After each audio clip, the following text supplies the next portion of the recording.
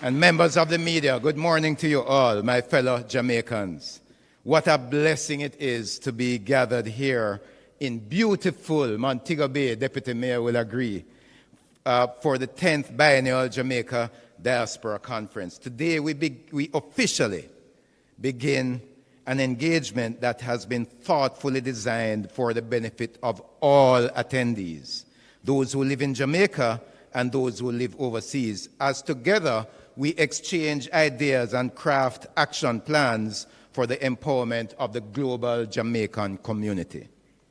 Friends, long gone are the days when the value of relationships between Jamaicans living overseas and those at home can be measured by remittance volumes. The rich potential of collaboration among our people, those within and outside of the nation's borders, demands that we reimagine the dynamics of the Jamaican diaspora with a mind to create optimal value for all involved. Governments across the world, particularly in developing countries, are becoming increasingly aware of this potential and have been making greater effort to foster deeper, mutually beneficial relationships with their diaspora communities. There's a lot for us Jamaicans to do. Government and the private sector must offer the necessary frameworks, programs, and opportunities to maximize, to optimize the potential of an empowered, engaged global Jamaica community. Certainly, this includes providing greater access to information. International investors will naturally be wary of unfamiliar investment environments and must be able to have their questions answered in open and honest ways. There must be easy access to data on investments and business opportunities. So the VM Group, the JN Group, and the GK Financial Group, who are all legacy partners of this conference, all invest heavily in providing financial education and information to the Jamaican diaspora community. The government also maintains open channels through its missions and high commissions. We should, however, all be looking to fortify and sharpen these platforms. Bangkok Bank, for instance, which is the largest commercial bank in Thailand, offers dedicated counseling services for members of their diaspora who are interested in local investment opportunities. Bosnia and Herzegovina's Department for Diaspora maintains an inquiry portal for local investment opportunities. Knowledge is power, and with knowledge comes innovation. So nations such as Israel and India have found great success in diaspora bonds, while South Africa and New Zealand, among others, have established robust mechanisms for knowledge and skills transfer between the homeland and the diaspora. Jamaica, too, can find innovative ways to cultivate an even more nurturing environment for all our people to benefit. Access to effective networks is also key. Globally, governments and private businesses have increasingly been establishing diaspora network organizations in an effort to channel the skills, strengths, and experiences of the diaspora for the benefit of the home nation as well as the people involved. We should all be excited about tomorrow's launch of 2 virtual portals for diaspora engagement and connectivity: the Jamaica Diaspora Engagement Model, JAMDEM, and the Diaspora Registration Portal. We can build and grow these networks through hosting more business networking events, cross-border partnership programs, mentorship programs, and seminars that aim to unite the global Jamaican community. Again, the diaspora partners and other sponsors of this conference have been actively engaged in this kind of effort for many years, but we have an opportunity in this fast-changing world to begin anew and to put our unique skills and strengths as Jamaicans to work for our collective benefit. This was the intention behind the construct of this conference. We have been intentional about providing a platform that would serve the needs of all involved. I am particularly proud that with this energized and intentional approach, we have attracted great support and consequently have achieved record sponsorship. The conference's legacy partners, VM Group, Jane Group, and the Grace Kennedy Group have returned because we understand the value in building one global Jamaican community. And we have this year welcomed some new sponsors who themselves understand the tremendous potential of a truly united Jamaican people, unrestricted by geographical borders. So thank you and welcome to Platinum sponsors Blue Maho Capital, Island Car Rentals, National Bakery, Digicel, and the Jamaica Tourist Board. Thank you too to the Pinnacle, the National Housing Trust, JMB, Hardware and Lumber, the Students' Loan Bureau, the Jamaica Stock Exchange, the RJR Gleaner Communications Group, and JAMPRO. I am proud of the remarkable support and the united effort that has led us here. I challenge us all to let this spirit of unity continue to guide our interactions during this conference and beyond. Friends, we know the many challenges that plague us. We may disagree on the solutions that are required to solve them, but disagreements rooted in an honest search for just outcomes can be a good thing. It is for us to remember that we are one people with a shared desire to leave our nation and our relationships as a global community better than we found them. As Jamaicans, we're accustomed to achieving great things in different fields, but we are never complacent. We have more goals to meet, more records to break, more barriers to shatter, but we can only do it as a united body. Jamaicans, bonded together in common purpose, are an unstoppable force. Our very own national hero, the Right Excellent Marcus Garvey, famously said, "Unity is strength, and in unity there is strength." Friends, let us build our strength during this conference and in the months and years to come. May God bless you all, and may God bless Jamaica, land we love.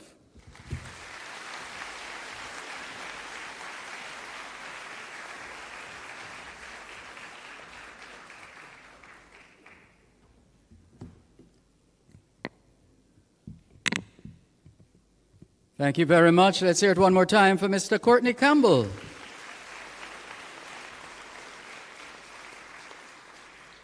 President and CEO, VM Group, and Conference Chair for the 10th Biennial Jamaica Diaspora Conference. And the next speaker is the Honorable Orlando Terrelong, MP, JP, Minister of State in the Ministry of Foreign Affairs and Foreign Trade. Mr. Terrelong. Minister Terrelong.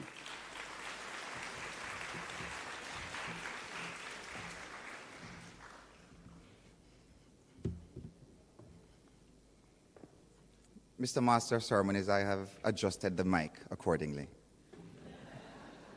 Thank you. The Most Honorable Prime Minister Andrew Holness, under whose distinguished patronage we host and welcome the diaspora to Jamaica, Mr. Mark Golding, Leader of the Opposition, Senator the Honorable Kamina Johnson-Smith, Minister of Foreign Affairs and Foreign Trade, members of the Cabinet present, Ministers of State, Members of Parliament, Ambassador Sheely Sealy-Monteith, Head of the Jamaican Foreign Service, members of the Diplomatic Corps, members of the Jamaican embassies and high commissions across the world, Mr. Courtney Campbell, Conference Chair and President and CEO of the VM Group, a legacy partner, representatives of the Grace Kennedy and JN Group, other legacy partners, sponsors, donors, heads of diplomatic missions and consular posts, heads of ministries, departments, agencies, and senior government officials, Councillor Richard Vernon, represented by our Deputy Mayor, who I fondly recall as Debo, Dr. Kevin Brown, President of UTEC and former UK North-elected member of the Global Jamaica Diaspora Council, members of the Diaspora Council and the Diaspora Youth Council, members of the Ghana-Jamaica Chamber of Commerce, Madame Lisa Gilvey, our conference project manager, esteemed guests, moderators, panelists, members of the media, friends of Jamaica, good morning, machi, ekaro, bom dia, buen dia, guten tag, welcome home to all of you.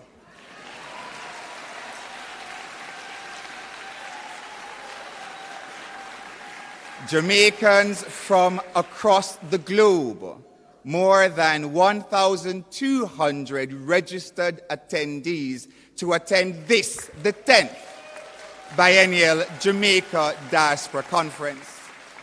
Coming from some 17 countries, a truly historic occasion and a testament to the strides that the government has made in engaging, empowering, and connecting with you, the members of our diaspora.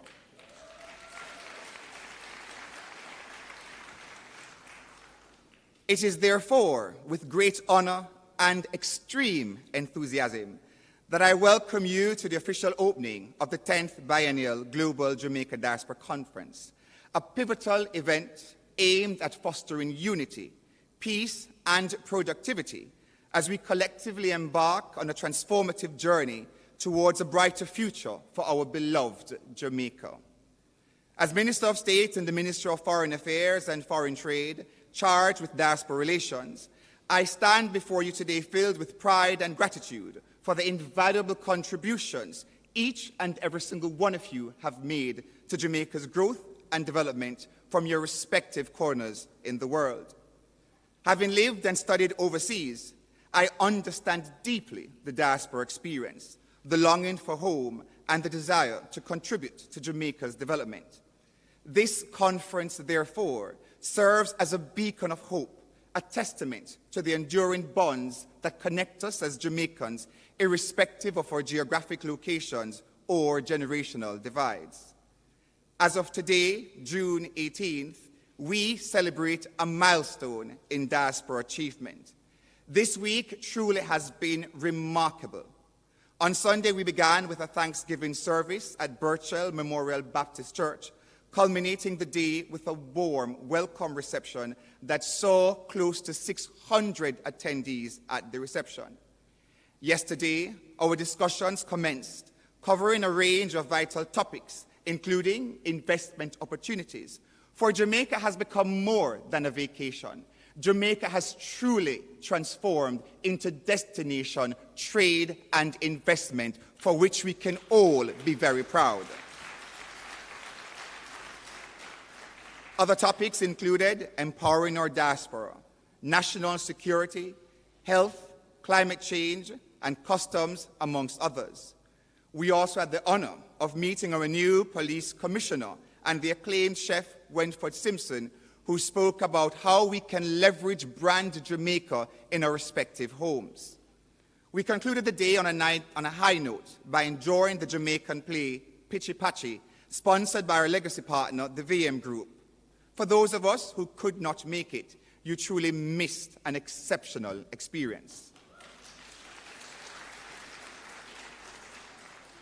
Our theme, entitled United for Jamaica's Transformation, Fostering Peace, Productivity, and Youth Empowerment, underscores the essence of our shared vision and collective commitments to nation building, to building a nation that thrives on inclusivity, progress, and prosperity. It is a call to action, a summons to rally together in solidarity, not fragmentation, a summons to speak with one united voice, whilst recognizing that our diversity is our strength and our true power lies in our true unity. We are therefore not merely participants in a conference. Each and every single one of you represents an architect of change, custodians of our rich heritage, and stewards of our future. As we convene here in Montego Bay, let us seize this opportunity to engage, connect, and empower each other, harnessing the wealth of the knowledge, experience, and passion within our global Jamaican community. Together, we have weathered storms, overcome adversities, and celebrated triumphs. Today, we stand at a pivotal juncture in our nation's history, poised to chart a course towards sustainable peace, heightened productivity, and enhanced youth empowerment. Let us harness this spirit of unity that has guided us through the annals of time, drawing strength from our shared history and collective resolve. I am pleased to report the strides the government of Jamaica has made in various sectors. For instance, we have seen significant reductions in crime, robust economic growth, the implementation of impactful youth empowerment programs, exponential growth in our tourism and agricultural sectors, and critical advancements in healthcare, education, and more recently, constitutional reform as we chart the road to republic. All of these will be dealt with throughout the remainder of the conference. Jamaica is now far removed as a location for just sun, sand, and sea, but now a hub for trade and investment. Yet our journey towards transformation is far from over, and it requires the concerted efforts of each and every single one of us gathered here today. The National Diaspora Policy highlights the strategic direction of the government to not only see the diaspora as investment holders, but also thought leaders in how the country can evolve in its policies. The government is aware that our citizens often migrate to foreign lands for a myriad of reasons. However, we also recognize the challenges our nationals face in adapting to their new homes. As a means of support, our diaspora policy focuses on assisting, engaging, and empowering our diaspora to grow and bloom wherever they are in the world, in line with this conference. As we embark on this week's proceedings, let us embrace dialogue, collaboration, and innovation, recognizing that our diversity of thought is a wellspring of creativity and progress. Let us heed the call to come home, not merely as a physical place, but to a shared vision of Jamaica that transcends borders and barriers. In closing, I extend my sincere gratitude to all our staff at the Ministry, our legacy partners, stakeholders, and sponsors who have all played a pivotal role in making this conference a reality. Today, delegates, diasporans, Jamaicans, friends of Jamaica one and all, let us seize this momentous occasion to reaffirm our commitment to Jamaica's transformation, to inspire hope, and to forge a legacy of unity, peace, and prosperity for generations to come, generations that will see our young kings and queens who boldly march with the flags representing our respective locations. Let us chart a Jamaica for the next generation, that they too can absolutely play their part in advancing the welfare of not just Jamaica, but the whole human race. I thank you.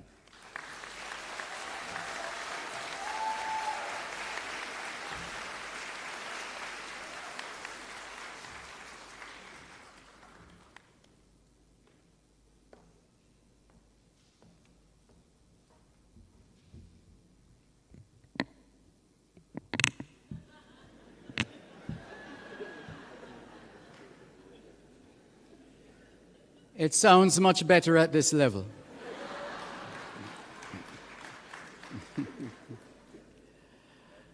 I'm not going to say too much right now, except to welcome, to say a few words, the Leader of the Opposition, Mr. Mark Golding.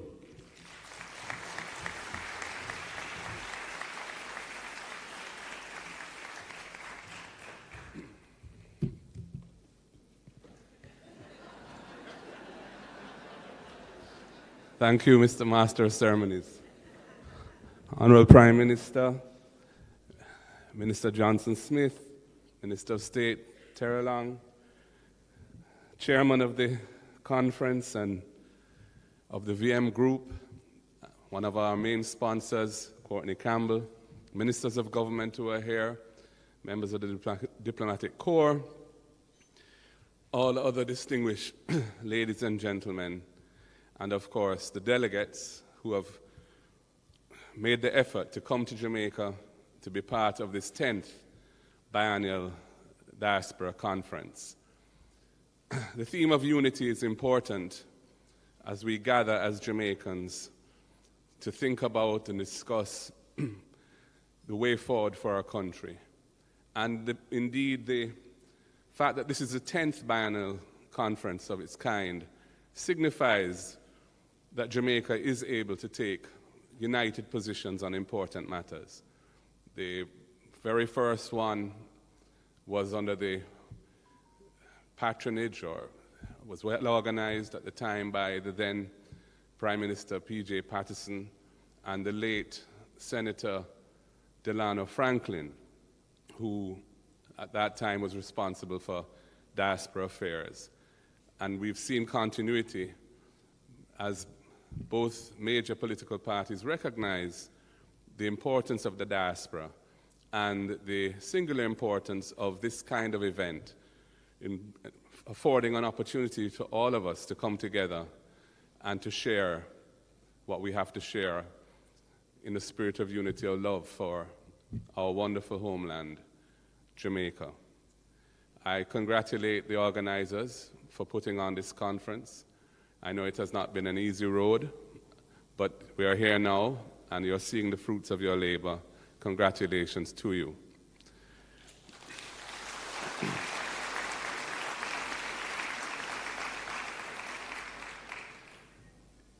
Reality is that Jamaica we are a migratory people, and we always have been.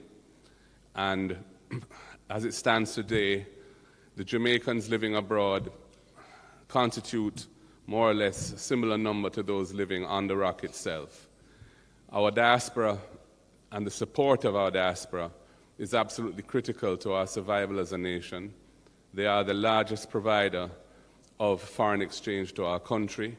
They support our balance of payments. They support the value of our currency. And indeed, during the pandemic, when the other critical source of foreign exchange, the tourism industry, basically shut down, Jamaica was able to get through it without any balance of payments or exchange rate crisis because of the stepping up of our diasporans in support of our country. And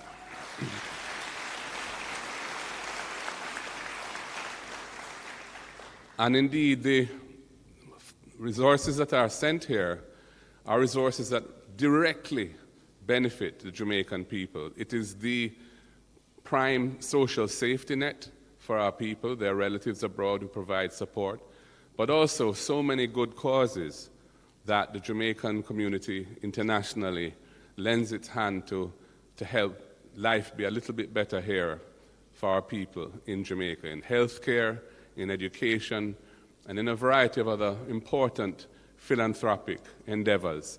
We salute the diaspora for what they do for our people.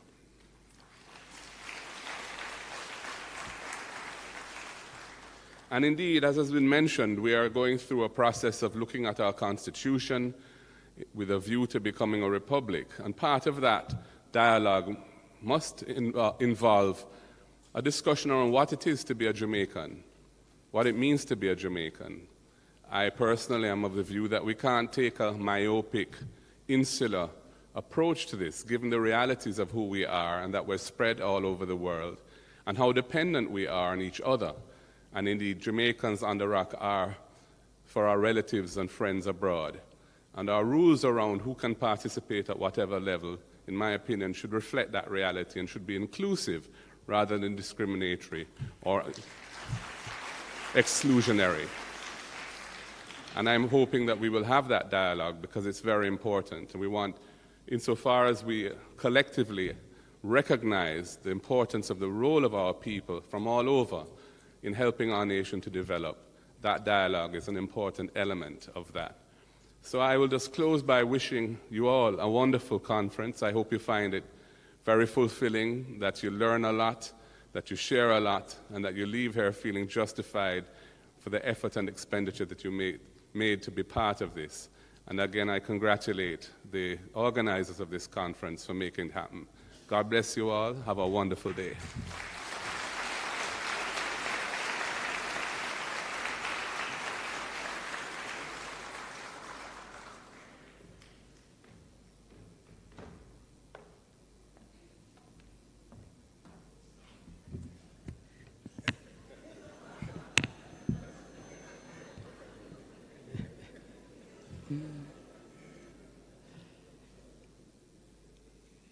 Let's now.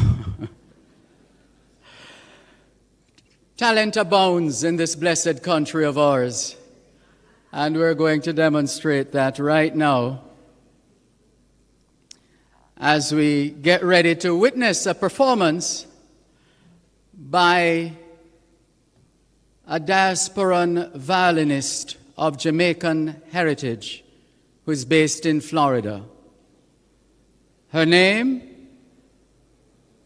Ms. Leah Flynn.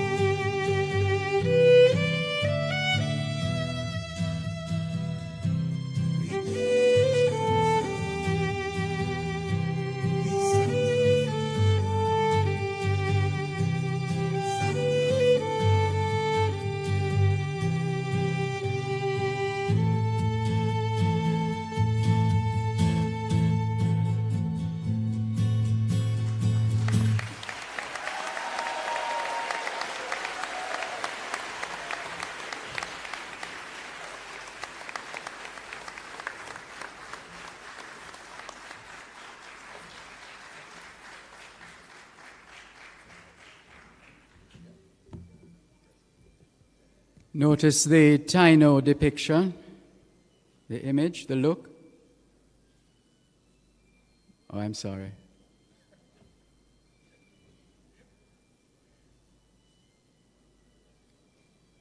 Apart from the excellent music that she just served up, we were equally impressed by the royal African fabric.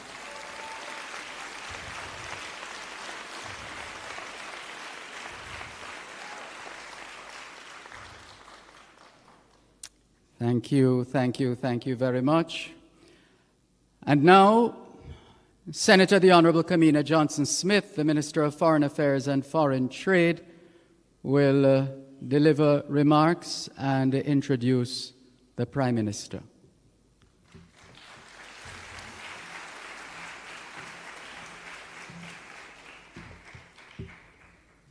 Thank you for adjusting the mic, Mr. Moderator. Most kind. Friends and family, may I ask you once more to join me in a round of applause for Leah. She is everything we celebrate here today.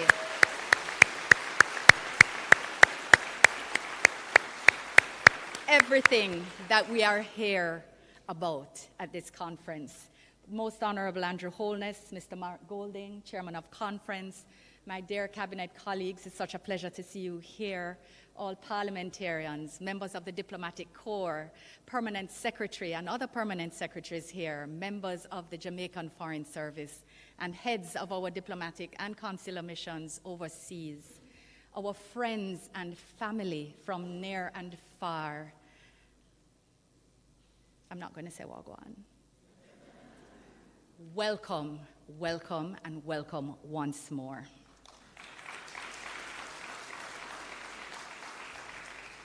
It is so wonderful for us to be together here in the jewel of the Caribbean, Montego Bay, for this 10th Biennial Jamaica Diaspora Conference, the first full in-person conference since 2019. Can you believe 5 years have passed already?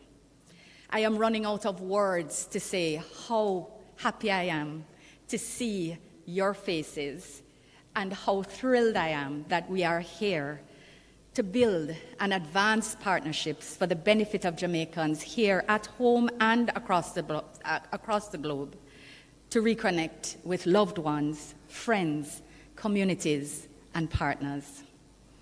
Based on the feedback that I am getting, I know that we're all still very much in agreement with Tinga Stewart's statements that, and I know some of you are going to follow me, all nations have them sensation. Every nation have them, botheration. But when I check it out loud, no, when I put it on yard.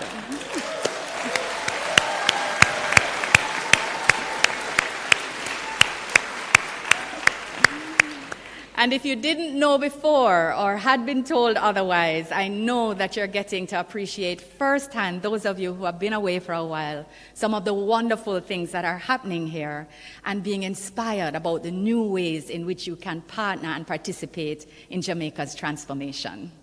I think this has been and is continuing to be an amazing experience for us all.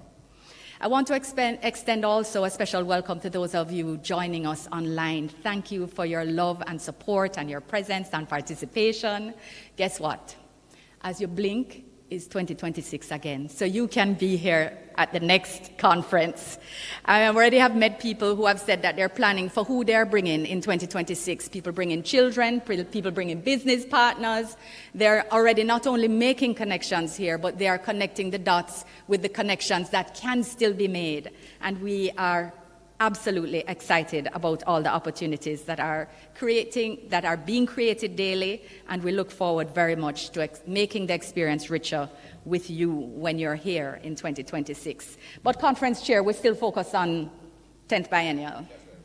We celebrate this year's conference under the theme United for Jamaica's Transformation, Fostering Peace, Productivity, and Youth Empowerment.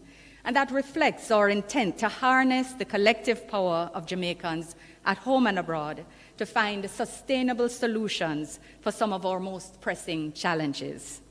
Guided by the conference team and led by our former diaspora, now returning resident, he's moved into a new category, President of UTEC, Dr. Kevin Brown, we've been able to put together a robust and wide-ranging conference program that has benefited from the collaboration of diverse stakeholders from across the diaspora, including, very importantly, members of our Global Jamaica Diaspora Council and our Global Jamaica Diaspora Youth Council, who we welcome and big up and bless up specially at this point in time. Please join me. Our conferences are more than just talk, but conversations are a critical part of what happens here.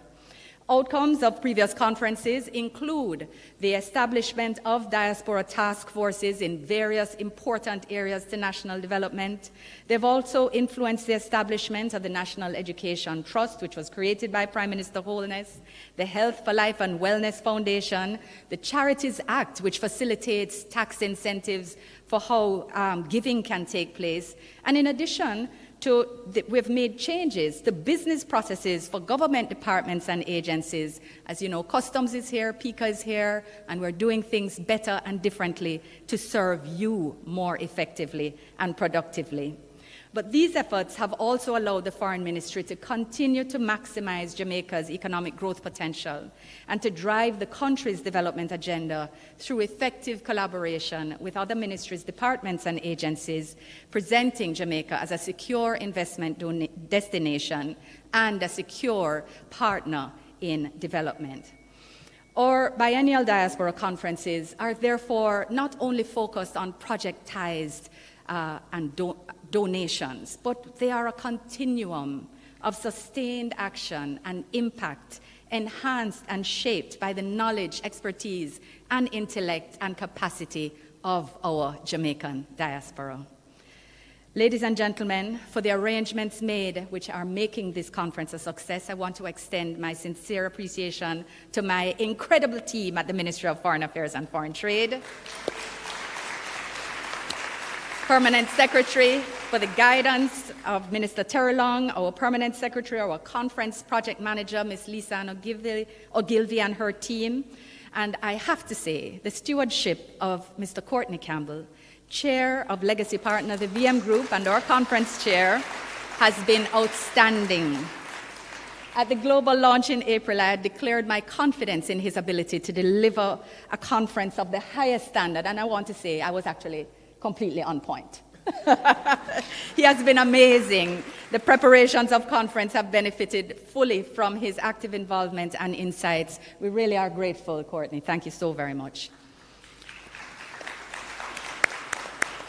We're also deeply grateful to our legacy partners, Grace Kennedy and the Jamaica National Group, which have over the years maintained their strong support for this endeavor, and they are here in full force. I hope you're meeting with them too.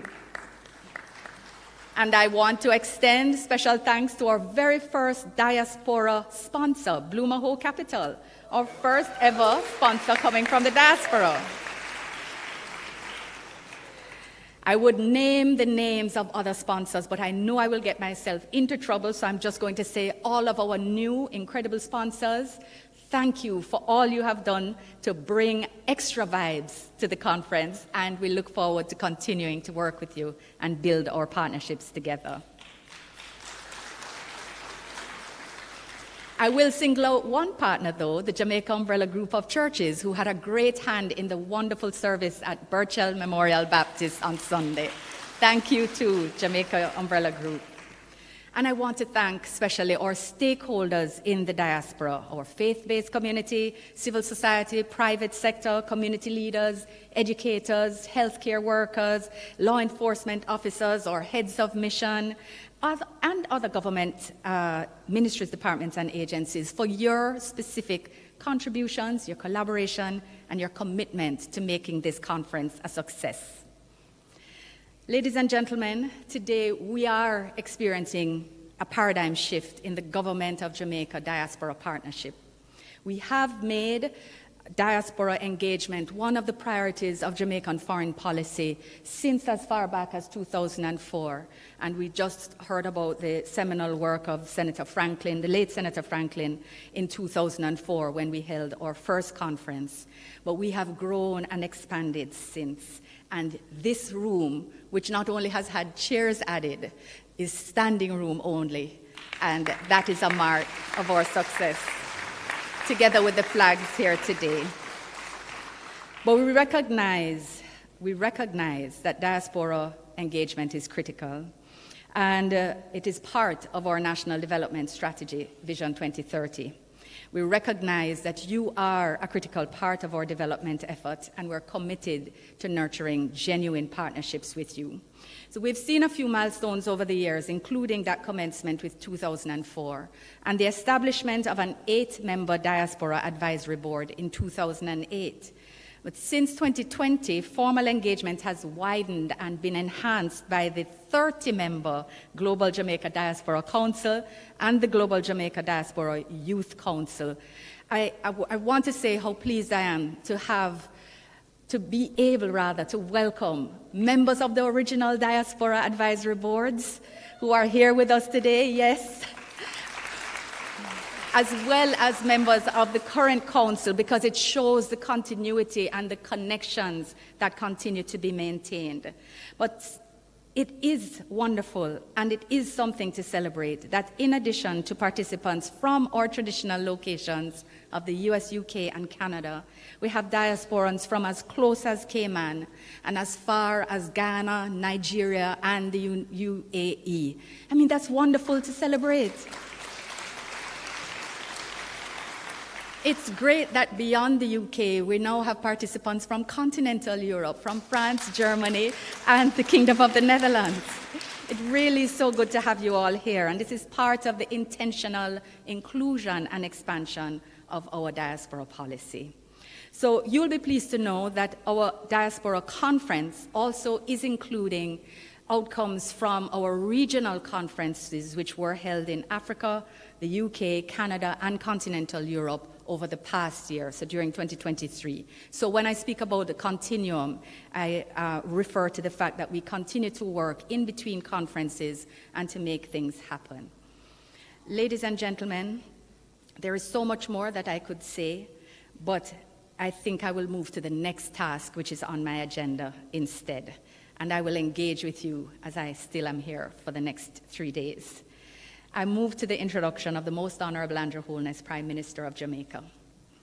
At the heart of Jamaica's transformative development is our current Prime Minister.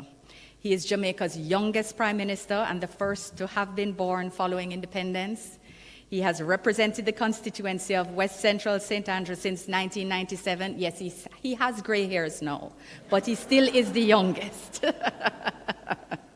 That's the moderation hairs. But he's serving his 3rd term as Prime Minister, his 2nd consecutive, having been re-elected in 2020.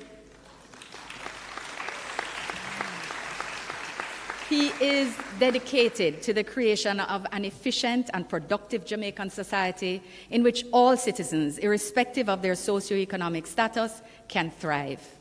Since taking over the leadership of the country in 2016, the focus of his government has been sustainable in economic growth, leading to 12 consecutive quarters of growth, meaningful job creation, leading to the lowest unemployment rate in Jamaica's recorded history, building out Jamaica's house. You can clap for those things, there are things to celebrate, absolutely. Like, why are we feeling shy this morning? Building out Jamaica's housing sector, including for the most vulnerable, a rapid and sustainable infrastructure development leading to vast improvements and for many, first-time receipts of roads, water, internet, and other critical services. I have to share with you that Prime Minister Holness plays an important role on the international stage. I know some of you follow, including on regional and international peace and security, climate change mitigation and adaptation, financing for development and pandemic recovery, and sustainable ocean economies, and so many more. It's very difficult to get him to travel for all of these issues, but he's always in demand on the international stage. The Most Honorable Andrew Holness is a man of compassion for the people of Jamaica, a man who believes in partnership and inclusiveness, and the diaspora is of particular and sincere interest to him. All of our engagements around the world, from the improvement in day-to-day consular services to the larger issues we tackle at this conference and implementation of the outcomes, please be assured that Prime Minister is also at the helm of these actions with your best interests at heart. Please join me in welcoming to the platform the Most Honorable Andrew Holness, Prime Minister of Jamaica.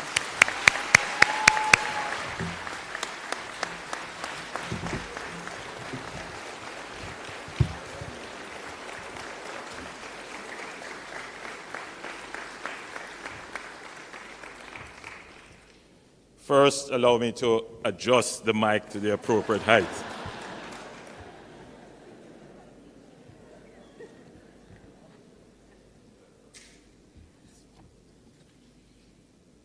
You will agree with me that the mastery of the ceremony has been excellent so far.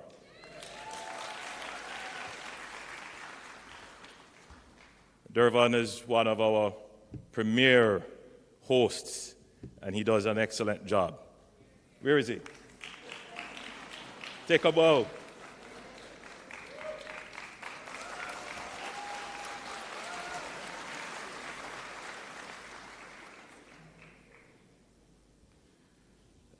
Not many people know that the leader of the opposition and myself share a birth month, which is coming next month. But maybe that's all we share. So. Marky?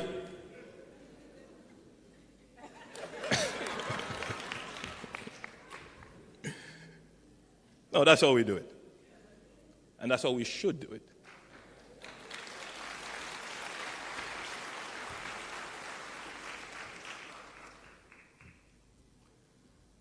A sheer force of nature in foreign affairs. That's just how I have to describe my Minister of Foreign Affairs, Senator the Honorable Kamina Johnson-Smith.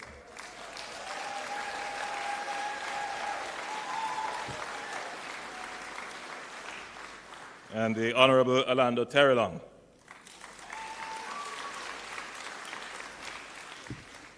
Just as an aside, Jamaica has 2 languages.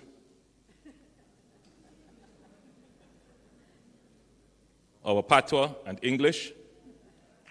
But as the world expands and we realize our place in the world, we really should have other languages which more of our population would be articulate in.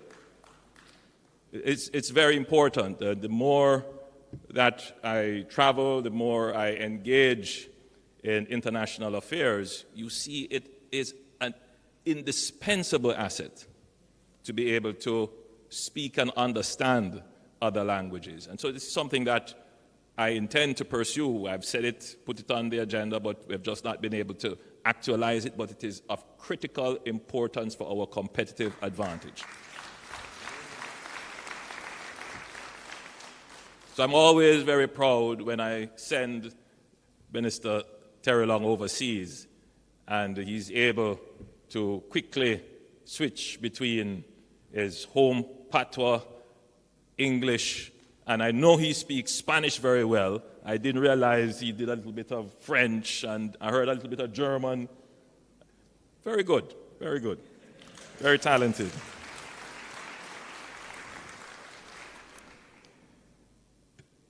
Let me acknowledge the excellent staff at the Ministry of Foreign Affairs, and they have done an amazing job, I must say. Our friends in the diplomatic corps who are here, welcome, good to have you. Courtney, our ever faithful support. Thank you so much, and the VM Group. Let me also thank our other legacy partners, Mrs. Grace Burnett, who is here representing Grace Kennedy, and Ms. Claudine Allen, General Manager of the JN Foundation.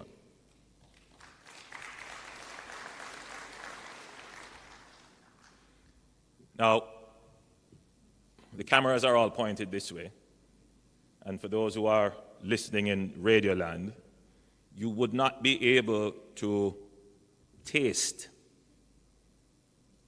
the atmosphere that is here. I'm hoping that it is conveyed in my voice through the airwaves. But let me use some words. First of all, the audience looks amazing. You're beautiful.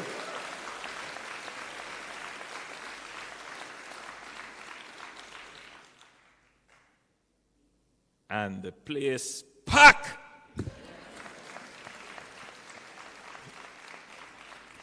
Or put it so you can understand it ram.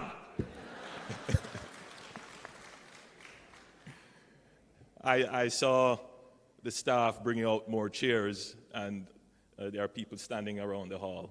It is a good look for the Jamaican diaspora. Thank you so much for coming out and being here.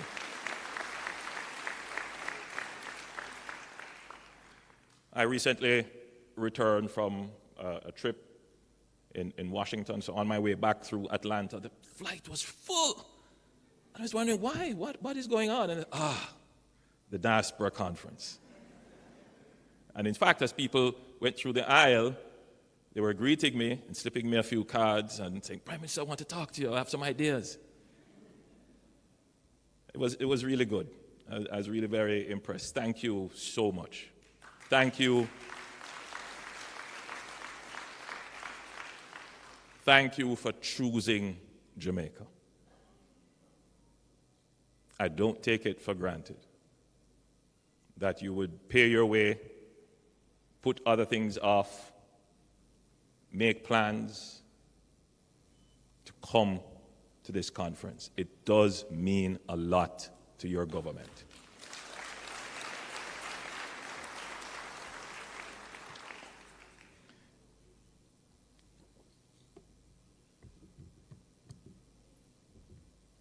So, nowhere no better than yard.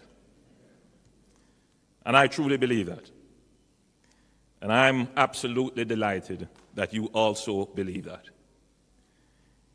So I want to extend a warm Jamaican welcome to members of the diaspora from across the globe, from Africa, Asia, the Pacific, Europe, Latin America, the Caribbean, the Middle East, the United Kingdom, the United States, and Canada. Your presence here is a clear testament to the decision to broaden the scope of diaspora engagement to non-traditional areas. It also speaks volumes about your unwavering loyalty and commitment to our beloved Jamaica. Your conference theme, United for Jamaica's Transformation, Fostering Peace, Productivity, and Youth Empowerment, perfectly captures the spirit and ambition of our journey. Recently, I had occasion to speak with a group of young Jamaicans about what it means to be Jamaican. Because for many of our young people, there is a growing sense of frustration.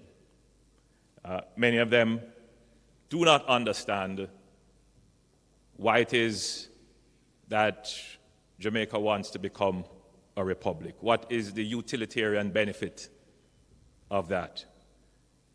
They do not readily appreciate the history and the struggle of our country. And I had to find a way to communicate to them the vision of Jamaica. So I said to them, look, Jamaica is the Wakanda.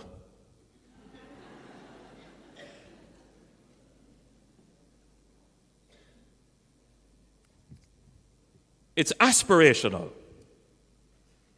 It's the little country that could and the little country that did. It's the country that has achieved so much and still could achieve so much more. And that's why you're all here. Because you all believe in the promise of Jamaica.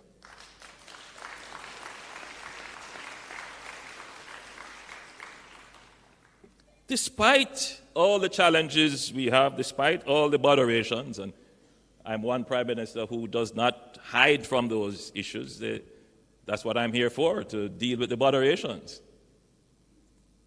No matter how difficult they are, we face them. But we're also here to celebrate. Our efforts at transforming our country have yielded results. Our efforts, your contribution, your voice in holding government to account, in informing your relatives here so that they participate in the political economy, your efforts have yielded results. Yes.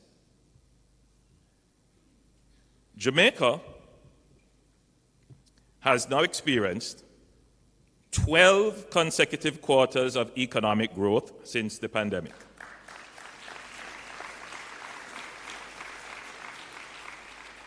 It is worth recalling that prior to the pandemic, we enjoyed 20 consecutive quarters of economic growth, and this was the longest unbroken period of economic expansion since our independence.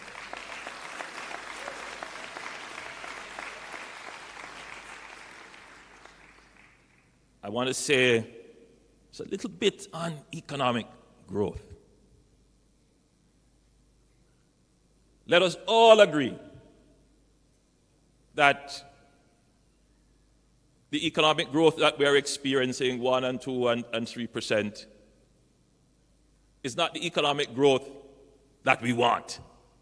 We want 4, 5, 6, 7, 8% economic growth.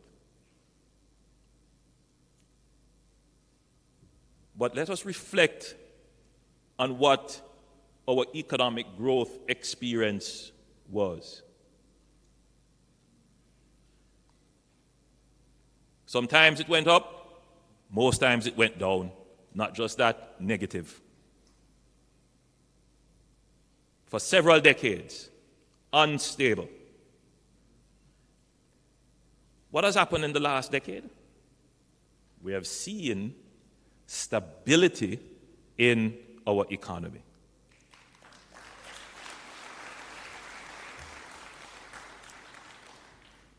So I say to our millennials, our young people, and those who are skeptical about Jamaica, and they say, well, you know, our economic growth is low. No one disputes that. But our economic growth is better than it has ever been in the history of Jamaica. You cannot build Wakanda on unpredictable economic growth. You can only build Wakanda by having sustained economic growth and stability.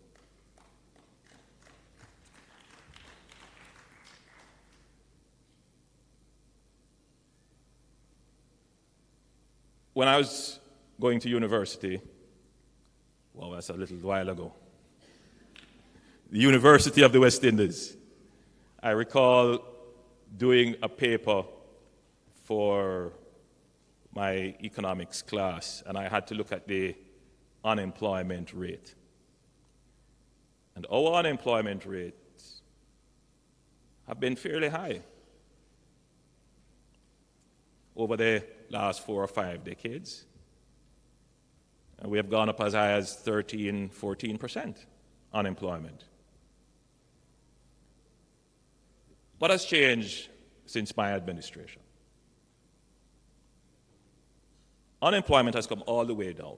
We are now at our lowest unemployment rate in the history of Jamaica at 4.2%.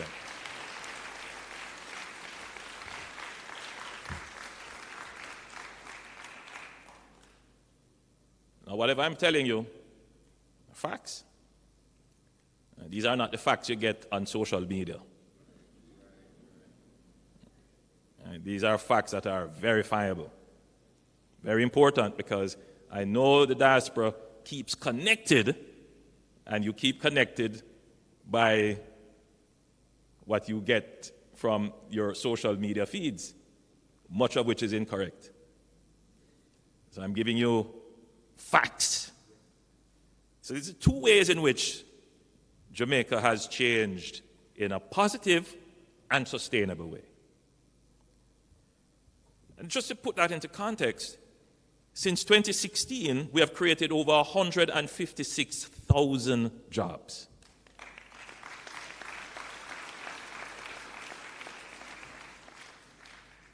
The challenge that we have now, and we hear the criticisms, these are low-paying jobs and we need high-paying jobs. We agree with you. But would you rather have no job? So it's a stepping stone. It's a building process. So the first thing is to get all our people into employment. And then, I'll speak about this later, we're going to train them while they are in employment so that they can upskill, as is being done in the societies and countries that many of you are coming from in the diaspora. Then, another important way in which we are improving Jamaica, tangible and fundamental change towards Jamaica becoming the fulfillment of the dream that you all have. You know, a decade ago, our debt was somewhere in the region of between 150 and 140% of GDP, depending on what variables you would use. That's very high. So at that time, Jamaica was one of the most indebted countries in the world. Today, I'm pleased to report that our debt to GDP ratio is now at 72%.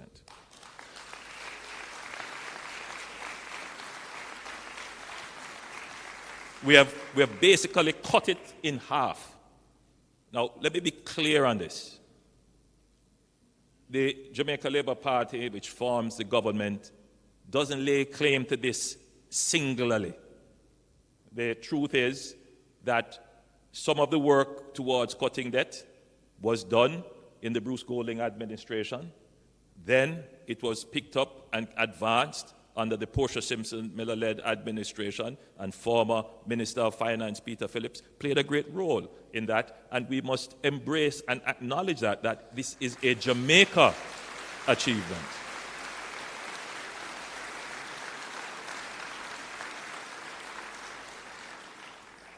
We took the baton and we institutionalized it.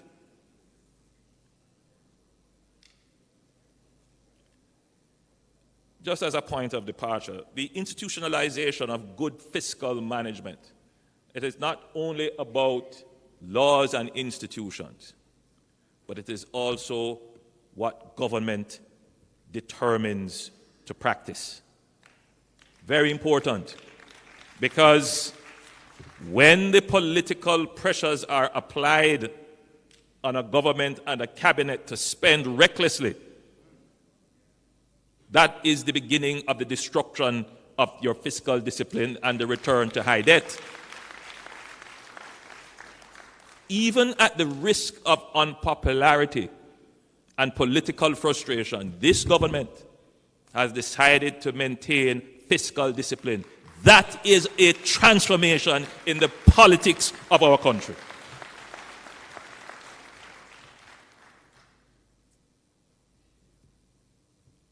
For fiscal year 2022-2023, Jamaica recorded a balance of payment surplus on our current account of US $352.4 million. The last time Jamaica had a current account surplus was in 1966.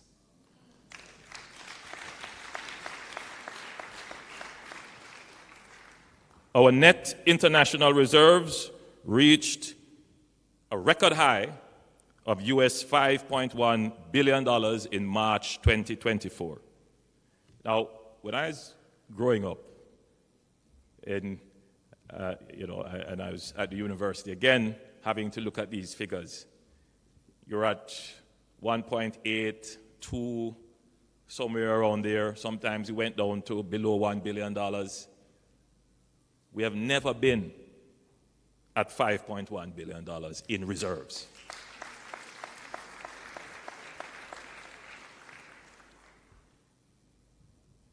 I want to make two comments on the reserves. The first is I want to recognize and place on record the appreciation of the government for the tremendous support and contribution of the diaspora.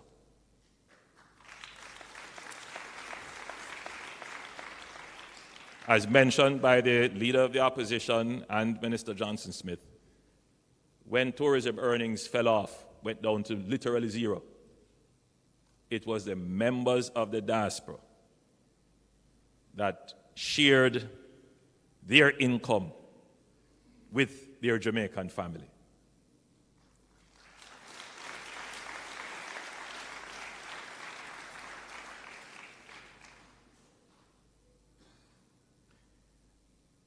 One of the things I've heard being said whenever we speak about the reserve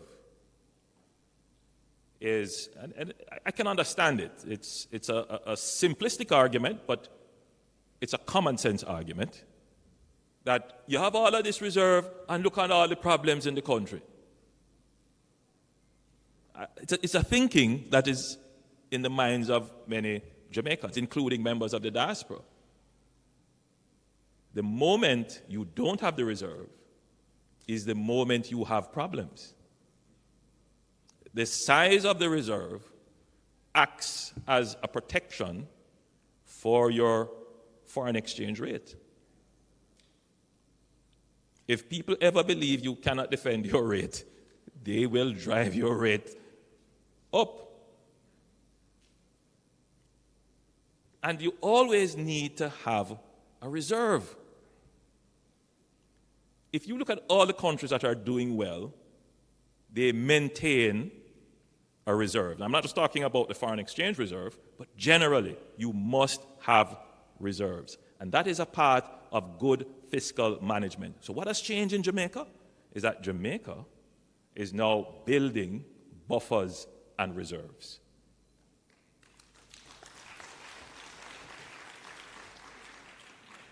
And that has been possible because we have created an environment of fiscal certainty with 8 consecutive budgets of no new taxes.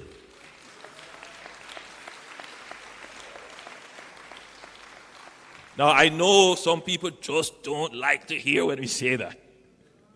But it is a reality. It's a part of your success that your government has been able to do this.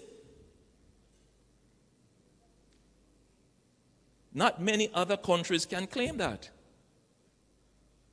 That's a part of the dividends of good economic management. For those persons who lived in Jamaica during the period 2011 to 2015, you will recall the impact of taxation. We have changed that. And we intend to make this a sustainable feature of the Jamaican economic landscape.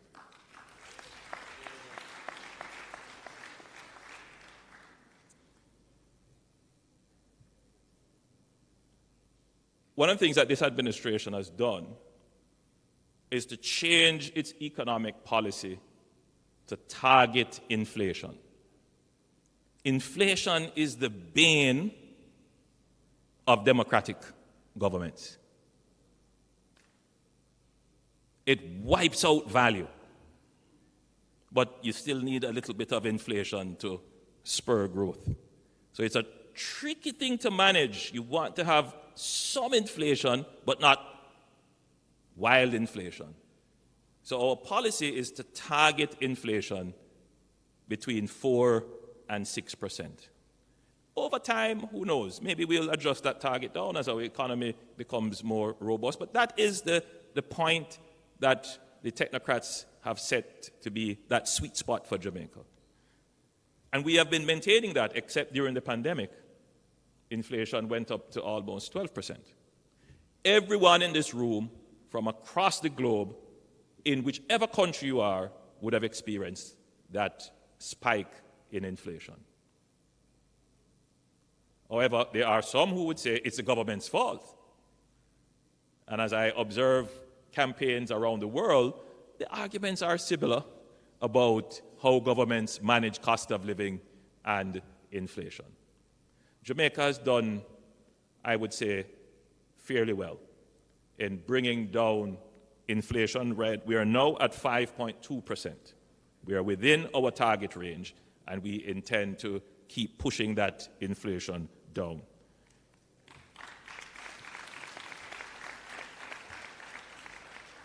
I'll say a little bit more from a policy perspective because as members of the diaspora, I want you to get a sense of what the government is going to do to improve cost of living in Jamaica. Now, in November 2023, the government of Jamaica, for the first time, issued a Jamaican dollar-linked international bond amounting to 46.6 billion Jamaican dollars, the equivalent of 300 million US dollars. Now, I know members of the diaspora will immediately understand the significance of this in terms of what it means for investor confidence. When you are able to issue an international instrument linked to your currency, that is a massive sign of confidence. It says your currency is exhibiting a certain level of sustained stability that mitigates risk because you have reserves. So we have come a long way since the days when we struggled with high debt and limited resources. And now, what is the next challenge for your government? The next challenge is to create peace in our country and to increase productivity. Those are the two main challenges. So we have attained economic stability. How do we get to know peace? And how do we increase productivity? Many of you are here because you're concerned about the peace element. I heard that the engagement yesterday with the security personnel, that it was very robust. And you got a chance to ask all your difficult questions. And I'm hopeful that it would have changed certain perceptions about what Jamaica is doing on the national security front. Let me just say very quickly, national security is just one element of peace building. Peace building is a very multi-layered and complex policy strategy. But on the national security element, Jamaica has never had the level of investment in our national security apparatus than has occurred under this administration.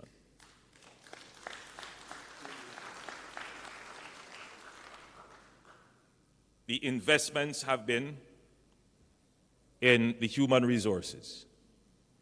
We have increased our security forces significantly. We have addressed the issue of attrition from the security forces. We have incorporated in a significant way new technologies. We have trained the leadership of our security forces. When you look at the JCF's leadership today and you compare it in the past, you can see a substantial difference in the leadership of the JCF. Substantial investments have been made in the training of the human resource. But we have also improved our operational strategies, and it is bearing fruit. The question is, how fast can we get this fruit to mature? Meaning, how fast can we get that murder rate down? How fast can we get the serious crime rate down? How fast can we get the gangs under control? You know, there are some people who say, look at El Salvador. Why can't you do it like El Salvador? And my response is, you know, Jamaica is a liberal democracy. Our laws are different. Our standards here are different. And we have many more issues that we have to balance. And so our approach has to be a gradual one. And our approach has to bring the people along with us. And my own view is that our strategies are working. Our murder rate is now about 10% below what it was last year this time, and we experienced a similar reduction last year. The strategy is to continue to push that homicide rate downwards. The number of gangs that threatened us have been basically cut in half. We have dismantled many of the violence-producing gangs.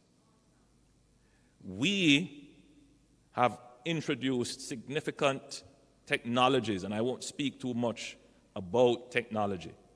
I know there was some concern where members of the diaspora offered to assist with technology and computers and so forth. And it may have created some dissonance in the offer being made versus the acceptance. The truth is that our security forces have created an ecosystem where you have to be very specific with technology that you introduce to it. So it's an entire ecosystem. So, you know, a donation of one thing here might not necessarily fit within that ecosystem. And we have to protect that ecosystem. So things that are coming into it, we have to be certain of what is going into that ecosystem. And it is working. I won't say too much about the investments that we have made, but this is how we have been able to dismantle the gangs. In addition to which, we have made massive investments in MOCA, our major organized crime agency. And we have been dismantling those criminal networks that are operating in the cyber realm as well. So I want to give you the assurance as a diaspora that we are taking a multifaceted, multi-layer strategic approach in reducing crime without, at the same time, violating the human rights and the standards that our people expect of us.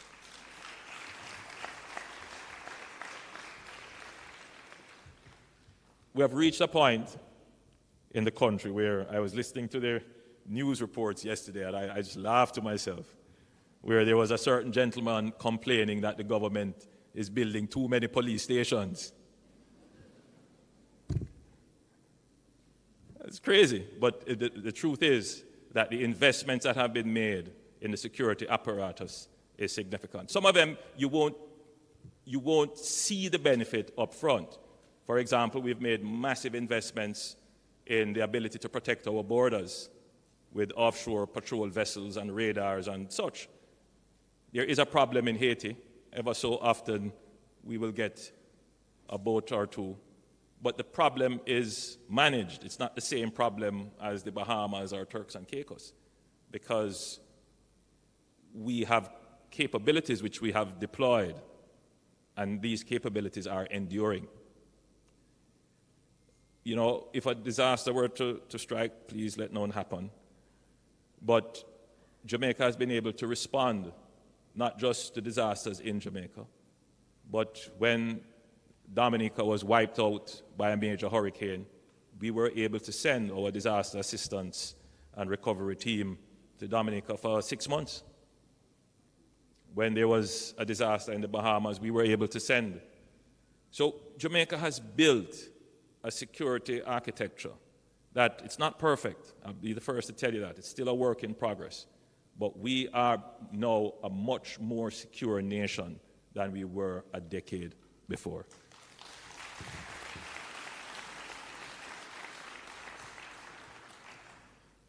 On healthcare, another subject for which I know many persons have grave concerns. I mean, we are starting from a deficit, and we can admit that. For the last 30 years, there's really been no investment of any significance in healthcare. The major investment in healthcare would have been the creation of the National Health Insurance Fund, which was created under the previous administration, and that continues to endure, and significantly so. But in terms of health infrastructure, we haven't built a new hospital. So if you're saying, well, what is the quality of service that you get? I mean, there are two key elements to quality of service. One is the quality of the infrastructure, and one is the quality of care given by the staff and the professionals. Both are connected, but certainly if your infrastructure is poor, it adds even greater pressure on the staff and their ability to deliver health with care. So what do we need to correct first and foremost? We need to increase the capacity of the health system to ensure that there is space for a bed for every patient that needs it. We need to build new wards and new health facilities. And how do we do this?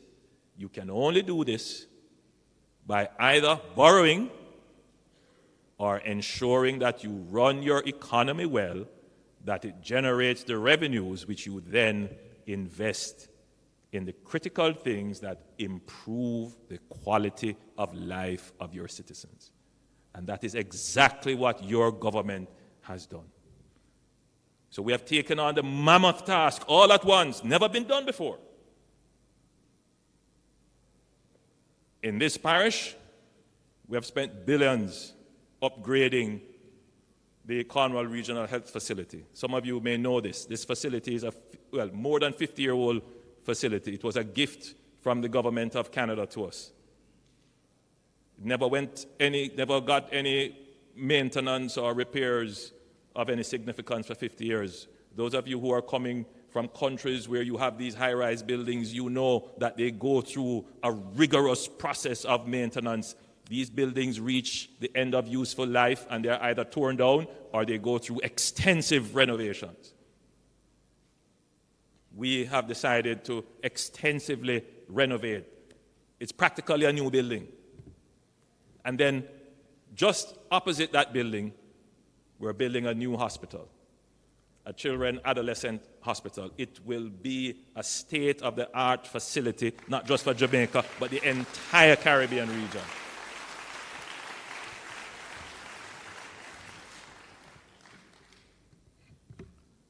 Mark will understand when I say that I was born in Spanish Town. You were born at the University Hospital.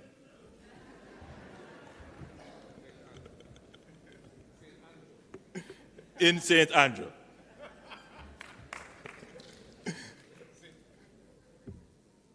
So, I have a special place in my heart for that hospital.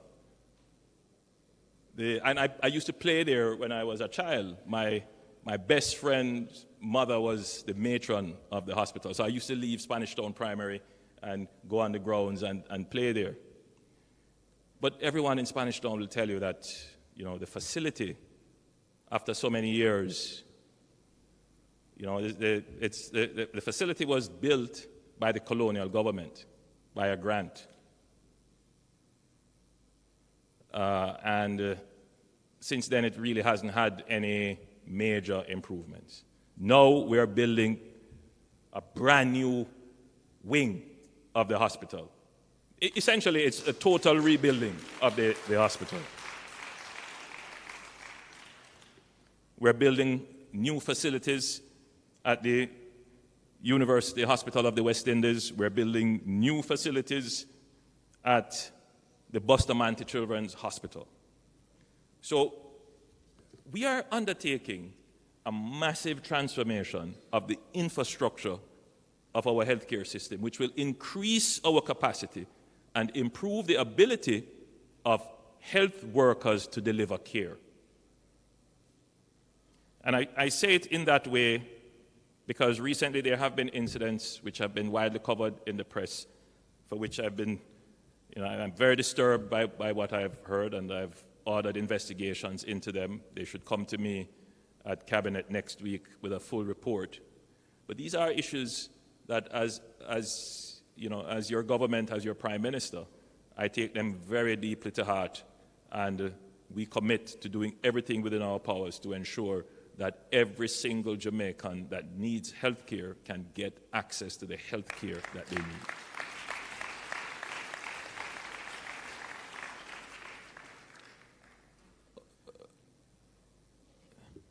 Let me just do a check. Everybody's good? You can go another 10 minutes?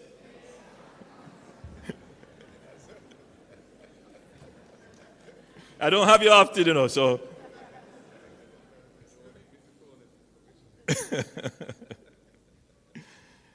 Listen. So one of the big problems we've had, and I'm going to just wrap up quickly. I have a lot of stuff I wanted to talk to you about, but I'll get to see you in some of the sessions maybe. So one of the ways in which we're changing Jamaica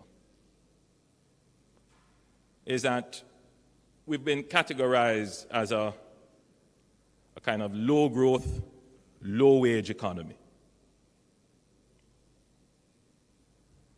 And because of this issue of not having predictable growth,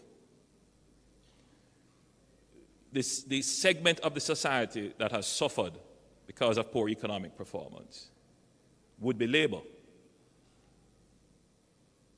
That's the reality. And labor suffers not just because of low wage, labor suffers because of high inflation. So if you're earning a low wage and then you have to confront high inflation, then the cost of living is going to be high.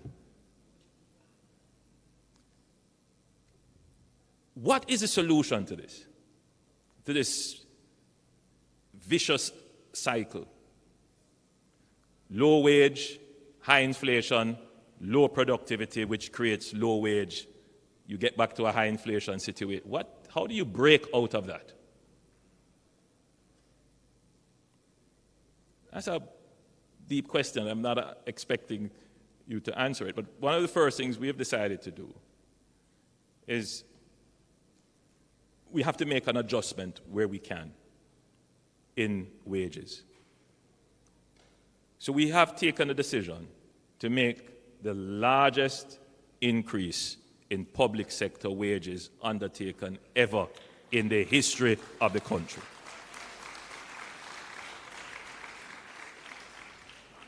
It's a $200 billion increase, essentially, when it is completed. And it is the first time that we have increased wages on a sustainable path. Previous administrations have tried, but they have never done it all at once. And whenever they have done it, within a year or so, they have to implement a wage freeze. Because the other element, which I'm going to come to shortly, we need to address the issue of productivity. Now, whenever I say productivity, a large part of the country hears hard work, more work. They want we work more and don't pay we more.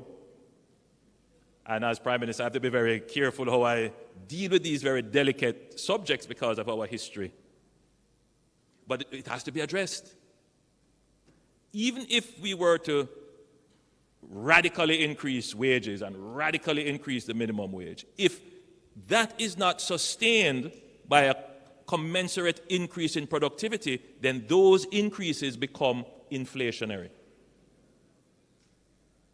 So I'm saying it to you, the members of the diaspora, because you have an incredible influence when you pick up the phone and talk to your grandmother or your brother and your sister, and you are able to explain to them the policies, because the policies that we are trying to implement are the same policies that you are every single day observing in the countries from which you come. Efficiency and productivity are hallmarks of your developed societies in which you are. They are not viewed as an imposition. Every single worker understands and appreciates that, yes, because I have produced more, I have a claim for more pay. And so that is a culture that we need to build here in Jamaica. And you can be of great assistance to us to make that connection that, yes, government can increase the wages, but if we are increasing the wages without addressing productivity, we are only tricking you. Because that increase is going to come back as high inflation. And so the two-pronged strategies, we're increasing as much as we can whilst balancing the inflation so you don't have to suffer from that. But we must now be on this very rigorous pathway of producing more. So remember when I said we're increasing at about 1 to 2% our growth. It is now sustainable. It is an increase in the productivity, not just of labor, by the way, not just of the worker, but how is management structuring business processes and workflows? How are we integrating technology in our business processes and workflow? How are we creating new products? This business of innovation. So you ask me, what is the next frontier to create Wakanda? That is it. Mark, that is it. Productivity.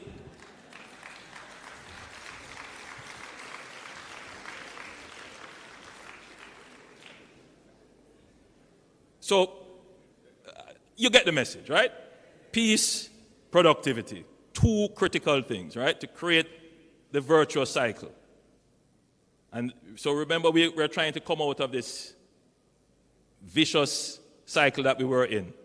Low wage, low productivity, high inflation, high debt, which leads to high violence, which leads to low wages, low productivity, etc., etc., etc. So we're trying to break that now to create more productivity, which will lead to better wages, which will lead to a more peaceful society, which will lead to greater productivity, which will get us to prosperity. Ladies and gentlemen, you have been a wonderful audience. You are all very beautiful. Welcome home, and thank you for choosing Jamaica. God bless you.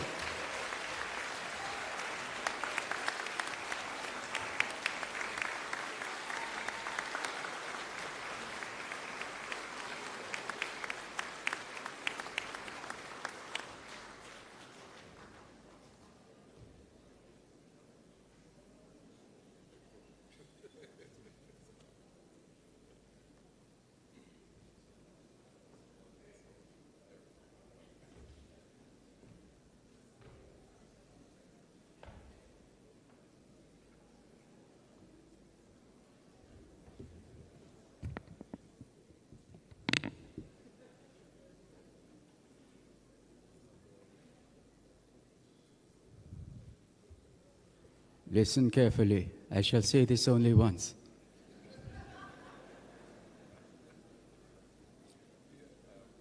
The Prime Minister, thank you very much, Mr. Holness.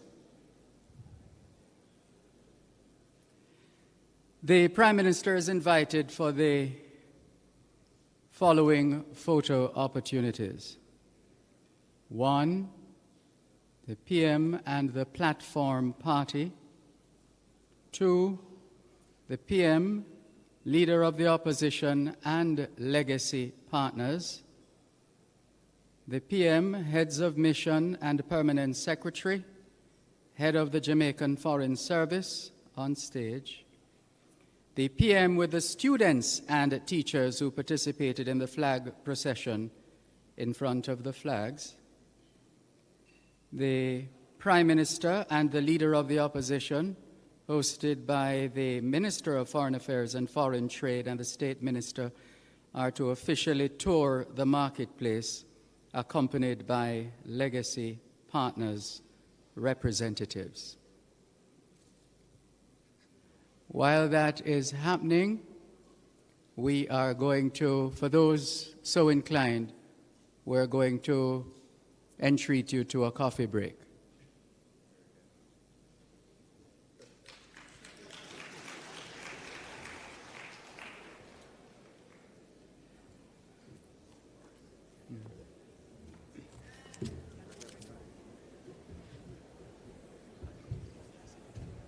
Masha.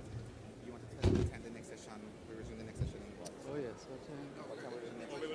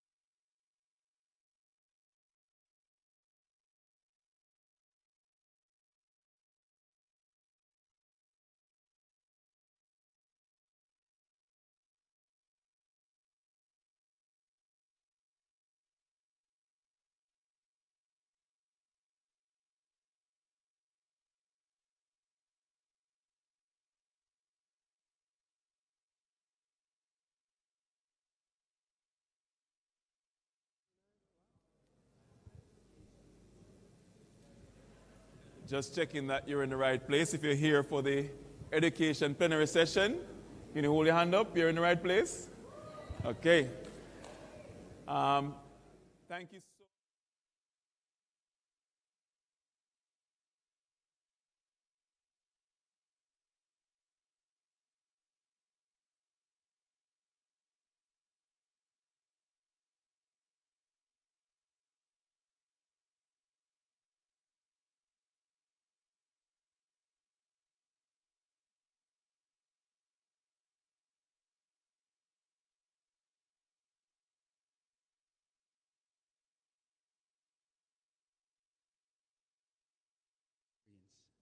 Thank you. In a globalized world where nations must empower their people to become innovative citizens, Jamaica is ready to set the trend, transforming education for national development. Led by the Ministry of Education and Youth, the mission is for a brighter tomorrow. The 2021 Patterson Report made it clear, we need to ensure better quality education throughout all levels of the system. While the ministry will lead the charge, we need all stakeholders to get into position to help Jamaica become a more globally competitive nation. Students, educators, parents, civil society, business people, media and communities. Jamaicans across all sectors can play a role. The journey to a brighter tomorrow starts now. Deliberate action is being taken on 7 strategic priorities up to 2030. 7 pillars of change to transform education. Better governance for better outcomes. Efficient spending and enhanced strategic focus. Improved and equitable access to quality early childhood education. Improved quality of teaching and curriculum delivery. A higher education sector that is coherent, equitable and well-resourced. Developing critical thinking, lifelong learners who are creative, innovative and productive, contributing to the country's sustainable development. Technical, vocational education and training built into the secondary level to support the development of entrepreneurial skills. World-class facilities and infrastructure in a technology-enabled sector and increased access at all levels of the system to equitable and sustainable funding. These are the 7 keys to unlocking our next level of exceptional learners and critical thinkers. With a lifelong desire to learn, Jamaica's youth have the power to not only elevate their own standard of living, but also to enhance the well-being of all Jamaica. As we push forward with Trend, we will create educational systems of success, assigning the best people to manage the process. Give more attention to early childhood education so we can stimulate excellent learner performance from the start. Empower our educators to create learning experiences that transform minds and lives for greater impact. Build an aligned network of tertiary learning institutions focused on delivering accreditations that strengthen the impact of our tertiary graduates. Provide physical and technological learning spaces that deliver equitable access and resources to all types of learners, and optimize educational budgets and resources to guarantee greater results from early childhood to tertiary level learning. So that Jamaica may under God increase in beauty, fellowship, and prosperity, and play her part in advancing the welfare of the whole human race. Let's trend so Jamaica will continue to be prosperous and more globally competitive. Trend, transforming education for national development, changing minds, changing lives for a brighter tomorrow. Hi, I'm Latoya Harris, Executive Director for the National Education Trust. The National Education Trust is a charitable organization in Jamaica operating under the Ministry of Education and Youth. And since inception in 2010, we have processed donations, secured grants, and assisted over 1,000 schools across the length and breadth of Jamaica.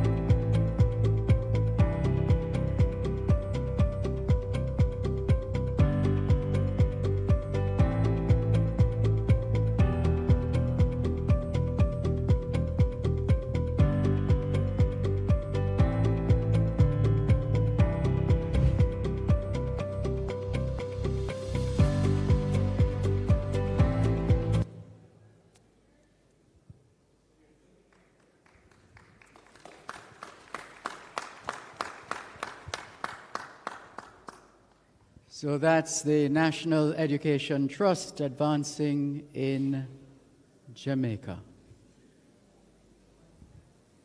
Okay.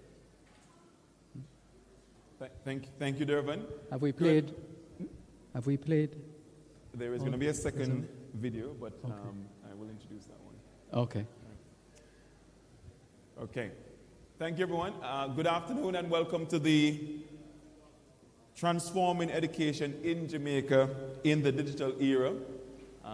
This plenary session will explore all things education, all things to do with our students and youth who are engaged in education in Jamaica. The Jamaican education system, as you've seen from the video, is in a phase of transformation led by Minister Favor Williams and her team. And she's here with me along with other panelists to speak about how Jamaica's education system is being made ready for the future and how you as a diaspora can participate in that process of transformation. So I have with me the Honorable Favor Williams, Minister of Education and Youth, to my right.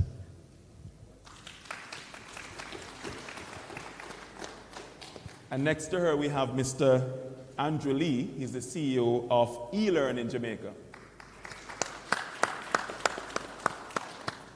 We then have from the diaspora, Mr. Marlon Lindsay, founder and CEO of 21st Century Education, or 21st Cent Ed. And finally, we have Mr. Donovan Wilson, again from the diaspora. Donovan is the president of the Union of Jamaican Alumni Associations, or UJA.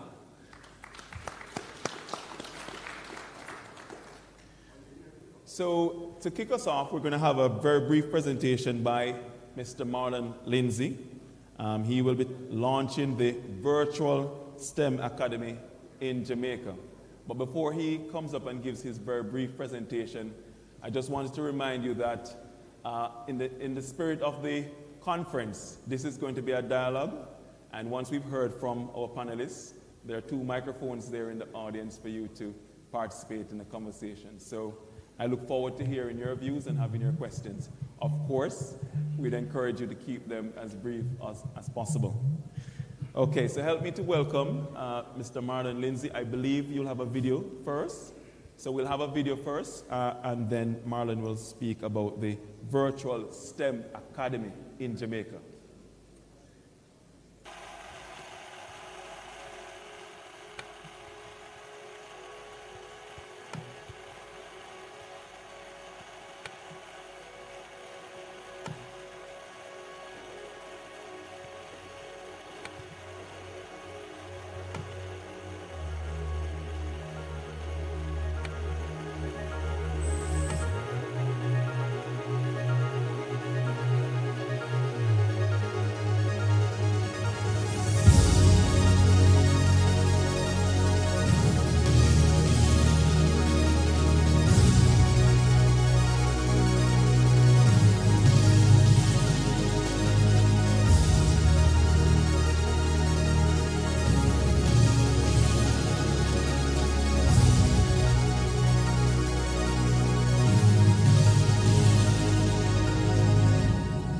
Jamaica is now officially declared a STEM island.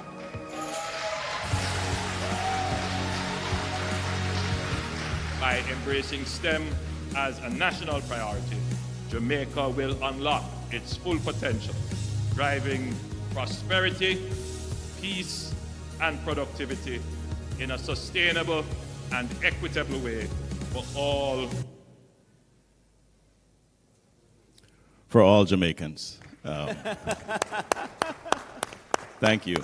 I wanted to start with that video, just in case you missed it. Being from the diaspora, I hear it, there are a lot of critics. They don't understand that real work is being done here in Jamaica, as it is, say, in New York City, or Singapore, or South Korea, that we visited. So Jamaica is now declared officially a STEM island. What does that mean? Now we get the systems in place, led by our minister, to transform our educational system and thereby transforming our economy to be a 21st century globally competitive economy. And you'll hear this over and over again. In order to do that, it takes collaboration between government, private sector, public sector participation. And it should be telling that there's a member of the diaspora on stage talking about education in Jamaica. So what does it mean to have a STEM island? So we have a STEM for Growth Foundation, and we have our chair, Dr. Glenn Christian, in the audience, that's driving the private sector participation in education to help transform Jamaica into a vibrant 21st century economy via education. And so there's a STEM strategic plan in place to assist our Ministry of Education and our government in achieving these objectives. And if I can remember it, I'll summarize it real quick.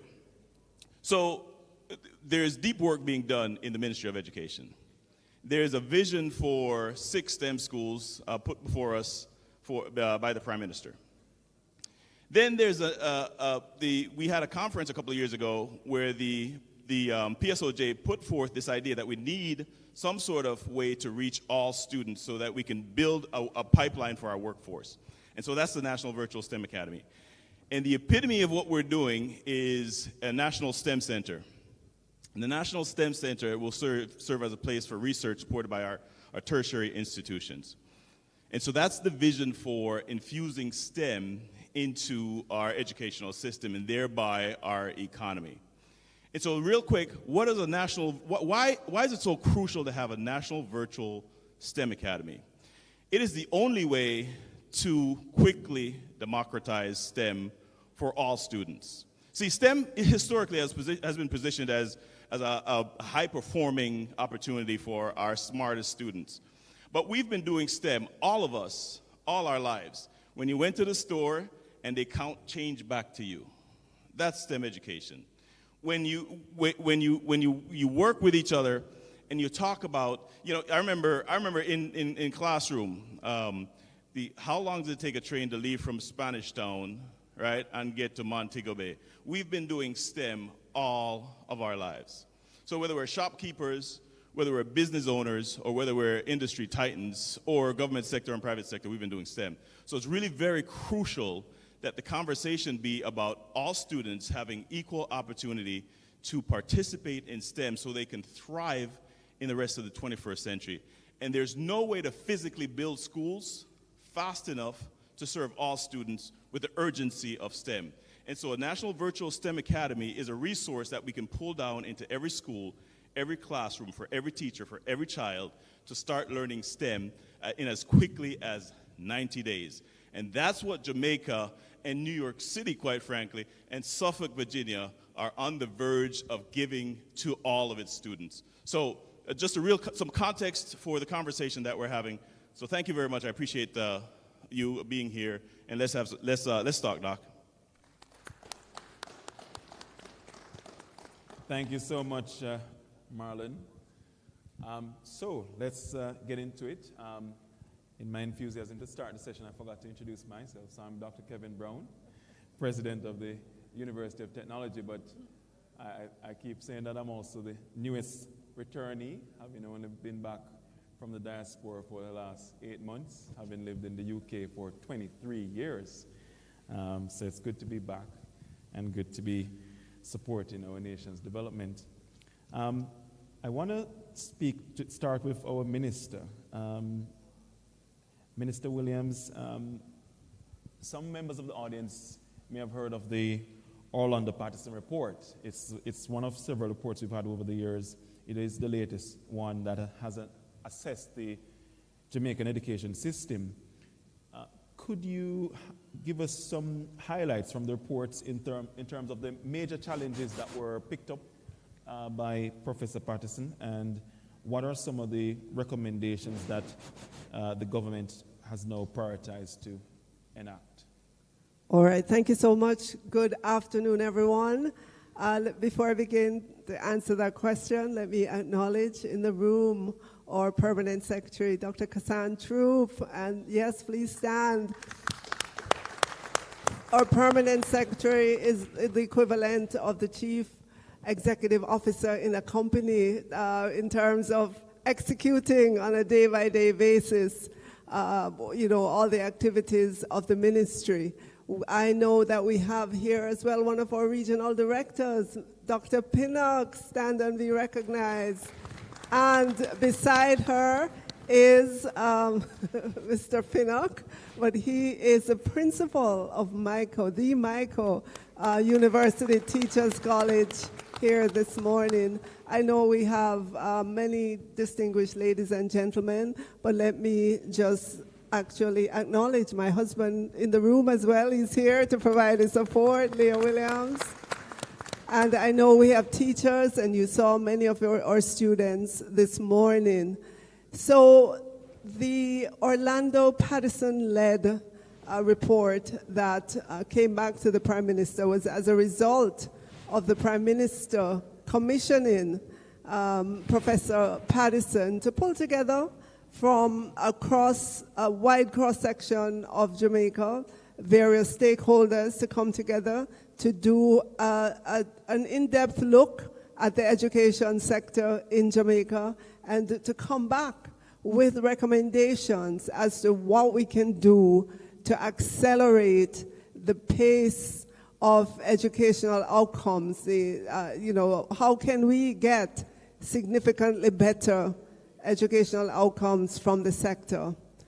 And you may know that Professor Orlando Patterson, who is currently a professor at Harvard University in the sociology department, is a son of the soil of Jamaica.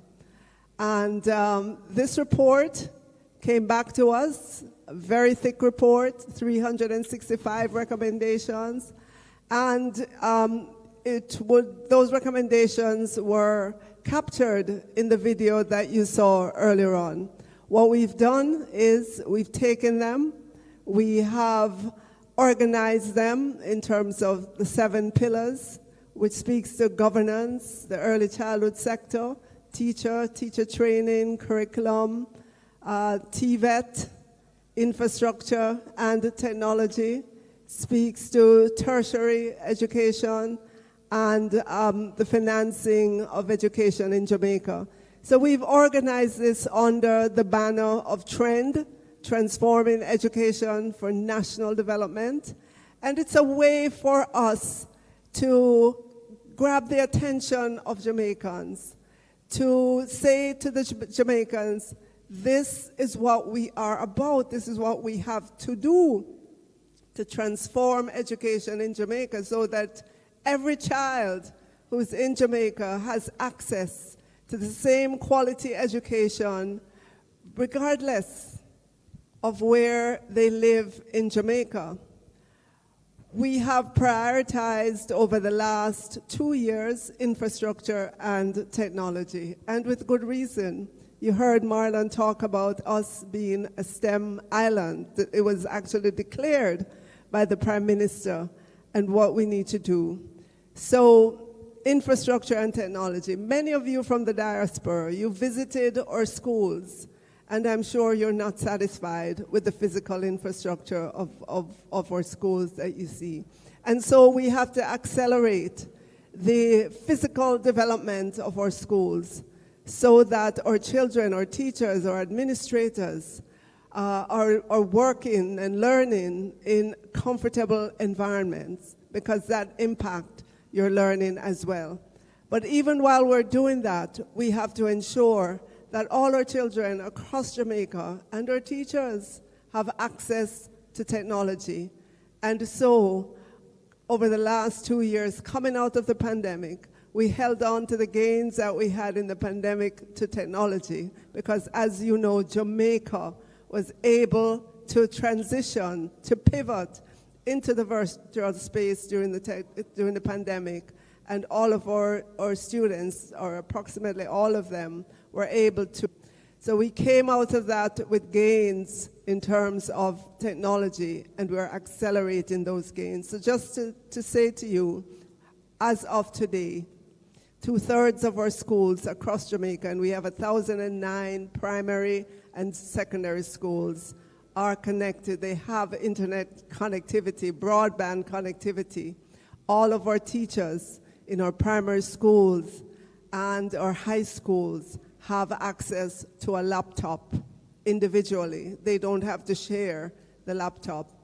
All of our technology labs in all of our high schools in Jamaica were upgraded, and e-learning can talk about that with brand new state-of-the-art laptops and connectivity in those labs as well. We have mountains of e-resources available to our students and our teachers. The issue now is to just get the adoption, get them to use more fully all that is available to them. And we know, and you saw it in the video that Marlon played, the world is changing. It's becoming more technology focused. And so we have to ensure that every single one of our students become adept at using the technology, while at the same time protecting them from that part of the internet that they should not access. We know that we have a ways to go in terms of transforming education in Jamaica. The report itself, when we looked at it, it would require at least 8 years, us waking up every day, working. It's going to take at least 8 years to begin to see the significant transformation that we're hoping for. On the infrastructure side, it is going to take longer because, remember, I told you we have 1,009 primary and secondary schools in Jamaica, and it takes time to build physically, takes time to upgrade. So, but we are prepared for that. We're organized for that. And the good news is we have the budget behind us to be able to do that transformation. At the end of the day, we want 100% of our students to be achieving, to be excelling in whatever field it is that they choose. And that is what the education system is programmed to do now. And I can tell you that lots of enthusiasm, lots of focus on education in Jamaica, and we ensure that we are telling Jamaicans as well about all the things that we're doing and listen their support, because parents are an important stakeholder in education. Without them, we cannot hope to go far. Thank you, Dr. Brown. Thank you, Minister. So, Minister, you've helped me to move nicely on to e-learning. Let's just do a little poll, Andrew. How many of you in the audience have heard of e-learning before? E-learning, hands up. Okay, it's not too bad, Andrew, not too bad, but I'll still ask you to just tell us more about what is e-learning and what's your mission? Okay, thank you very much, Dr. Brown. Good morning, everyone. I think Minister Williams spoke quite a bit of what we do at e-learning. But if you want to remember e-learning by one word, we are the implementers of technology in schools. And when we talk about schools, we're talking about the full gamut from our infant, primary, secondary schools, of course, community colleges, and our teachers' colleges. And I saw Dr. Brown look across because I think he's also want me to mention UTech as well. And of course, that's work in progress, Dr. Brown, so we'll have those conversations. But essentially, our role is really to infuse technology in the public education system. Our schools in the 21st century require infrastructure, digital infrastructure that will enable our students to become the innovators that we want them to be creative. But without the technology, we can't do that. So just to put things in perspective in terms of what we've done in the last 2 years, Minister, you'll recall, and Minister has mentioned this several times, all our high schools have been outfitted or re-outfitted with technology, modern technology in terms of laptops, tablets, and now we're moving to interactive panels so that our students and our teachers can be more engaged in terms of the interaction that they have in a classroom setting. We have focused last year on the high school. This year, Minister, funding has been allocated to provide devices, laptops for our primary schools. So we're focusing this fiscal on our primary schools. It will be a 2-year program because we don't have all the funding to do it all in 1 year. And in fact, in 1 year, it would be a bit much because we have over 800 primary schools and we have to go through the procurement process. So we're in the process now, and we'll come to Cabinet shortly, Minister, requesting approval for the procurement of laptops for our primary schools. And in fact, interactive panels, we have started that process, and our teachers, our students have been extremely receptive to that. So, but beyond the technology, beyond the hardware that we provide, we're also involved in capacity building. So e-learning has been engaging our teachers primarily in 3 areas. On the matter of cybersecurity, which is extremely important because as we roll out technology in our schools, we have to focus on ensuring that the environment is secure. And of course, the protection of our data and our students' data is extremely important. So to date, we have exposed over 1,000 teachers to the basics of data protection. So cybersecurity, data protection, and of course, artificial intelligence. So we've been collaborating with the universities to engage our teachers and to have them come up to speed with AI and how AI can increase their productivity. Thank you. Thank you. All right. So I hope that shows you that this is not a transformation, a theoretical. We actually have an implementation body, and we have the data to show that the schools are indeed being upgraded. So I am going to move now to Donovan, then I'll come back to Marlon. So Donovan, in terms of diaspora participation, right, and partnership, UJA, of course, has played a role. So could you just tell us, well, firstly, what is UJA, and what is your opinion on how the diaspora can help Jamaica partner with Minister Williams to continue the transformation process? All right. Thank you, Dr. Brown. You know, ladies and gentlemen, first let me wish you a pleasant good afternoon and thank you for sticking with us, right? But let me ask this. Can I just see by a quick show of hands those who attended school in Jamaica? And I ask that question because that automatically makes you a part of the alumni community. And so, years ago, the then Consul General to New York found that almost every weekend he was being invited to speak at a function for some alumni group or the other. And that's because when Jamaicans migrate, whether it's to the US or to some other country, their hearts are still here and they want to help their school in some way. So invariably, they form some sort of an alumni group. And so following up on the advice of the Consul General, the Union of Jamaican Alumni Associations, known by its initials UJAA, or simply called UJA by some folks, was formed. It started out with 17 alumni associations being a part of it, and I am proud to say that today we have 64 alumni associations as a part of the Union of Jamaican Alumni Associations.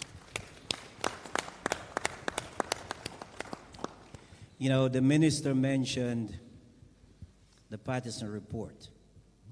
And as you heard her said, it was just about 365 pages. 365 recommendations, right. I will tell you that in the pages of the report, and I have actually read it, alumni has been mentioned about 5 times. That's it.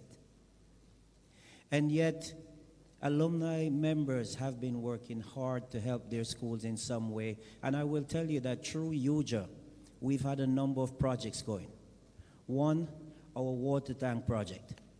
Some people say, how comes we're the land of wood and water, and yet there's a shortage of water in some communities? Well, if you're in close touch with your community, you can understand that. And I can tell you that over the last 10 years or more, UJA has donated over 500 water tanks to various schools. And in fact, just since last October, we have donated 40 water tanks to schools, with another 20 to make a total of 60 scheduled before this September.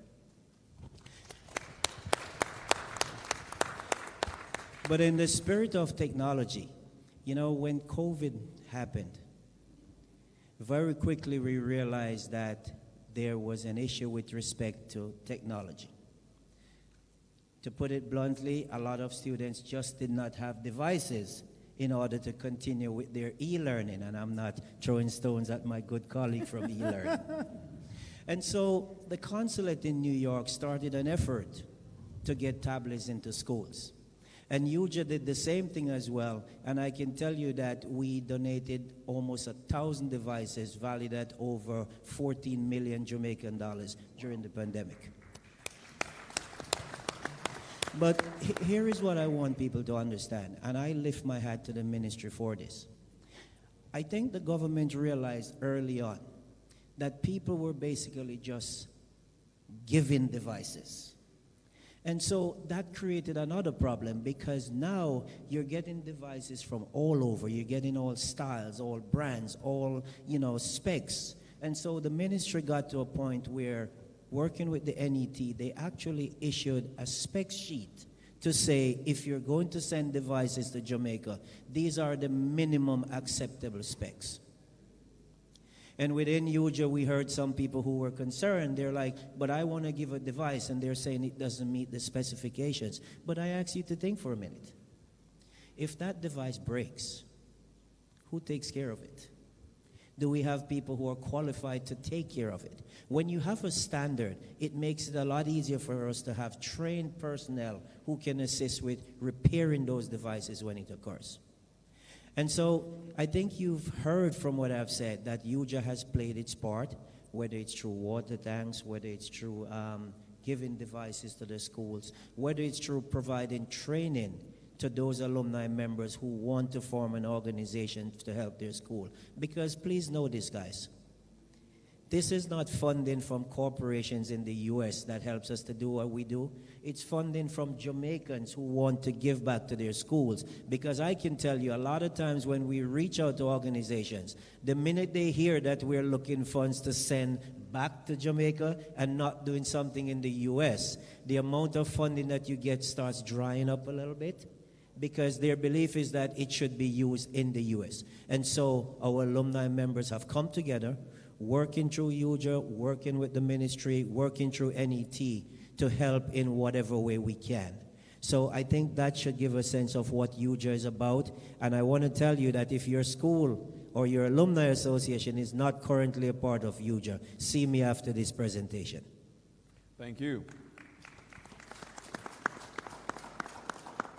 Okay, so we're going to hear from Marlon, but can I start encouraging you to head to the microphone if you have a question or a brief comment? So Marlon, Donovan sort of laid out how the Diaspora Alumni Associations have been giving back. But your partnership with the Ministry of Education is slightly different, because you are very focused on STEM and you're giving back in a slightly different way. Tell us more about that. So just for context, you know, the urgency of STEM is known in education, certainly, and in industry, but I'm not sure if that comes back to our homes. And I just want to talk about the urgency of STEM just for a second, and then we'll jump into STEM. So right now we have AI, we have automation, and we have robotics that's changing the world that we live in. And we're just at the tip of the iceberg in terms of how our world will be transformed. And so there's an urgency to ensure that every single Jamaican students and students in the US and, quite frankly, globally, are ready to embrace a 21st century that looks like nothing we have seen, nothing we can imagine. And the best that we can do is prepare them for the unknown. And in order to prepare them for the unknown, we talk about STEM, but the foundation of STEM as we talk about it is what we call in education the 4 C's, and at 21st Century Ed we tack on the 2 P's.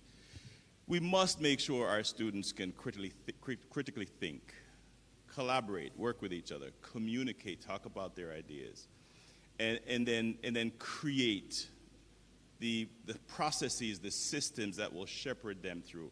And then 2 more we throw on top of it is problem finding and problem solving. If we can do that for our children, then we give them lifelong skills to deal with whatever comes their way. But today, the conversation is about the urgency of STEM. And it's very, very important that we think about that from our living rooms to our classrooms. So our work is around that, working with the Ministry of Education here in Jamaica, where, quite frankly, the Ministry of Education is one of our largest clients next to New York City and others in the United States. So from a diaspora standpoint, there's economies of scale here in Jamaica. Jamaica is a vibrant economy and needs product and services just like anywhere else. So I want to plug the Diaspora Conference for bringing us together so that we can exchange not just ideas, but create business opportunities. Now, beyond just the partnership that we have with the Ministry of Education, I have a personal commitment to contributing my knowledge, what I have access to, back to Jamaica. Not in a sort of a ceremonial way, but in a profound way that says a part of what I earn will come back to the land that I love. And I really want to think about that because, when we talk about giving back to Jamaica, and we just heard about, giving computers that don't meet certain specs, we should really think about how to give back to Jamaica, right? So we can give back to Jamaica, I think, in 1 of 3 ways. We could find some stuff that's left over, and we can send it back, all right? And that's okay if it meets a certain standards. Or we can decide that we have a specific portion of our income to give back to Jamaica. So we're talking about philanthropy. Right?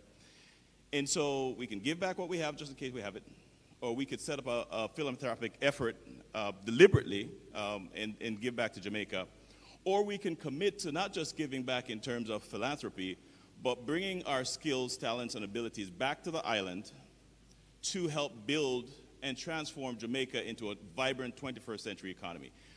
Enough of us go away when we get a Jamaican education and do really, really, really well with that.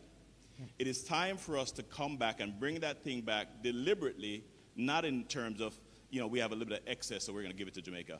We must commit to supporting the land that supports us so we can thrive the way we are. Okay. Thank you, Marlon. Okay, so let's go to the audience, and I can see we have some 2 long queues. So can I just encourage you to keep it as brief as possible, and the same to my panelists, brief responses so that we can get through as many as possible. I'm going to start on my left, which would be your right in the audience. So young lady in the green. Thank you. Good afternoon. Minister, thank you for the great work you're doing, and everyone here on the panel. Thank you so much for what you do. My name is Sandra Christie Brown. I am a diasporan out of South Florida, also a past student of Marvelly Primary School. And I'm here to tell you that the children here in Jamaica need our diasporans to step up more. And I was reading on the thread, and folks were asking, how can you help? How can you help? And I heard someone mention about the high school alumni. Well, I left here at primary school level, so I went back to my primary school.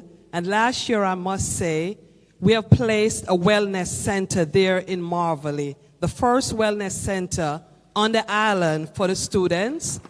And what we did, we collaborate with other NGOs like People Profile and so forth and so on. I also started a shoe locker. When I got to the school and the condition that the children's shoes were in, I wasn't pleased at all, because I myself, who grew up in Jamaica, sometimes had to go to school without no shoes, and how was my self-esteem? Very low. So I sent my daughter back to Jamaica for early education. My daughter is now a professor at Yale University, and she's the executive director for the Consumer Health Informatics Lab at Yale University. I just got back from Ireland, Limerick, Ireland, a week ago, where she was presented an international award in inclusion and diversity. She proudly wore her Jamaican lapel pin to represent Jamaica. So I would ask my diaspora, and you said, how can you give back? You can start with your primary schools by investing in a child, by just sending a pair of shoes to a child, or even help out with the breakfast program. So I would love for us to focus on the primary children also, and I hope to see many more wellness centers in the school here in Jamaica. Thank you again for what you do. Thank you.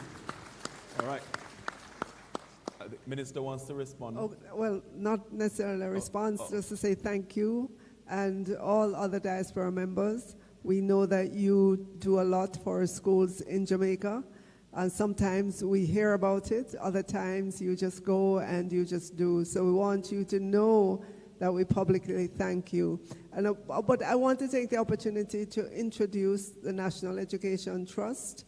They did a video just now, but just in case you missed it, the National Education Trust is an entity in the Ministry of Education and Youth. Ms. Latoya Garty is here. She is the Chief Executive Officer there. There is a division at the National Education Trust that helps to shepherd diasporans or anyone else who wants to give to education. A lot of times, I know many of you pack up big container trucks with stuff, and then you get to Jamaica, you get to customs, and your head hurts you in terms of how much they are charging you, all kinds of charges. But then you call us, and it's a little too late.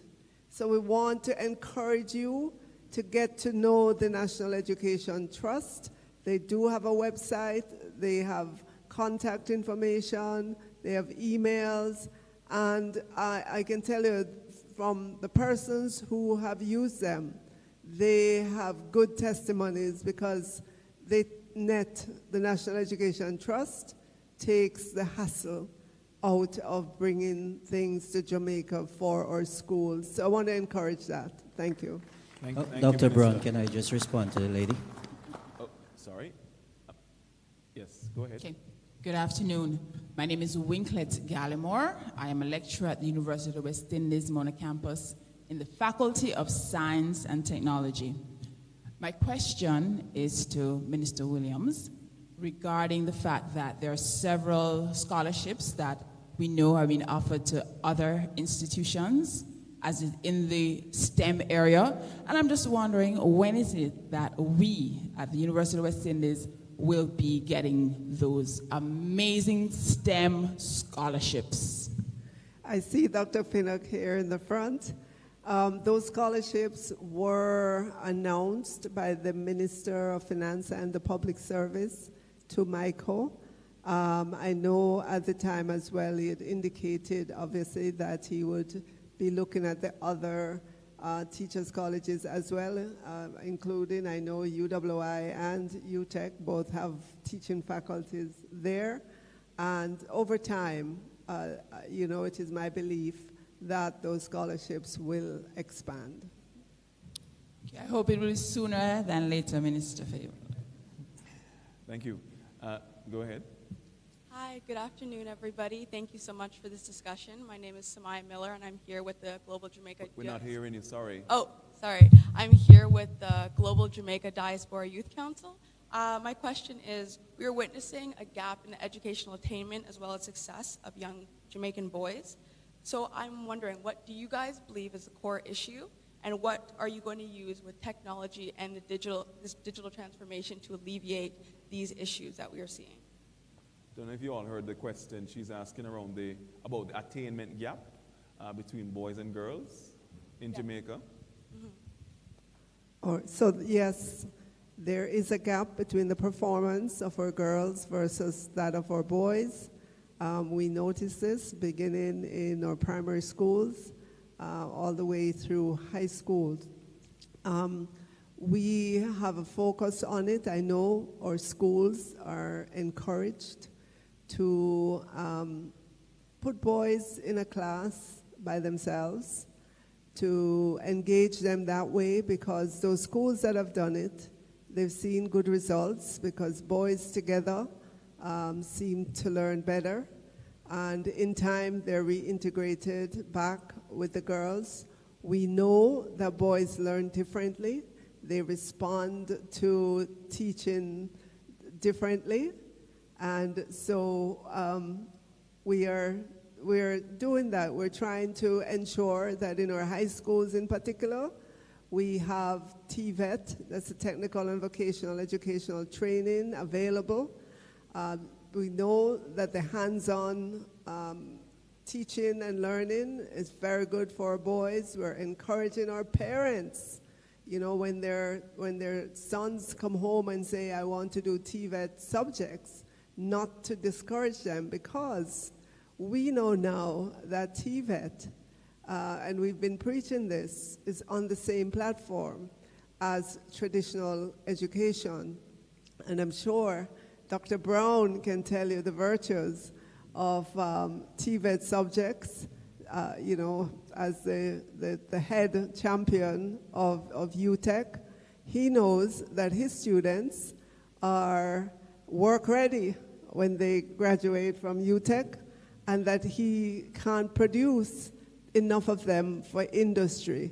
So there is a change that's happening in the education system in recognition of the differences in terms of the way our boys and our girls learn. And we accept this, and we have in place, and I'm sure we need more to be put in place to help our boys come up to that same level as the girls. Thank you. Thank you, Minister. Go ahead. Thank you. My name's Orleen Badu. Sorry. So sorry about That's that. okay. Mr. Lee wants to... Yeah, I was just going to support Minister in terms of what is being done, you know, practically to get our boys more up to speed and engaged.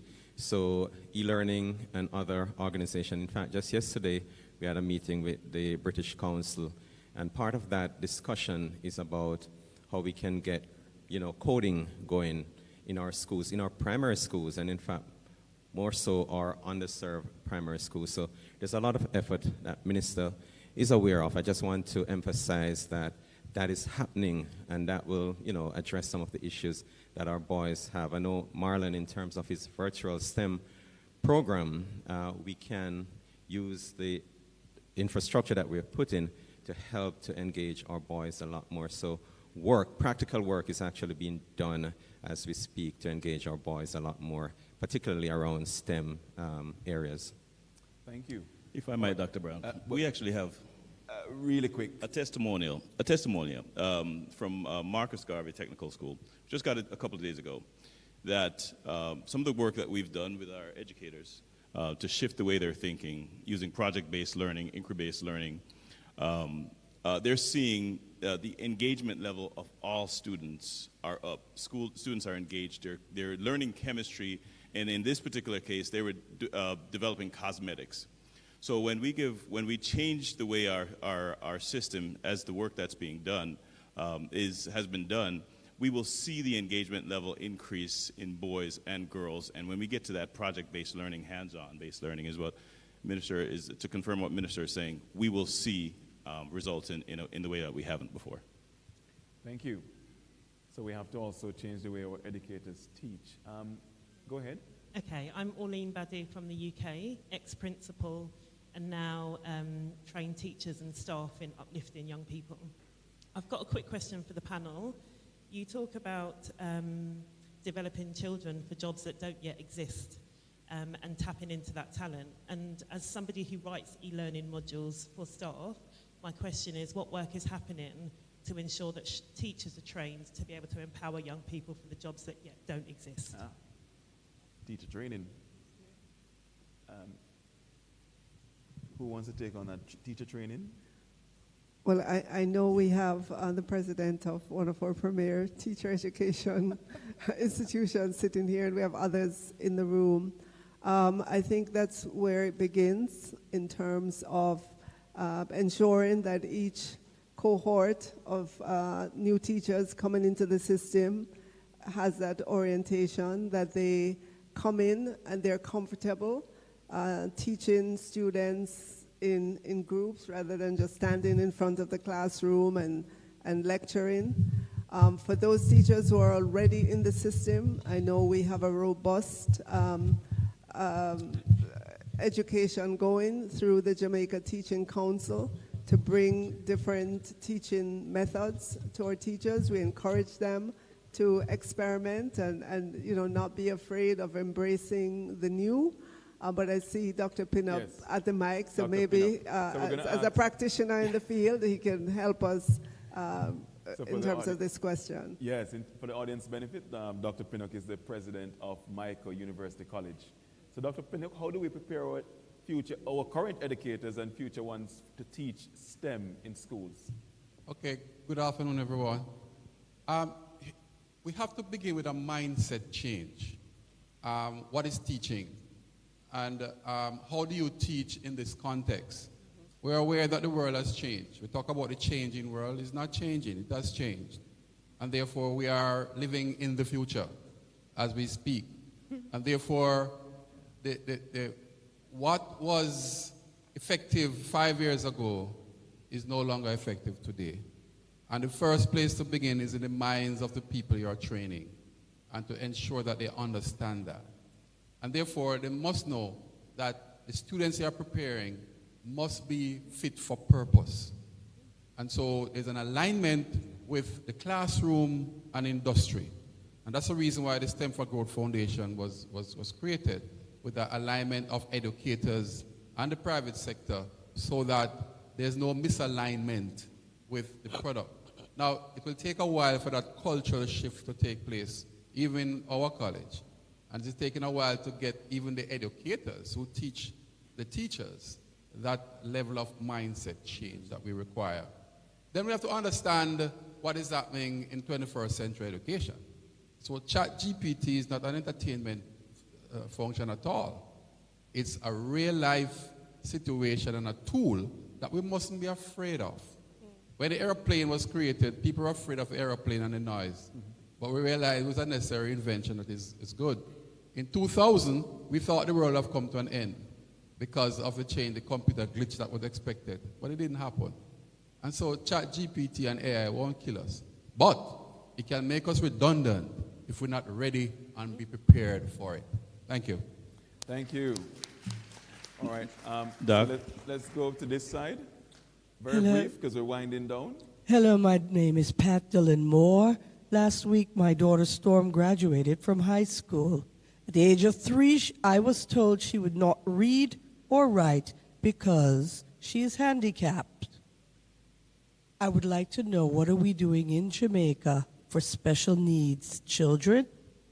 And more, what could we be doing in the diaspora to do a transference of knowledge that is homogeneous? Thank you. Great question. Yeah, thank you for that question. I know we are doing a lot at the Ministry of Education and Youth. Dr. Troop, I know that you could just run down the list of things we do for special needs students if you just run over to the microphone and give us, because I know that we provide support. First of all, in the society, there's a greater awareness of special needs students, greater acceptance than you would have seen 10, 20, 25, 30 years ago. And we have kept pace at the ministry just in terms of the support that we provide to special needs students. Go ahead, Dr. Troop. Okay, you have 30 thank you, seconds. Minister. Good afternoon, everyone. It's good to see all my Jamaicans who live far and wide. Welcome home. And so indeed at the Ministry of Education, we provide a number of services for students with special needs. One, we have exclusive schools for students with special needs that are publicly funded. We have 20 of those. And for those areas that our public schools cannot serve, we partner with private entities. Those are those private schools in Jamaica that offer special education services. we fund spaces in those schools for students. Parents write to us and they will indicate that we would prefer our child to be in this space. It is smaller, it is more conducive, and the government provides fully funded access to that service for students. Another challenge that we have in Jamaica is assessment services. It's very expensive. And what the government has done is to build out assessment service programs right across the country. So we have an assessment service program at Sam Sharp Teachers College. We have one at Church Teachers College in the central area of the island. We have one in Kingston, Microcare. And we are building a new one, in Portland at Case College of Agriculture, Science and Education for the students in the East. And those institutions will work together to provide assessment service for parents so they can know the diagnosis and we can treat students accordingly. In addition to that, in each of our regions, we have 7 regions in education that serve all the parishes. In those regions, we have student assessment services. So we have clinicians, which are EdSci, we have diagnosticians, and we have other persons called special needs coordinators. And they use the assessment reports to provide support services within our high schools. So within our high schools, we have what is called mainstreaming. So the students with special needs who can function within those settings, they stay in those settings, but they get pull-out sessions with specialized educators. These are called our student assessment pathway coaches, and they are additional experts that are placed in schools outside of the teacher-pupil ratio that we fund within our schools to provide teaching and learning support for our students. We have approximately, 167 of our high schools that are currently benefiting from special support coaches within the schools. These persons are paid to do pull-out. They will pull these students out and deal with them in exclusive setting. They will train teachers. They will co-teach as well and co-plan with the teachers within our schools for special needs. So it may not be enough. I think, Minister, the demand now is for speech therapy and occupational therapy. That's an expensive service, and that's something that we are researching to see how we can expand to provide support for our parents. But I'm calling on the diaspora, if you have an area, a training in that area, or anybody that you know can help us, we are prepared to work with you to provide that area of support. It's a very expensive support area for our parents, but there is a need for that, and we'd love to be able to expand our resources in that area for our students with special needs. Thank you. Thank you so much. Just to quickly add before the next question, that we're also putting in the technology to support our special needs students. So 15 of the schools will get specialized computer equipment this year. We have already purchased and we're going to distribute those. So that's a process that we're going through at the moment. Thank you, Andrew. So technology is always there. All right, so time is winding down. So what I'm going to do is, I can see there's a big queue. We're going to have to do kind of like a rapid fire session, right? So you're going to have to be really quick with your question, and likewise panelists with their responses. So let's see if we can, how many we can go through. All right? Hello, I'm Charles Smart. Right. So we'll let you ask your questions, and then the panelists at the end, in their closing remarks, will just respond accordingly. So go for it. Okay. Charles Smart. I'm a CEO for Matai Block. We're an artificial intelligence agency based in South Florida. And my question is really about just seeing with our clients and the transformation that's happening in the need for different jobs. For example, programmers are leaving college today and they can't find jobs because there's so much automation. And artificial intelligence is really at the center of so much transformation. And as one of our panelists mentioned, you know, we can't imagine the world that we're going to be, our children are going to live in. I think about my 6-year-old daughter. So my question is about what is happening or changing in the curriculums that we are offering in the schools at the early education stage all the way through to college and university to prepare the generation for the jobs that will be coming and replaced because of artificial intelligence, robotics, and automation. Thank you. Great question. Sir? Yes, I am Dr. Clovis B. Nelson. And Minister, how are you doing? Once again, you and I have been talking, and Mr. Let me just go into the question. All right, so please. Marlon, you made some very good talks on the STEM education concept that you're working with. I appreciate that. I'm happy for where the ministry is going right now. However, I think there's a lot more work to be done to integrate STEAM education more so than STEM. You made mention of project-based learning, sir, and that is an entirely STEAM concept right there, not a STEM concept. And so I believe that there is still some disconnect with the substance of STEAM as opposed to STEM, and I am pushing that. That is my research work. That's where I am an expert. You need to read Marlon's book. Read a chapter by Dr. Kassan Troop. She talks about STEAM. I don't think there's a disconnect, sir. I'm talking about the implementation of it, sir. Read the book, read the chapter. So I will. Marlon, have any books with you? Doc, so I will say this. Globally, from an industrial standpoint, we're talking about STEM. But locally, we're implementing STEAM. We can't implement STEM without implementing STEAM. That's just what I fact. think. Yeah, man. So we're aligned there. Get a copy of the book from Marlon. Trust me. Read Dr. Troop's chapter. We are aligned. Go ahead, sir. Thank you. Good afternoon, panel. My name is Amani Simpson. I am on the Global Jamaica Diaspora Council as the youth rep for the UK South.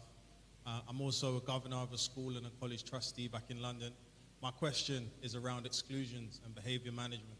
What has been done currently, and where can there be improvements as we go forward with everything that you're planning? Exclusion of students from schools. Okay. For behavioral reasons? Yeah, because I think, when you look at the research, that then tends to be a driver for criminal activity, getting involved in other different things. Okay, we'll touch on that. Go ahead, sir.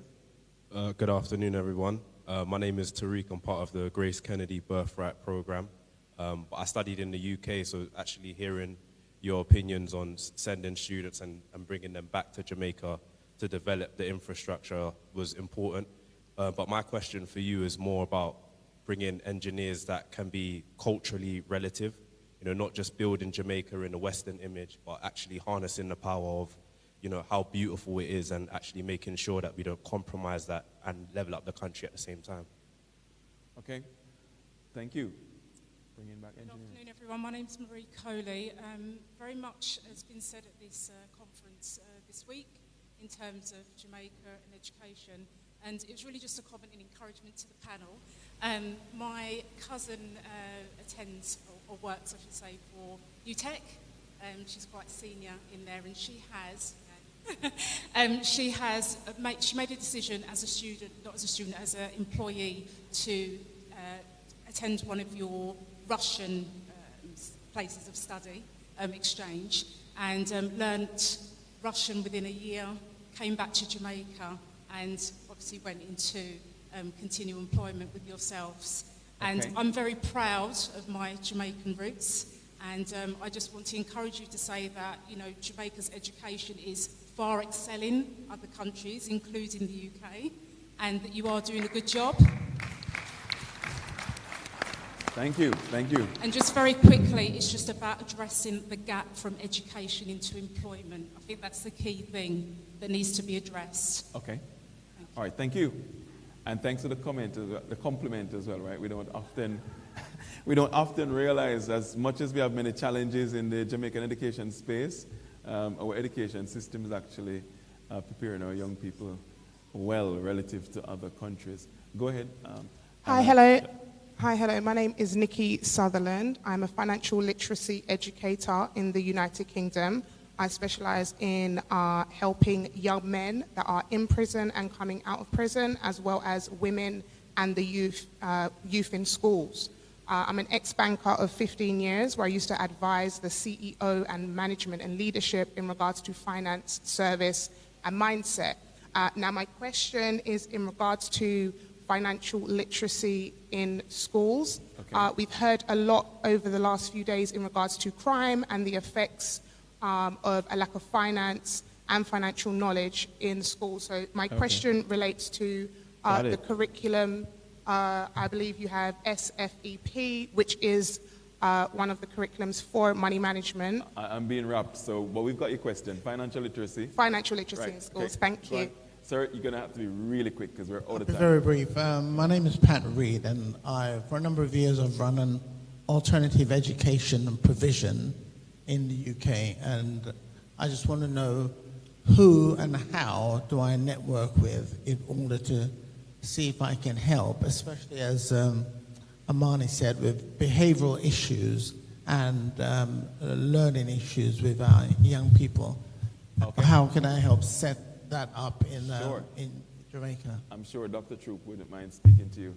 Go ahead, sir, very quickly. Thank you very much. My name is Harold Clayton. I'm a product of the educational system in Jamaica, both from the primary school right up to the undergrad level, the graduate studies overseas. And so there is a strong brand and appeal for education for employees from Jamaica, Jamaican employees. I'm happy that you're moving toward the tech and the STEM. What is being put in place to tap into a pipeline of talent within the tech areas that's not only looking at local employers, but also global employers? I know I can speak specifically of Microsoft. That is quite a few Jamaicans working at Microsoft looking at creating a talent pipeline, tech pipeline. But we need to pull all our tertiary institutions together to ensure that we have the talent that when these major entities come to Jamaica, or not only come to Jamaica, they can see Jamaica as an area to get our talent. Thank you. No, we're really out of time. So what I'm going to suggest, because Minister is here after the session, right? And her team, where is your team, Minister? We know Dr. Troop. Who else can they speak to? Dr. Pinnock is here. So we may not be able to, well, actually we won't have time to respond to all the questions, but after the session is closed, please find any of these individuals, including Minister, very approachable, very personable, and I'm sure she'll be happy to speak to you as well. So I can't deny a young person. So unfortunately, she's going to be the last question from the floor in orange there. You need to pull down the mic. Good evening, everyone. My name is Khadija Baker. I am the Deputy Youth Mayor of St. James and previously Sign Language President of the Montego Bay High School for Girls. And my question is, how does the Virtual STEM Academy plan to integrate sign language into its curriculum and digital learning to ensure that the hearing impaired... Well, I'm glad I took that question. I'm being wrapped heavily, but I'm glad I took that question. But he won't be able to answer it because we're out of time. So I'm going to give the last 9 seconds to Minister. And then ask you all, please, to catch up with everyone who's here. Is going to be around after the session, but because we're on the live stream, we have to disclose. But afterwards, you can catch up with us. Minister? All right, thank you. I know there were lots of in-depth and interesting questions. I just want to address the one that speaks to what is changing in the curriculum to prepare this generation for the jobs. And you would have heard earlier on from several panelists that we have to teach our children to be collaborative. We have to ensure that they're involved in project-based learning, that they are creative. And when we talk about creativity, it's not just creating something new from nothing. It's taking something that's existing, changing the way it's processed, changing something about it, problem solving, have them come at the situation, identifying the problem, and then putting forward suggestions. So there's a significant recognition in the way in which we are teaching now versus if you looked at classrooms 30 years, 20 years ago, you'd see a difference in what is being done. Thank you all for your questions, and I know I didn't answer everything, but I'm here, and if you can just connect with me, we can give you some further in-depth information about education here in Jamaica. Thank you so much, Minister. Thank you. So, don't move yet. Just to quickly inform you that we're now going to go into lunch, which is sponsored by PICA, and that will probably be for about an hour. And then afterwards, we have 3 concurrent sessions. One of them actually is on education. It's called Revolutionizing Education in Jamaica from Early Childhood to Tertiary. It will be moderated by Dr. Pinnock. So for those of you who didn't get your questions answered, you have a second chance at this plenary session, well, the concurrent session in C4 this afternoon, straight after lunch. There'll be 2 other sessions as well. Heart NSTA has its own session as well after lunch. for those of you interested in TVET and what the government is doing around that. And we also have a session on wealth creation through real estate. So they'll all run concurrently, so you got to pick one, unfortunately, and go to that. But that's straight after lunch in Block C. Thank you so much. You've been amazing, and I hope you enjoy the rest of the conference. Thank you.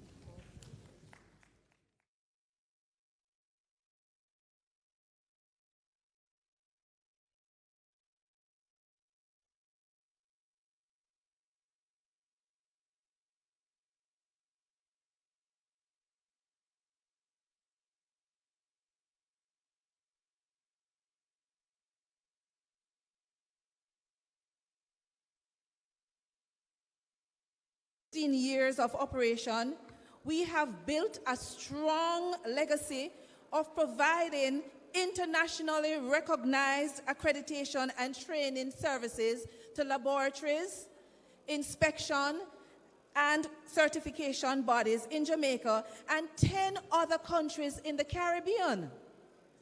We are proud to be the only internationally recognized accreditation body in the English-speaking Caribbean. We offer services that facilitate global market access for goods and services, services that enhance the credibility and competitiveness of businesses, and services that safeguard consumers and health and well-being.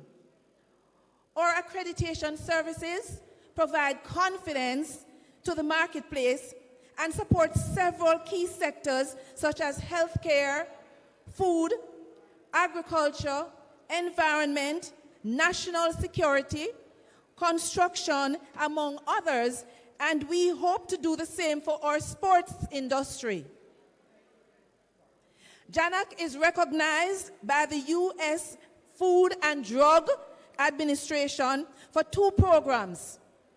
Those 2 programs are aimed at ensuring that the food exported to the United States is safe and of the highest quality. JANAC is one of 8 global accreditation bodies recognized by the Food and Drug Administration with authority to accredit third-party certification bodies for 10 of the possible 11 scopes. And I must add that JANAC, or Jamaican National Agency for Accreditation, has the largest scope in the entire globe. We also are one of 4 accreditation bodies recognized for the FDA laboratory accreditation for analysis of foods. This accreditation focuses on accrediting food testing labs. We invite our drug testing laboratories that support the Jamaican sport industry to benefit from the enhanced credibility and internationally acceptance of test results that is available through JANAC's accreditation of testing laboratories to the ISO IEC 17025-2017 standard. For those who may not be familiar with the requirements of this and other standards, we actually offer training. And so for more information, you can visit our website at www.janac.gov.jm, and we also have a booth in the marketplace. So thank you very much, and do have a great plenary session and the rest of the conference.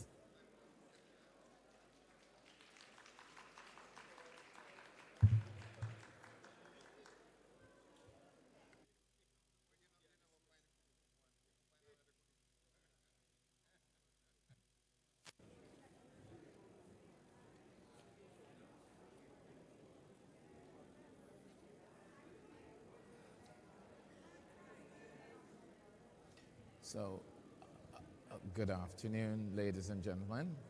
We're about to get on the way with the Plenary 7. I want to take the opportunity to welcome you to harnessing the creative industries and sport for national development. It's really an honor and a privilege to be sharing the space and the stage with you and our experts across the cultural and creative industries here in Jamaica. I want to take the opportunity to just ask that those who are speaking, that you be mindful. Thank you so much that we are underway with Plenary 7. Thank you for your understanding and respect for those who have given their undivided attention. So I'm Hugh Simmons. I'm the sector lead for arts, sport, and culture on the Global Jamaica Diaspora Council. And the privilege and honor is mine to introduce this esteemed panel of presenters who will be sharing their expertise, their experience, and of course bring their energy and excitement to the discourse that we'll have. And of course, we will definitely be looking forward to your questions and engagement. And that's essential because I know you're here to share with us, and we are delighted to hear from you. So, to kickstart, I want to introduce to my immediate left, I have none other than Kwame McPherson, and they will do their own spiel to let you know who they are. Then next to Kwame, of course, we have Jackie J. Jackson, let me add the triple J, and we have Andrea Dempster-Chung, and we have Kadeen Ellis and Dwight Peters. And I will ask the ladies to begin with their introduction to share with our audience. So ladies and gentlemen, I just ask you to have them introduce, and then we give them all a welcoming round of applause. Go ahead. Thank you so much, Hugh. Hello, Diaspora. No, I'm not here in the Diaspora. Hello, Diaspora. Good evening. We know it's the last session, but we are bringing our energy, and we hope you'll bring yours too. So my name is Andrea Dempster-Chung, and I run an NGO called Kingston Creative. And what most people don't know is that Kingston Creative is a diaspora project. I was born in Glasgow, Scotland, and when the idea was hatched, I was living in London, and my two co-founders were living in Boston and in Miami. Like so many Jamaicans abroad, we saw art districts like Soho, Shoreditch, and Wynwood bringing social and economic benefits to these cities. We saw countries that were investing in theaters and arts infrastructure. We even supported and donated to the arts and various charities in the countries where we lived. But when it came to Jamaica, when you live so far away, it's hard to know who to trust and who was actually making a difference on the ground. So we took the leap. And in 2017, one of us moved back home, that would be me, and became a returning resident for the second time. And the rest, as I say, is history. So in 7 short years, Kingston Creative has hosted over 150 festivals and meetups, given hundreds of cultural tours, worked with 20 inner city communities, painted over 100 murals, the majority of them in Water Lane, downtown Kingston. We've developed platforms like the Culture Connect app, that's Kulcha, downloadable from your Google Play, and the Caribbean Creative Network. And these are platforms that allow anyone, anywhere in the world to find a Jamaican creative and buy goods from them. Kingston Creative also opened a co-working studio space located in the heart of downtown Kingston. But what does all of that really mean? It means that we have started to write a new story for downtown Kingston. Controlling the narrative about your country is critical. This hope and transformation story has been shared in The Guardian, on the BBC, in National Geographic, and Forbes magazine, and more. The world is very excited about what's happening in Jamaica and in downtown Kingston in particular, the arts renaissance, they call it. Downtown Kingston has won global awards last year, including the World's Best Creative Destination 2023, Downtown. Our Minister of Tourism, the Honorable Ed Bartlett, collected it in Berlin. Hollywood superstars like Scandal's very own Kerry Washington, and all tourists from all over the world now put Water Lane, downtown Kingston on their itinerary when they plan to visit Jamaica. This is a huge shift in a relatively short space of time, and with a relatively small investment from the TEF, from Sherwin-Williams, and from members of the diaspora. Kingston Creative is a movement. made up of people just like me and you, people who live either here in Jamaica or who live in the diaspora, and who are tired of sitting and waiting for change to happen. We believe in our talent as a people, and we are betting on our little but Talawa energy and culture to bring about the change that we really want to see in our country. Ours is a story of transformation, and we're working towards the ultimate vision of one downtown, a capital city that is united by arts and culture, with live music, a night economy, regenerated buildings, low crime, free movement between communities, creative communities like Tivoli Gardens, Trenchtown, and Raytown, and hordes of people seeking cultural experiences and their money moving through downtown Kingston. We are here for investment and growth in GDP. Now, let me be very, very clear. I am not asking you to care about arts and culture. Whether you personally like art, music, film, or dance is irrelevant. I am asking you to care about the Jamaican economy. I'm asking you to care about jobs, employment of youth, employment of women, and to see how this opportunity, powered by our creative people, can be transformative for our country. The data shows that the creative economy is a productive area with one of the highest growth rates over the past decade. Globally, it represents 3% of the world's GDP, employs more than 30 million people, and generates an estimated US $2.253 trillion.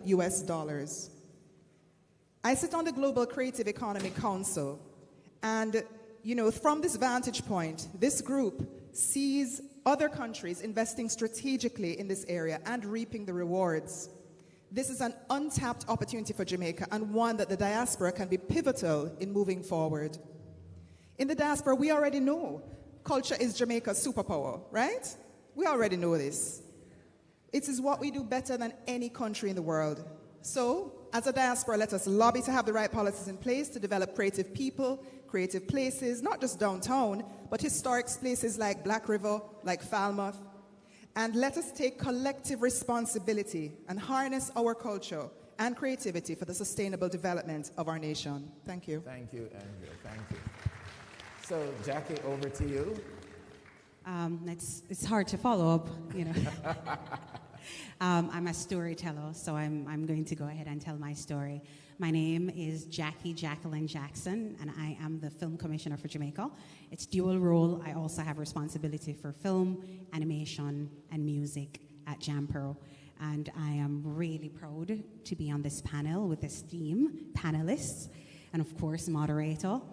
I think I want to start by talking about how my trajectory of my life allowed me to now be in this position as film commissioner. I think that's important. As I was living in New York for the last 10 years and, creating and working, I left University of the West Indies, went to TVJ. I was producing Smile Jamaica, other feature programs. I'm on doing music videos, because that's what I've always wanted to do. And then I decided I want to get my master's in film, video, and television production. I need to be on more sets. So I was fortunate enough to be accepted at LIU, and I was able to now work in New York, BET, Revolt. I was fortunate also to work on the show at Comedy Central called Nightly Show with Larry Wilmore. So, I loved that, and I loved the experience I was getting working on short films, feature films. I was also director for a big mini-media festival in Brooklyn. And so I loved just exploring and learning. I have a minor in philosophy, and I love it's the love of learning. And I decided at some point about 2018, 2019 that I wanted to come home. So I think at this point is where I can say, I came home. Welcome home. Right. I decided to come home, and I decided to come home because I saw what the government was doing for the creative industries. That's important. So this is my story. I saw the work that was being done. I saw that, feature films are being done, and I can speak from statistical standpoint in my position. There's over 100 films being made on the island yearly, right? So that goes right into film production expenditures. I have to big up my people, right? So you have a percentage of that that's international productions, and then you have local productions. And I was like, I want to be a part of that. I want to tell my stories. I love foreign, don't get me wrong. but I wanted to come home and I wanted to impact. I want legacy stuff. Having said that, I decided to move home and I started my ideation company called Ideate That Limited, a Jamaican company for creatives who want to understand from an ideation right through to conceptualization. Then you push that through to production and then, of course, the execution of the project. And then, you know, people are, okay, this is a new girl on the block. And I said, I need to build the resume a little bit more. I then decided to create a TV show. I created a TV show called Psychology Off. It's a TV show that speaks about the colloquialism of Jamaica, how it is that we speak. When I travel, and I do travel a lot now in my role, people, just the way I speak, they're like, oh, you're Jamaican, or just my vibe, my energy. They can tell, they can tell. And so I decided I would, do a TV show because I've been doing so many TV shows in New York. I want to create something for my country. So I'm now in 3 seasons. This is where you clap. It's on TVJ. 3 seasons of Psychology Off. I've done Bad Mind, I've done Bun, and then I have done Bread. And then next, I'm in development for season 4. And then I started to develop something else because I realized the creative industries, they need some way to express themselves. So I developed the first ever Jamaican adults coloring book called I Am That I Am, in stores in all Fontana, and then it's online on Amazon. I say that to say, I'm so proud of my creatives on the ground that are doing the work, and I'm so proud that I'm now a part of that. I'm so proud that I'm in the capacity as film commissioner to help to promote the investment in and the export of the creative industries. Thank you so much. So I turn over to Kadeen. Hello there. Hi, everyone. Come on, I know it's the last session of the day, but I need to feel the energy. How are you all? That's better, that's better. I am so excited, so honored to be on this panel alongside such distinguished creatives as well. For those of you who don't know me, my name is Kadeen Ellis. My mother is of Jamaican descent. She was born in Clarendon, my father from St. Vincent. And I'm also known to many people for my YouTube channel that I have with my husband and my boys. I have 4 sons. I mean, I watch it religiously. Do it's you really watch religiously? It's good stuff. Oh my goodness, it's I good love stuff. to hear that. Thank really you. Good stuff. And pretty much it started where my husband and I knew that we both wanted to be in the entertainment industry. But we all know that that's not necessarily the easiest industry to break into. So that being said, my husband had the bright idea one day to start to use social media as a vehicle for us to display our talents. And at the time, I'm thinking, how are we gonna do that? We don't really have a script, we don't have a set. And he's like, let's just use our life as the story. And a couple people who we mentioned it to thought, you know what, you guys have pretty interesting day-to-day things that happen. You're a millennial married couple. You have, at the time, only 1, maybe 2.5 sons, and now eventually 4. But we were able to authentically share our story and the art of storytelling through being ourselves. And we use social media as a vehicle to be able to display to people our talents. My husband went to school to be an actor. I went to school for broadcast journalism. I have a master's in speech communication, performance, and rhetorical studies. So this is something that was embedded for me in early. Anybody know the movie The Mighty Quinn? Probably only me. Classic. What did you say? I said probably only me. I'm obsessed with like old vintage Same. Jamaican. Old vintage Jamaican movies. So The Mighty Quinn was actually one of my first films that I watched. Yeah. And the pride that I felt as a woman or a child at the time of Jamaican descent, then seeing now who is Denzel Washington. And our very own Shirley Ralph at the time. When I met her at the Independence Gala last year with Consul General of New York, Alcyon Wilson, it was just beautiful to look at her and love on her and let her know in that moment, man, I really looked up to you as a child, and to be here alongside you, presenting her an award at the gala was just an amazing time. But I say all that to say, there was something in me early on that I knew I was a creative. And what I like to promote with my platform now is the idea that youngsters can do anything that they want to do.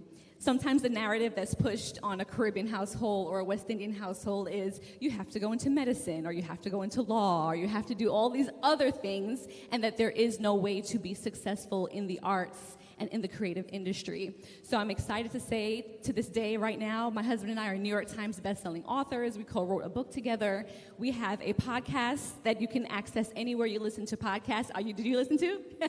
Deadass with Kadeen and DeVal, where we talk about so many different things, and we really just try to educate people on love and life and experiences. My husband is on 2 of Tyler Perry's shows right now. Anybody watch Sisters or Tatima?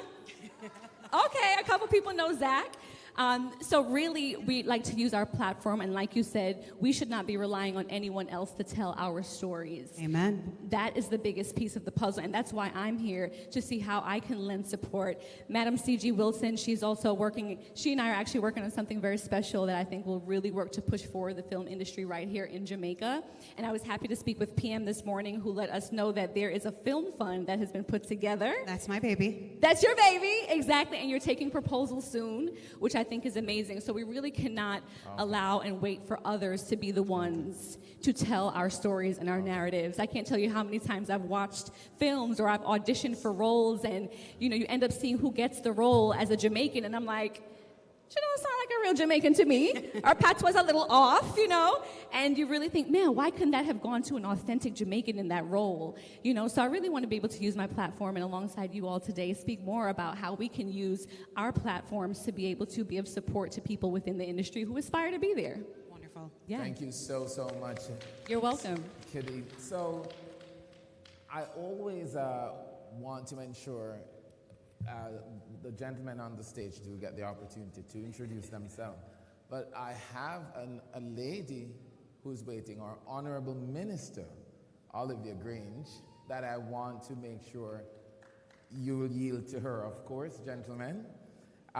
It's the honor and privilege and my delight and excitement to introduce our very own, the Honorable Olivia Babsy Grange, CD and MP, and I will invite her, or Minister of Culture, Gender, Entertainment and Sport, to share with us to the podium to my right. I will invite the Minister to come, and then we will continue with the introduction. Let's show some love, come on. Let's show our Minister some diasporic love. All right, let's give it up for the Honorable Olivia Babsy Grange. And the cultural and creative industries is now how we benefit. From the seed of creative innovation and centuries of cultural survival and exploration, visualizing, documenting, representing, producing, performing, all from this fertile Jamrock culture soil that has blessed the world with lyrical genius, movement magic, the waistline, baseline. Just draw it,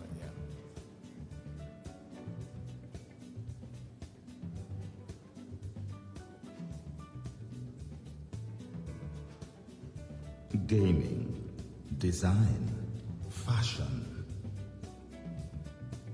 film,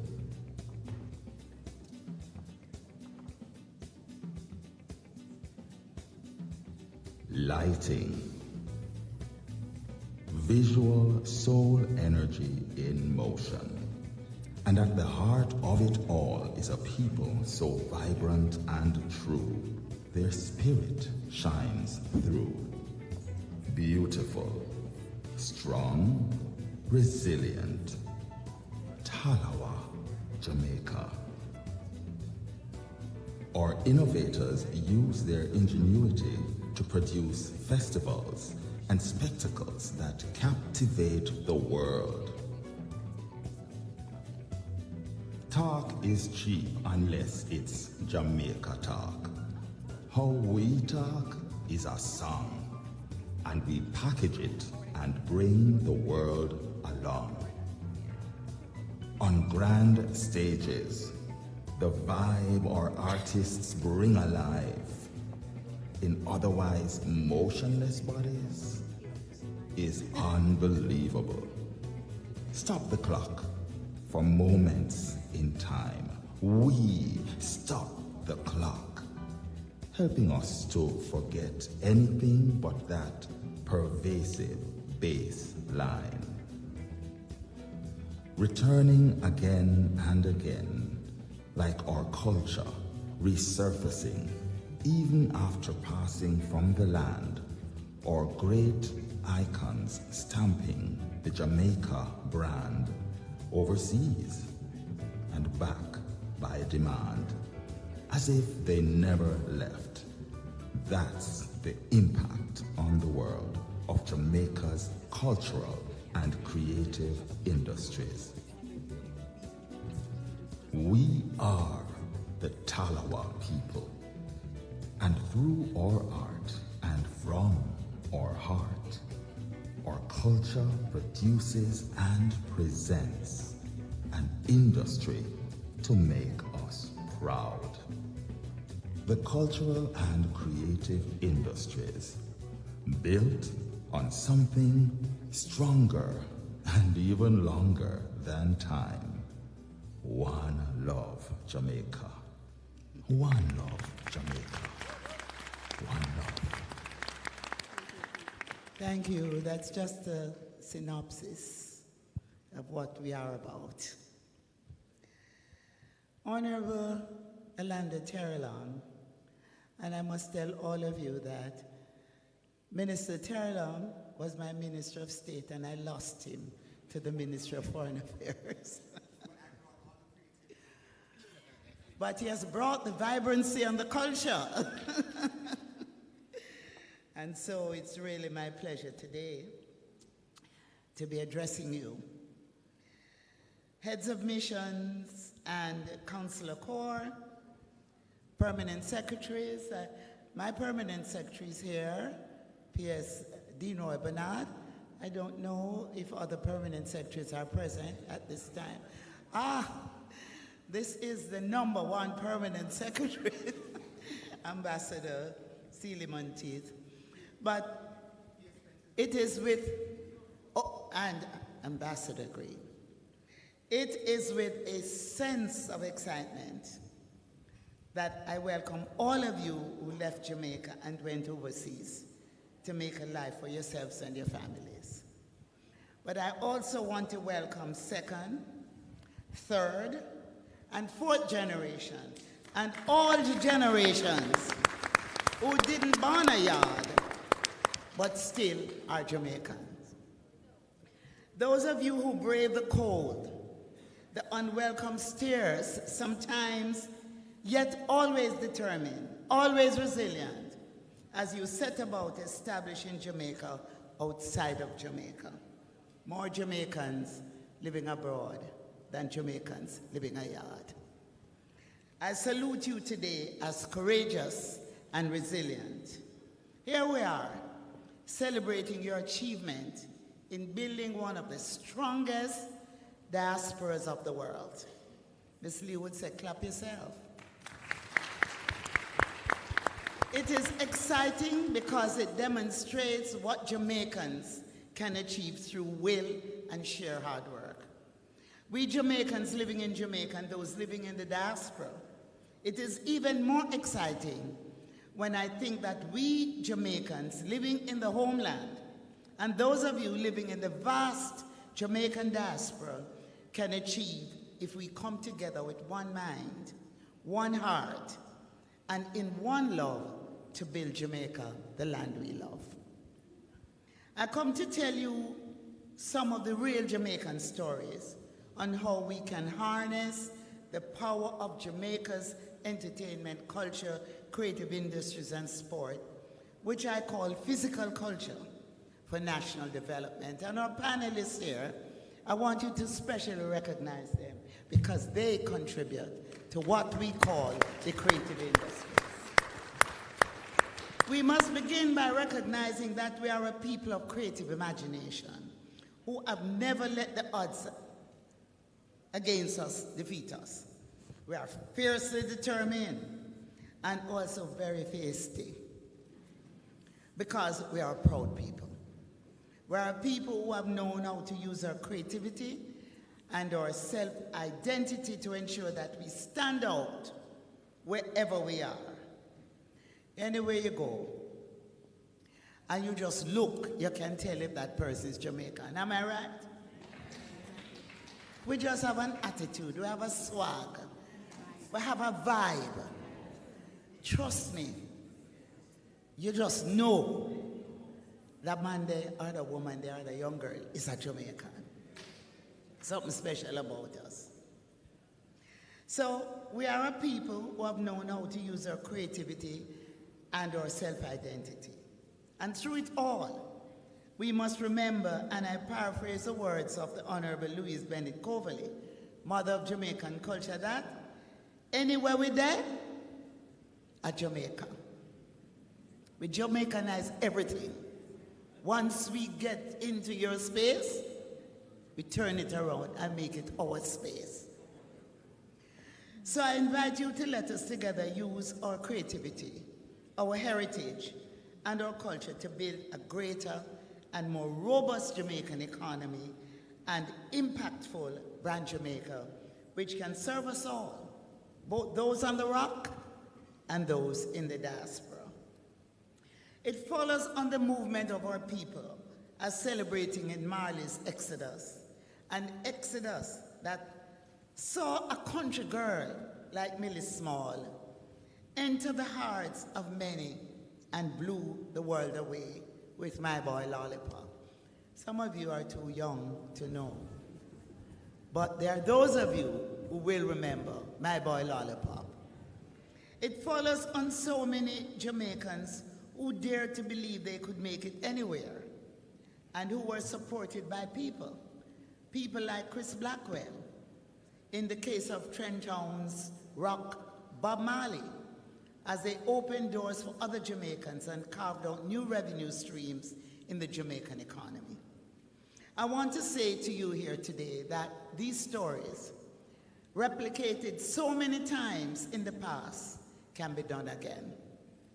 Like Jimmy Cliff, we always know that we can get it if we really want, and that the harder they come, the harder they fall, one and all. I want to invite you, our diaspora across the world, to get involved and invest in Jamaican festivals, Jamaican cultural activities, and even in Jamaican entertainment and cultural infrastructure. Jamaican music is our most penetratable export, found in every part of the globe. We must own it, invest in it, and make it work for our personal and collective economies. When we support global reggae festivals such as Rotterdam Sunsplash in Spain, where I was invited by the organizers to go to Spain to convince the government there to allow them to have the festival. And then that festival has grown to be the largest reggae festival in the world. We have people attending from all over the world. And you know what's interesting? You have bald and you have Rasta. Some of the locks that I see on Japanese and on Chinese reach their ankles. Because what we have done, we have given the world a music that has penetrated all corners of the world. We have given the world a new religion in Rastafari. And we have given the world so many wonderful things that anywhere you go and you say you're from Jamaica, you're treated in a very special way. So we have Reggae Sanska in France, Reggae Fest in Japan, or when we actively invest in the touring of Jamaican artists in nightclubs, arenas, and parks, we're investing in ourselves. When Bob Marley first started, when he toured, his first tour was in the clubs and the bars across the the world, across Europe, across the United States, little clubs. When I broke reggae music in Canada and took it mainstream, it was in the little clubs. And we saw mainstream Canadians. Marley saw people in the UK, people in the US, vibing to this music. They don't know how to speak Jamaican patois, but they were singing the words of those songs. That's the impact that we have on the world. So, it's not just music. It is theater with the likes of legends like Oliver Samuels. I mean, I'm sure everybody in here knows Oliver Samuels. He just has to open his mouth. And I'll tell you a little story. We were celebrating the introduction of International Year for the Youth. And I was responsible to coordinate the festival, which we call Jam Fest. Oliver Samuels was working with the Social Development Commission. And I said, let me borrow Oliver. He was so funny. I asked for a secondment to the Office of the Prime Minister. And I said, we're going to use him for all the commercials. He just had to open his mouth and tell you about an event. 45 events we produced in 10 days. And at the end of it all, I said to one of my associates from Toronto, Calvin Butler, a filmmaker, I said, we want to do a Jamaican comedy series. And we took Oliver and we did some 5-minute vignettes. We didn't have much money, but we were able to do the 5-minute vignettes and show them on JBC TV. I mean, the young people here don't know what JBC TV is. But we showed those 5-minute vignettes, and it was a big hit. And we eventually got a sponsor, and we started the series, Oliver at Large. So Oliver Samuels will be the first person to tell you that a Babsy bust me. So we have the National Dance Theatre Company, one of the best dance theatre, national dance theatre companies in the world. When they tour, when they perform for the diaspora, we are so proud of their performance. And then we have some of the most fantastic models. And I really want to commend Dwight Peters, who are here with us, for Saint International. In fact, his organization has the largest number of black models in the world.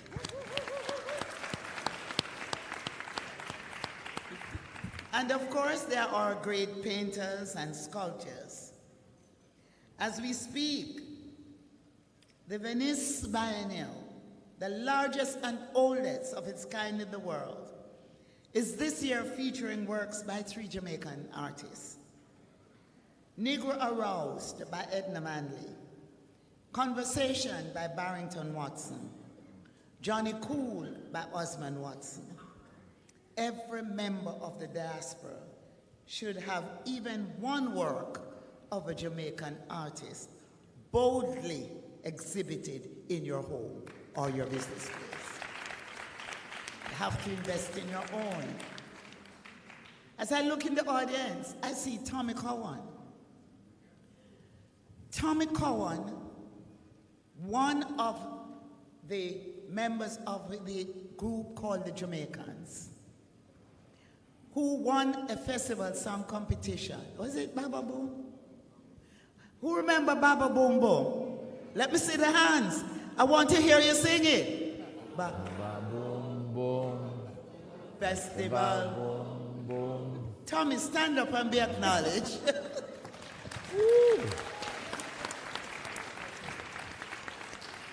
But I'll tell you another story about Tommy Cowan. He was Bob Marley's right-hand man.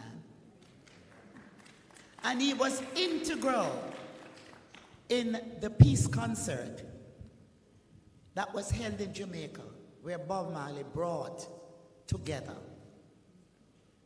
Edward Seaga and Michael Manley to shake hands on stage.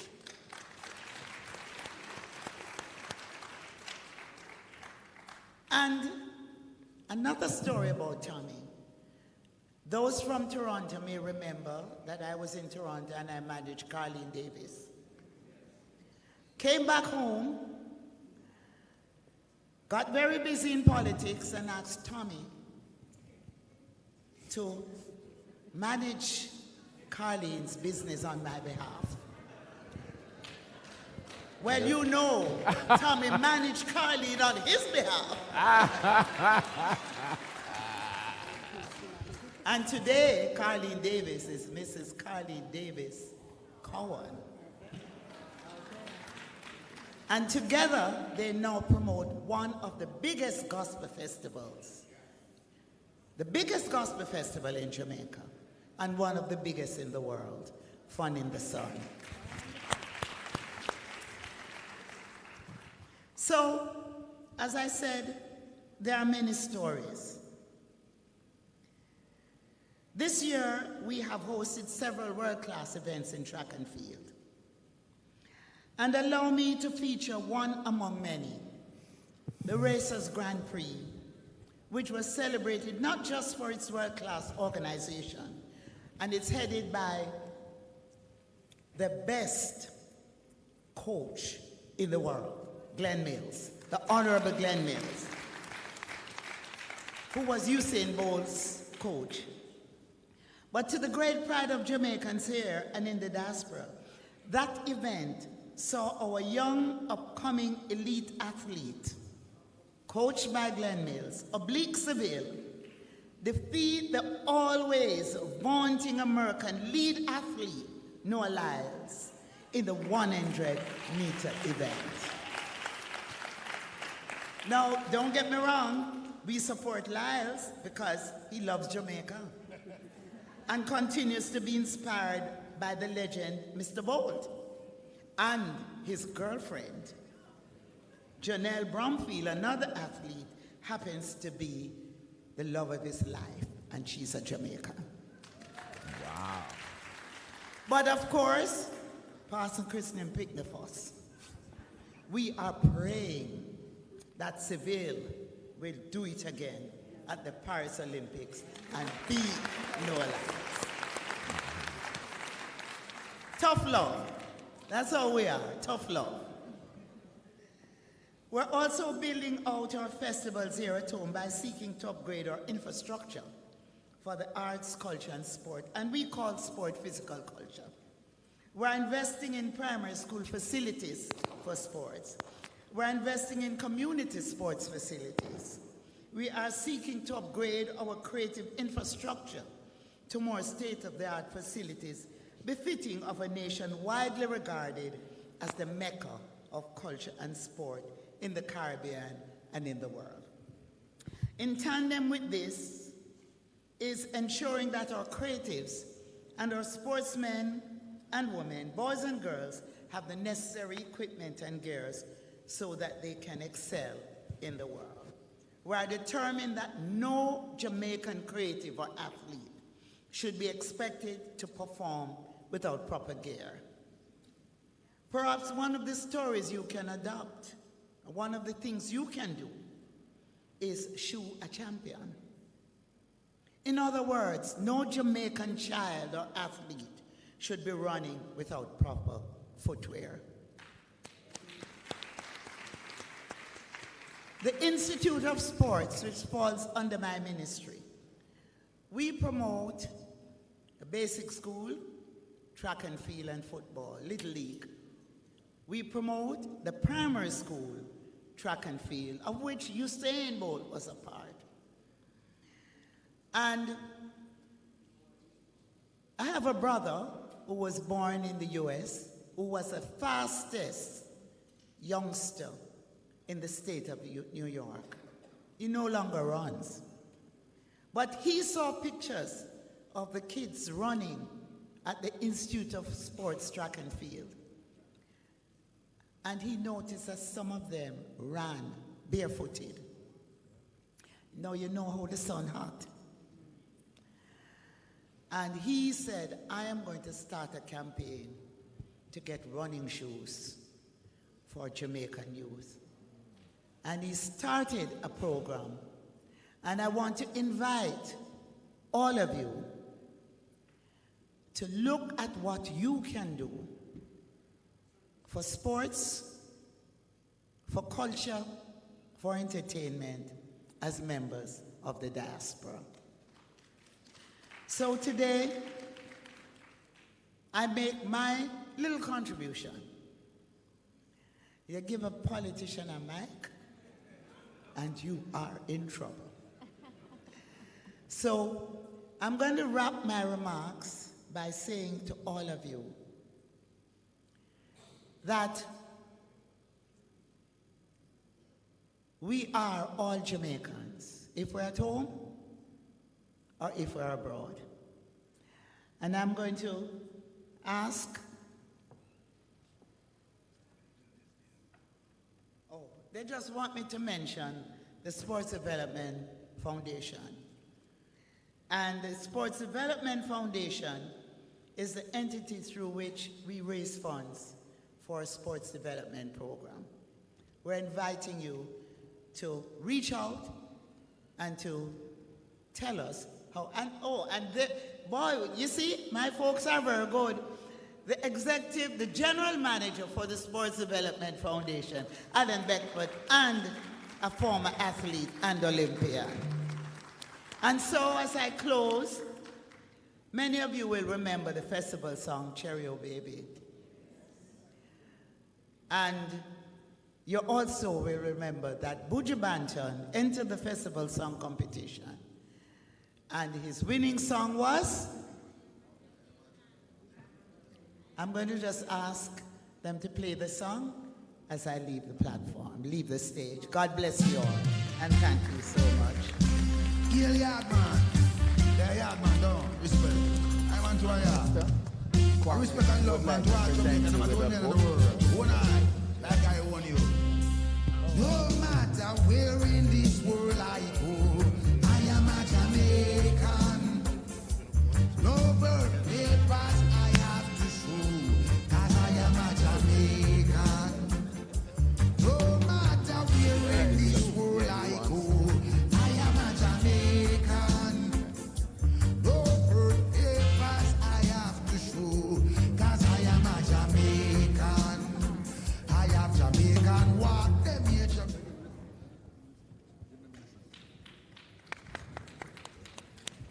Ladies and gentlemen, let's give it up for Honorable Babsy Grange, or Minister of Entertainment, Culture, Gender, and Sport. Thank you so much. So, Kwame, I just want to ask take a quick run and introduce yourself, and then we'll get to the question. All right. Our next panelist, and then to our question. And then Dwight, right? All right. Yes. Well, I don't know if I can follow everyone, but I'm just going to talk as I normally do.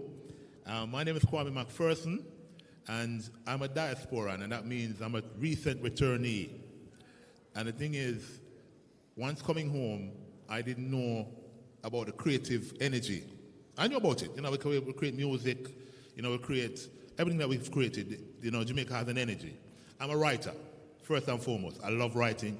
I love telling stories. So my journey across the diaspora, because I have lived in various countries, but I have also had the love for Jamaica that I would always return one day. Now the thing is, which I will share, is that last year I won the Commonwealth Short Story Prize for the Caribbean and for the world. Thank you. And the thing is, I had entered that competition 9 times. And the one time I won that competition is in Jamaica, where I won everything. Out of 6,642 entries, 53 countries, I am, last year, was #1, the first Jamaican to do so for that literary competition. As a returnee, I have found being in the creative industry, which I'm now a part of, I have been able to partner with National Library of Jamaica. I have Bev Lindsay here, and we've done workshops together, creative writing workshops. I'm also part of an initiative, a community initiative, which is called the Jamaica Nomadic Tour, a poets tour, which we do poetry in schools. Now, the wonderful thing is, they were started by those diasporans. So the Jamaica Nomadic Poetic Tour was started by a diasporan. At the end of this month, we have the Black River Film Festival, which is the first to happen in Black River, the first of its kind, I probably think outside of Kingston, and that has also been started by a diasporan. And so I share that because a lot of times people think that the Jamaicans who are creating things, but diasporans have come home and we have created and we continue to create. And for me, I have been very successful in terms of being able to write and win an international competition. Out of that, I would also share, and many of you here will probably are hearing it for the first time, that my award-winning story for last year has now been picked up to become a TV show or a movie. So it goes to show. That we as diasporans have come back and have benefited from the energy that Jamaica does have, but it also shows how we are contributing to nation development. So that is it. Thank you so much, Kwame. Thank you. So, Dwight, over to you. Good evening, everyone. I see my colleagues all turn to this direction. They say they left the best for last. Before I start, I must say this. I was extended the invitation, and thanks to the Ministry of Foreign Affairs and Foreign Trade, I'm humbled to be here. But now that I'm here, a couple of things happening, and I have to wonder if it's just pure coincidence. Consul General Alcyon Wilson, first time seeing her in person. And beside her, I'm just seeing him because I didn't realize he was here. This is a shocker, be quiet now, her husband, who happens to be one of my very first Saint models. Stand, Omar. And I see mouths are open, but I have not seen him in many, many years. So I am indeed proud. You're doing well. Let's go further. To my immediate right, the charming Kadeen Ellis revealed that her mother is from the parish of Clarendon. Her mother, hold on, that's my home parish too. Hold on, it gets better. Her mother went to the best high school in Jamaica, Glenmuir High, which happens also to be, listen carefully, the alma mater of the permanent secretary of the, and yours too. I tell you, what more would you need to convince me that the energy is absolutely right for me to be seated here this evening and to have the position of being the finale speaker, just to give the energy to the room. But let's get to the business of it. You know, my Jamaican family from the diaspora, welcome. We're there. Let me hear you. We're there. Yeah. Let me hear you. You sound weak, man. Go again. We're there. Yes, we're there. To my esteemed colleagues on the panel, I do feel humbled to be among your peers this afternoon. Now, Saint International has been around for 24 years. In 2025, we celebrate 25.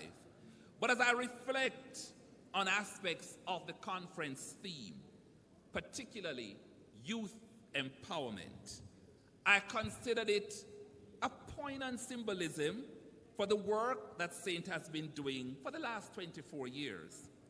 To set the stage, or make that the runway, it is important for us to contextualize the role of Saint as to why it is that I'm sitting here. Saint is totally Jamaican-owned, Jamaican-based, but an internationally operated model management company. Saint has discovered, developed, and placed internationally more Jamaican models, males and females, than any similar company in the history of the Caribbean. From New York to Paris, London to Milan, Hamburg to Barcelona, Athens to Istanbul, this Jamaican Saint brand burns brightly among the best across the world. Saint is the Jamaican brand managing models from Nigeria, Martinique, Guadeloupe, the United States, and now South Sudan.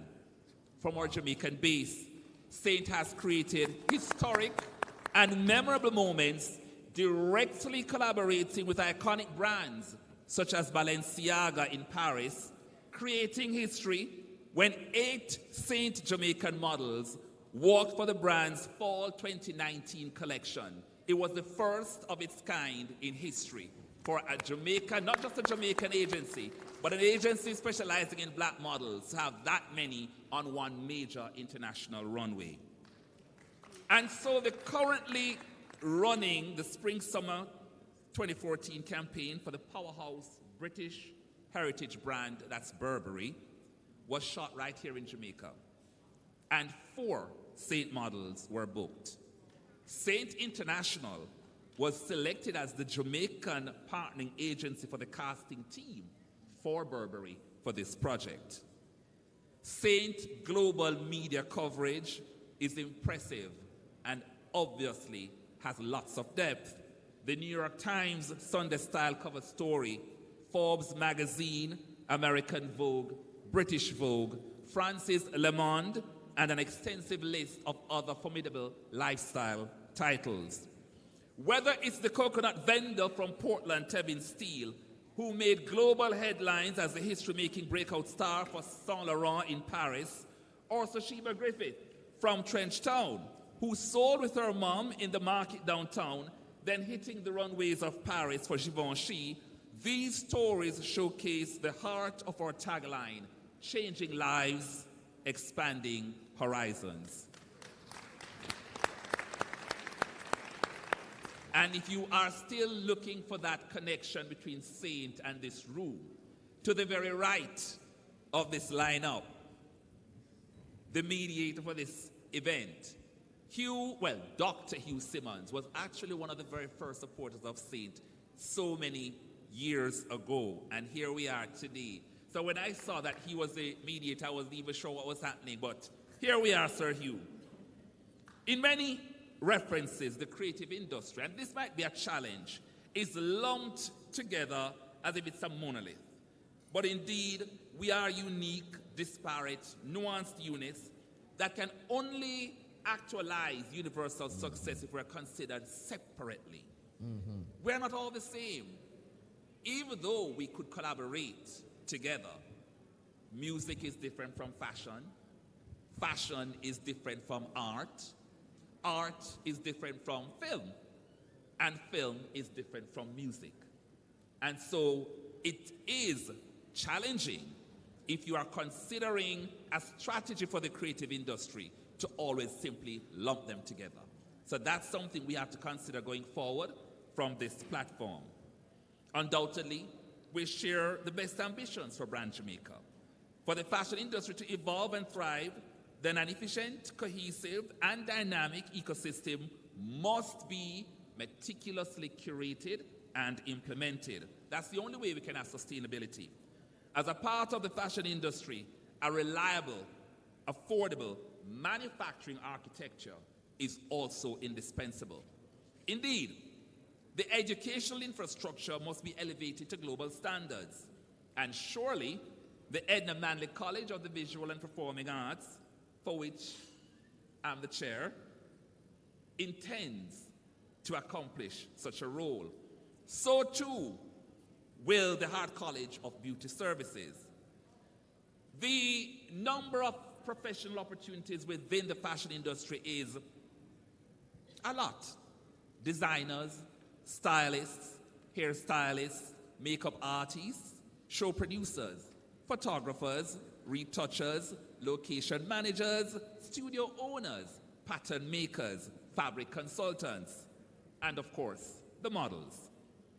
So we are here today to exchange thoughts, collaborate to achieve common ambitions, not just to intellectualize or contextualize, but to leave with that important clarity of a vision, a dream that is activated by the unrelenting pursuit of excellence and the burning passion for the greatness that we have, infused with integrity. My family of the Jamaican diaspora, we must commit. We must remain united for Jamaica's transformation, fostering peace, productivity, and youth empowerment. We got this. Thank you, guys. Thank you so much, Dwight.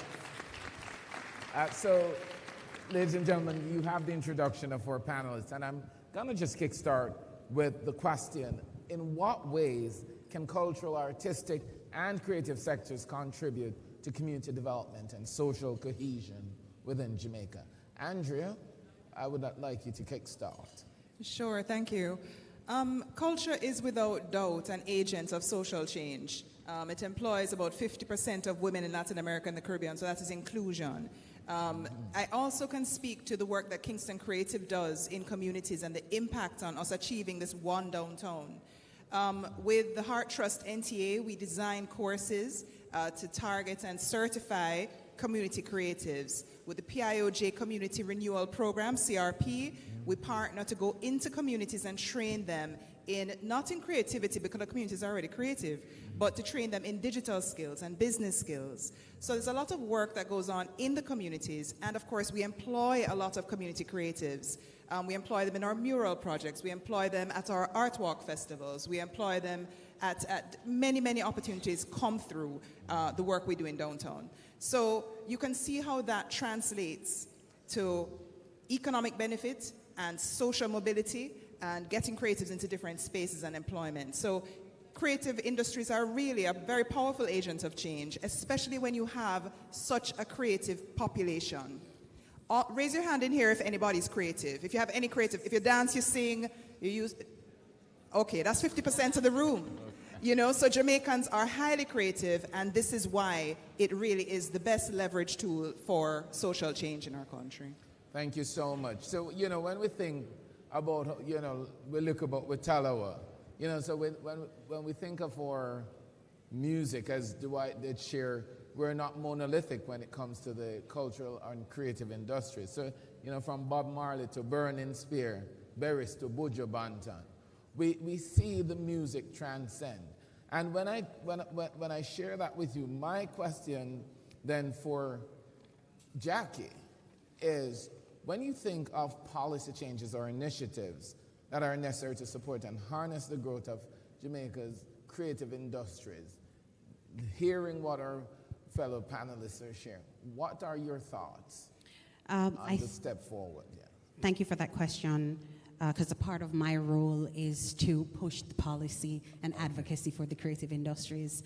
And my remit is film, animation, and music. And what we look is at the research that has been done. That's our baseline. So all of the cultural and creative industries researches, we look at those, and then we look at the programs that have been implemented before. Then we also work with our stakeholders, because that's important too, because sometimes we want to design things without talking to the creatives themselves, right? So we have a lot of, and it happens a lot, but we want to go to the creatives and say, you know, what is it that you need? And specifically for music, what we've done internally, I know that Jampro is, you know, always pushing the screen-based industries. But when I joined the Film Commission last year, my president is here, President Cox. I said, President Cox, I really need to create an initiative specific for the music industry. So I pitched her artist management and monetization program. I did a concept note. You know, I told her, you know, we're being a TOR, we're going to bring in a consultant, we're going to have multiple conversations. I even reached out to Andrea, and I said I want her support. I've reached out to Ministry of Culture. So there's that alliance with the agencies, the ministries, and also the public-private sort of partnership that is needed. And I want to say that, we're into the first stage of ensuring that we have a consultant that comes on board to create something that is meaningful. Because sometimes we create these initiatives and it doesn't get to reach the creative. So we want to not just reach a particular artist, but we want to use and look at the youth. We want to talk about how we can get into speaking with the impresarios. And when I say that, the producers, the stage managers, because what we find, even just based on preliminary research from the Jamaica Screen Development Initiative, is that artists, it's really hard to differentiate between the business and the art. Thank you so much for that response. So, building on what you just shared, and I go, just to say, when we think of, our literary giants, literature, is important. Poetry, we have sitting the Commonwealth Prize winner beside us, Kwame. So from Claude McKay to Edward Barr, Kwame Dawes, Miss Lou, right back to Aishan Hutchinson.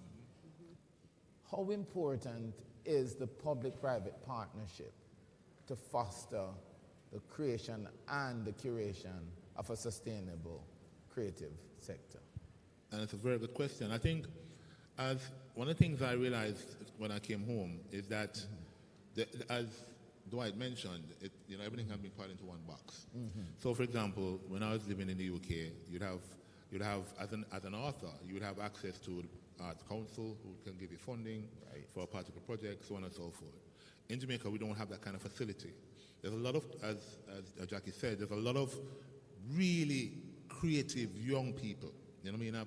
I've done mentoring in my alma mater, Calabar High, and one of the things I realized interacting with the young men is their knowledge and the way that because we did poetry. It's a poetry workshop, and it was so wonderful to see how these young men were expressing.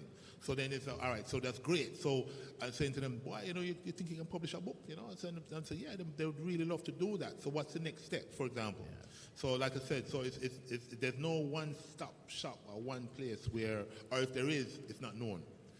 For young people to have that type of support or that kind of facility, especially when it comes to writing.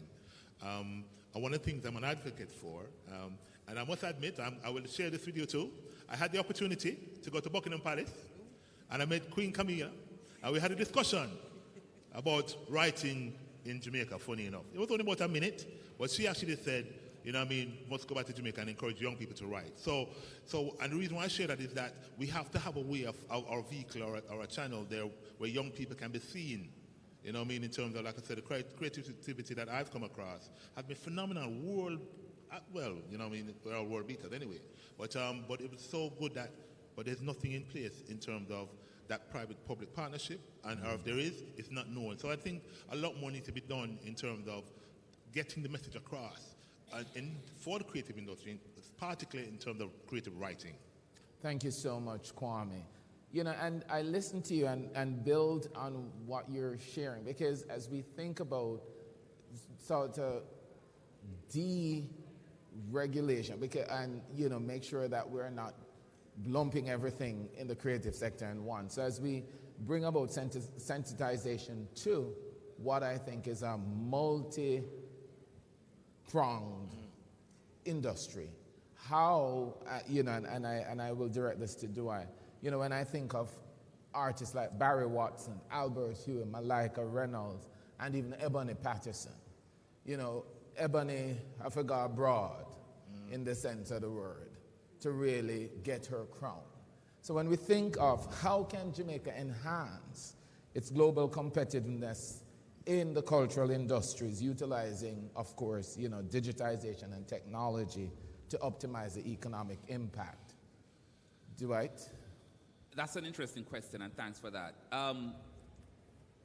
There has to be several considerations, and I'm sure, Jackie, I see you shaking your head. You're ready to get on board for this one.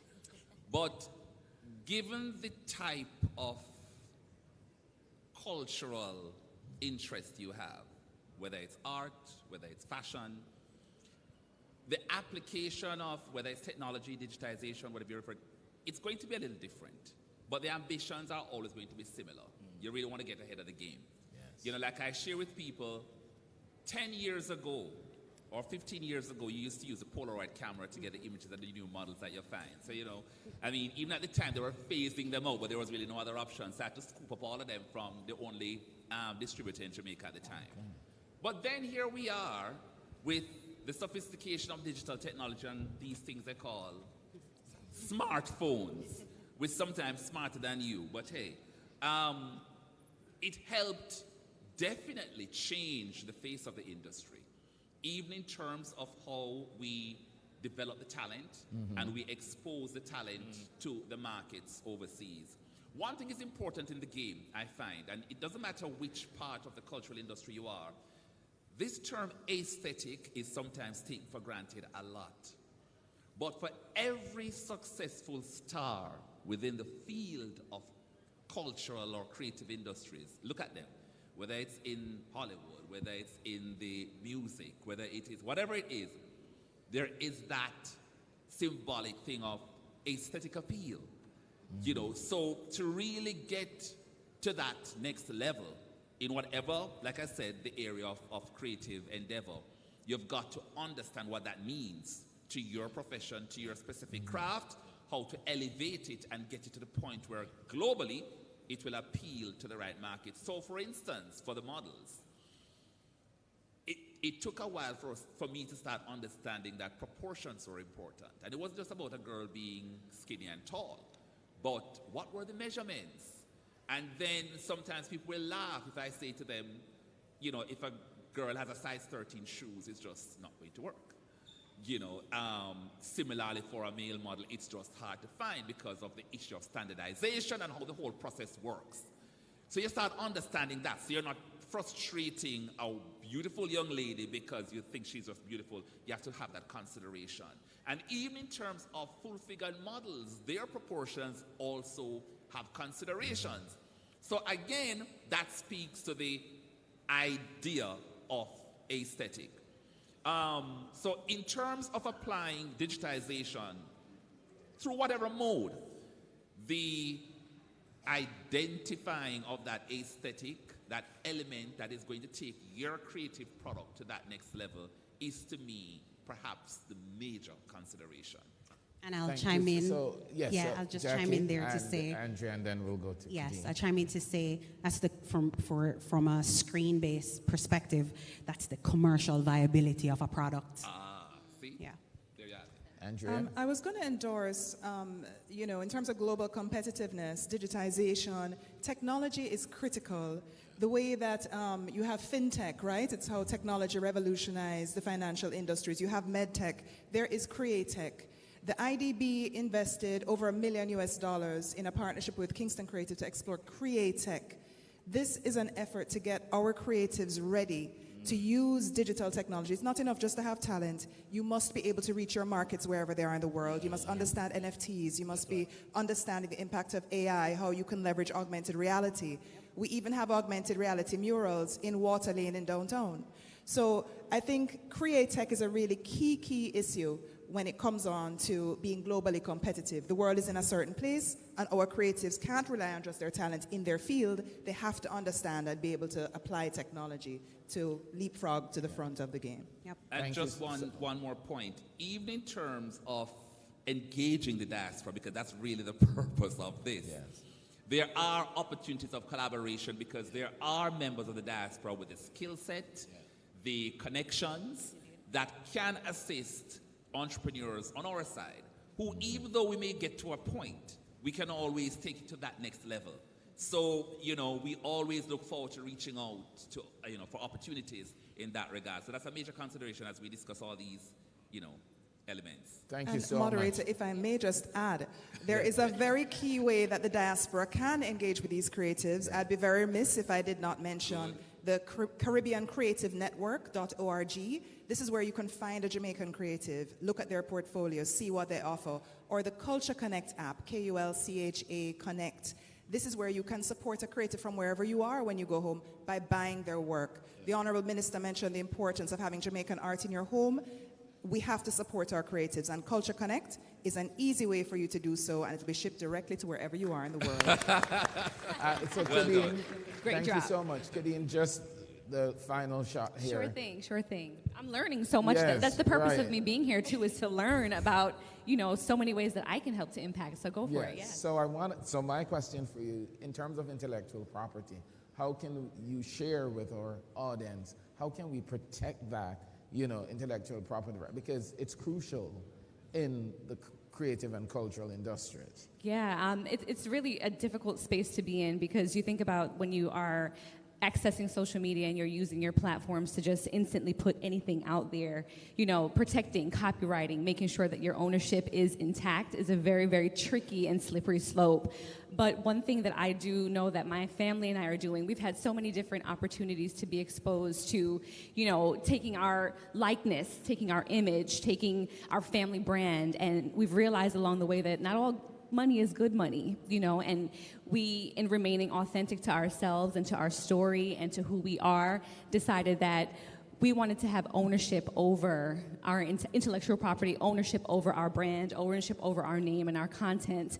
So we're in a great space when it comes to social media now, where we are able to control our own narratives, and that's what I encourage youth who come to talk to me about ways to get into the industry. Really just create your own way. There is no linear path when it comes to creativity, much less the film industry, much less TV, much less film. There's just no linear path. So by creating your own lane and essentially holding on to whatever is authentic to you, it really will allow you to just get the leverage to move forward. And that's how I've been able to make the connections that my family and I have made in the industry as well, too. It's really just owning your own property, owning your own stories, and I encourage many Jamaicans and diasporans to do the same thing, to make sure that we're owning our own stories and not allowing other people to tell us. Thank you so much. I really want to thank you so much for sharing this. Ladies and gentlemen, with all due respect, there is a time constraint and we could go on for the next 45 minutes or so. But I really just want to ask you just this one thought. What we can do to make it better. One thought. Yes, Andrea, one thought. So my one thought is that we have made such change in downtown Kingston, a problem that has plagued this country. The perception of downtown Kingston is a perception of Jamaica. All the shutters, the crime, all of the negatives that are around downtown is applied to all of you as you move through the diaspora. There's been such a shift in just painting these murals and having people coming in and doing what we're doing in Water Lane. I would encourage the diaspora to get involved in phase 2. Thank you. We are now doing downtown transformation, the second phase, which is called Adopt a Block. So for the 8 blocks of the city, between the National Gallery of Jamaica and the Institute of Jamaica and the National Library, of course, those 8 blocks, we're inviting corporates, we're inviting diaspora, we're inviting individuals to come on board. So please do get in touch if you're interested in being a part of the change going forward in downtown Kingston. It impacts Brand Jamaica, it impacts all of us, and it's a very powerful tool for social cohesion, crime reduction in these communities. Thank you. Thank you. Jackie. I'm going to two-prong plug this. I want to start with Jamaica Screen Development Initiative. And we recently launched and closed the call for application, $1 billion, as most would know, for the Jamaican creatives, specifically for screen-based. And so now that my creatives eventually will have this access to funding, pool of funding that they've never had before, what I want to challenge the diaspora is to support the creatives. Understand that this is a viable means and way of investing your time, energy, and effort. The creatives, they've always just been left, in the corner, unsure whether or not their craft is true, but it is. And I can go on the line talking about all the investments that have been made, the films that are coming into Jamaica. You just saw the Bob Marley, One Love, right? We hired over 200, crew above the line, below the line staff. What I'm saying is that our creatives are skilled. They have the stories. They have the talent. So I want us as Jamaican diaspora to support that. So from an investment standpoint, the private, public funding coming together, I want a pool of funds for creative arts that is sustainable for years to come. Thank you. Ladies and gentlemen, so give it up for our panelists. We're running over time. I want to really take the opportunity to express my profound gratitude and appreciation for you taking the time out of your schedule to share with us, to bring your energy, experience, excitement, and of course your expertise. I thank you, and I look forward to when we bust out and make Jamaica and Jamaicans the people of the world when it comes to culture and the creative industries. I thank you for your work. Ladies and gentlemen, give it up for our panelists.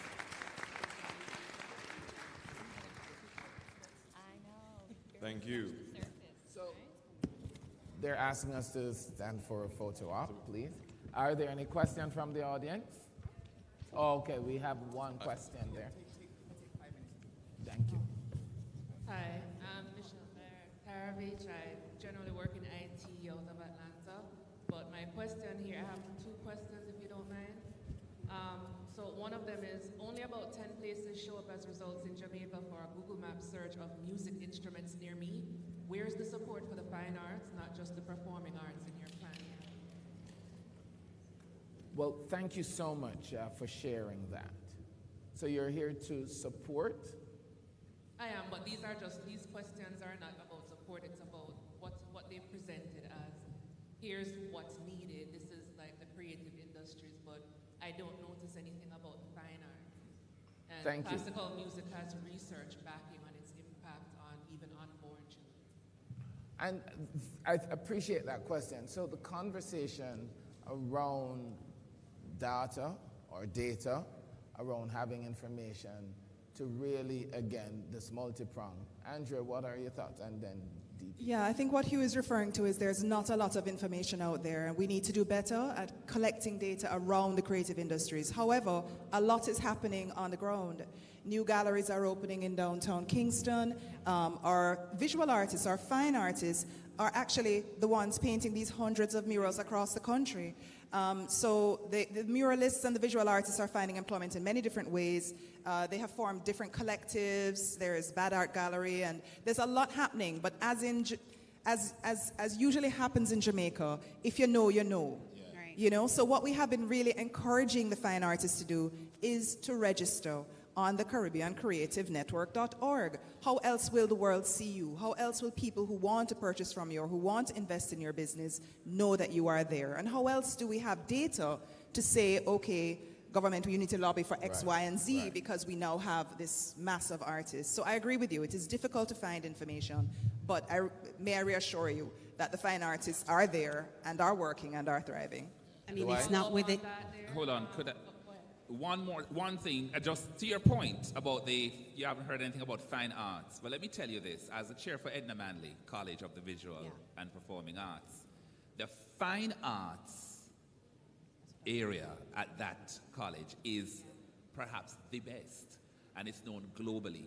Now, there is actually a culture around fine arts in Jamaica. And this is something I discovered while I was at Edna and started interacting with a lot of the artists. Philip Thomas, for example, Camille Cheddar, and a couple others. And, you know, when you hear, like, movie stars in Hollywood actually collecting these Jamaicans' artwork, let me tell you, it's no play thing. So you are correct. Perhaps more needs to be done around the marketing of it. But sometimes they will tell you that's just how they like it. Yeah. Believe it or not. And I know that the National Library is here. National Gallery is here. So I just pointed to have that conversation. I usually also send them to the education, usually to UE, Edna Manley. But I know it's a thriving business, and I work with so many fine arts, even though this is not within my remit. But yes, really, really. Hi, I just want to address your concern in some way. Our perspective. I'm the senior director of the National Gallery of Jamaica, and I must advise that it is one of our focal points. So Manley, Austin, highlight Caribbean, and the Jamaican. Yeah. And we actually this year we're celebrating our 50th anniversary. And we are showcasing, you know, a large gamut of work by Jamaican art with mainstream art, what we call the intuitive art. So we are working very steadily in that department. National Gallery of Jamaica. Hi. Thank you so much. Thank you for your question. Yes. Follow-up question is, There are no entertainment lawyers on the panel, even though one of the biggest issues, if not the biggest, with Jamaica based on and then versus now look at multiple past entertainers. It's not the shortage of talent because we're exploding with both talent and creativity. It's them getting their fair share of the returns from their creative energy being shared with the rest of the world. Where's the involvement of legal advice to the actual creative individuals in these plans, proactively before they sign a contract? Where in the plans for creatives in Jamaica is the protection for creatives in terms of having a legal resource permanently attached to this creative industries initiative at no cost to the new and upcoming talents we all know tend to be very young. And in terms of concrete now solutions such as a pension fund among the creatives and insurance vehicles that target the creatives and encourage registering themselves even as a business, just as an example, under their actual performing name in the Companies Office of Jamaica, or like a Jamaican version of the Screen Actors Guild, a Creative Industries Guild. As one example, one of my favorite artists, Terry Fabulous, what is your specific question? No one is helping him. Sorry, because of time. I think I want to speak about one. There is JIPA, Jamaica Intellectual Property Office. And then there's also the National Library that is also here. And I think sometimes, again, it's the information sharing. So for my filmmakers and animators, they would know that, especially with rolling out the Jamaica Screen Development Initiative, what I push is that they understand the chain of title. And chain of title, as you say, there's somebody on this panel that is a lawyer for intellectual property or entertainment law, but I can tell you it starts in the development phase. And so what we encourage our creatives, and we do that through JAFTA, Jamaica Film and Television Association. We talk to them through Women and Film in Television. We also talk to them through Jamaica Animation and Nation Network. So we encourage them to understand the importance of having that intellectual property agreement, contracts, etc. But it's there for some of the creatives. I hear where you're coming from. It's just that we need to, but we're very informal. And I know from my side, I really try to push that because they won't be able to access funding if they can't show proof of ownership of the content they're creating. Our final question. Thank you so much. Hello. My name is Terry Bennett. I know we're pressed on time, but I'm a strategic revenue manager for one of the biggest companies in the world, M&M Mars. And I also have a degree in sound audio engineering, and I work heavily within the music industry. And what I did was identify areas of opportunity that the artists are missing out on, specifically when it comes to their brands. So our artists have some of the biggest brands in the world. Their names, as she mentioned, are some of the biggest names in the world.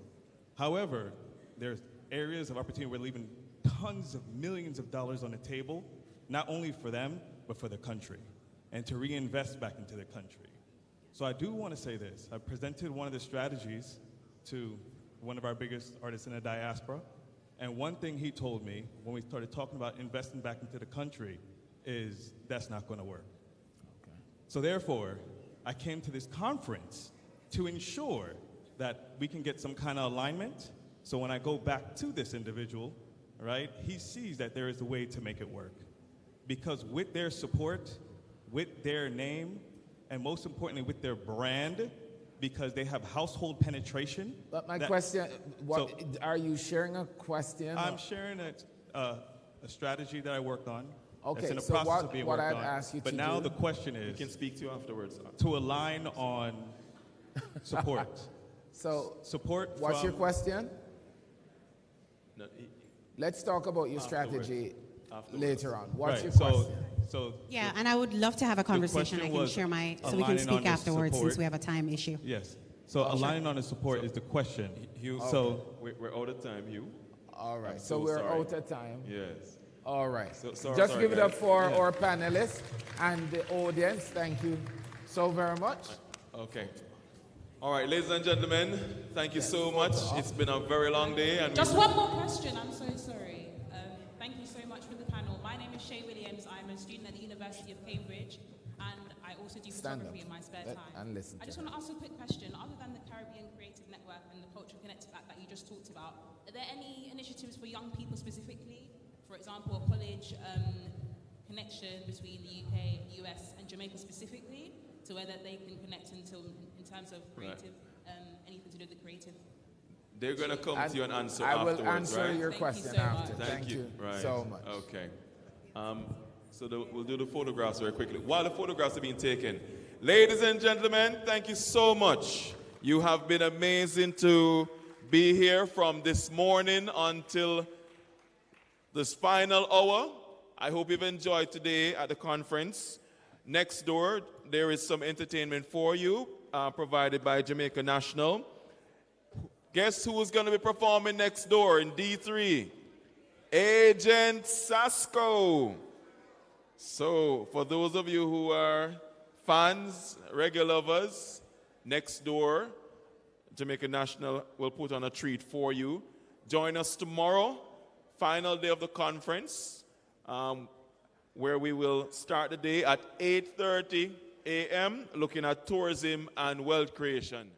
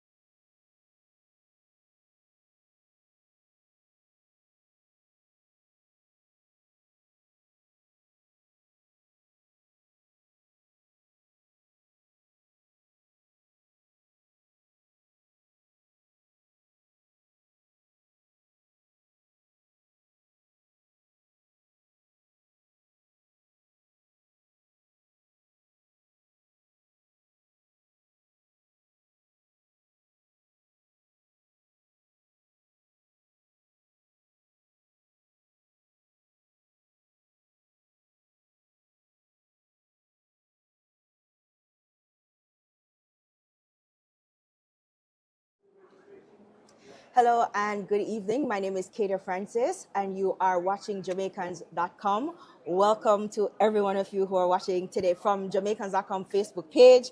I am here with my co-host again, Consul General Oliver Mayer for the Southern United States. That's right. He's going to be hosting the Riverside wrap-up with us today. We're at day 2 of the 10th Biennial Jamaica Diaspora Conference, and we have some really special youth guests today. Yes. Right? And we're going to be talking about the Youth Innovation Challenge that was a part of this entire setup for the Diaspora Conference. So I have with me Kevin Pinnock. Good day. Right? He's the winner of Youth Innovation Challenge. And I have Asher Richards, who is the chair of the Global Jamaica Diaspora Youth Council. Welcome, guys. Thank you Thank for having us. Thank you for being here. So we're going to start with you, Asher. Tell us just a little bit about the Youth Council. Okay, so the Global Jamaica Diaspora Youth Council was founded back in 2020, and it's an initiative started by the Ministry of Foreign Affairs and Foreign Trade in Jamaica to build affinity among second, third, and fourth generation Jamaicans, as well as to create a sense of community and networking and youth empowerment overall. Youth empowerment. So how did you become the chair? Because that means you're running the thing. So how did you become chair? Well, our chairmanship rotates every year. So every 3 years we have elections for our representatives in the US, Canada, and the UK. We also have executive board members, 3 from Jamaica. And our chairmanship, how I became chair, if you want the short and abridged version. Yes. At the end of last year, our executive board did a vote, and they decided to vote me as chair. So Awesome. Congrats. Yeah, that sounds simple enough. Just vote and you're chair. Awesome. Excellent. And so, Asha, CJ, you came up with the Youth Innovation Challenge. Yeah. Tell us about that. How did you come up with this idea to do an innovation challenge? Sure. So actually, I got the idea from an innovation challenge that I did last year summer, and that was the Solving for Humanity. Actually, don't remember the rest of the name, but it goes by Solving for Humanity, and the project that I entered with was for collective remittances, which is something that I've been researching in grad school. Right. And what I did was, there was one of my friends from grad school that joined me on the project, but I also got one of my friends, Victoria Brim, to join me on the project. And she is born and raised in Jamaica, but also studied international development like myself. And while I did a lot of technical research in regards to it, she was able to bring local perspective that I didn't necessarily have. And we ended up winning the challenge. We actually got to present to the president of the HDRO, UNDP HDRO office president. So I was saying that collaboration is something that I think a lot of diasporans need. I mean, granted, I personally had a friend in Jamaica, but part of affinity building, the issue that a lot of diaspora youth have is the fact that outside of their immediate family, they don't have cross-border connections. They don't have other youth that they can connect with and network with. So in my head, firstly, the Innovation Challenge would create new solutions for the problems that Jamaica faces. It would get diaspora youth and Jamaican youth to collaborate on topics that are of interest to them. And they're able to network in general. You know, you're collaborating on these projects. And also diaspora youth get to research more about Jamaica in topics that they are more familiar with. So say someone is interested in hydroponics per se. They're like, oh, what kind of programs are happening in Jamaica? Let me research. Oh, might be an issue. I've done research. Okay, let me see what else can be done in this area. You've piqued their interest to want to give back to Jamaica, whether that be through their knowledge, through their investment, through actual coming and volunteering. But I felt that it would be a great way to network, to produce innovative ideas, and to create further affinity with diaspora youth. Well, awesome. So I want to congratulate you for putting this forward, because it's so important for us to hear more from young people like ourselves. No, but and to get this involvement and to pull our second and third and fourth generations together. For sure. So I want to congratulate you for taking the lead with that. And today you announced the winner. And the winner is right beside us here. Mr. Kevin Pinnock. Congratulations. Well, It's a team. It's a team. Pinnock. Well, it's Briscoe and Pinnock. Christina Briscoe, she's a major part of this project as well. Well, she may not be here physically, she's a big part of it. And excellent. I appreciate her contribution, because she's more or less the person who funneled my enthusiasm in a certain path. Because it was up to me, my day would have been a bit too wide. Excellent. So I appreciate Christina. Tell us about the project. So the project is basically boils down to implementing an agricultural knowledge management system in the agricultural sector.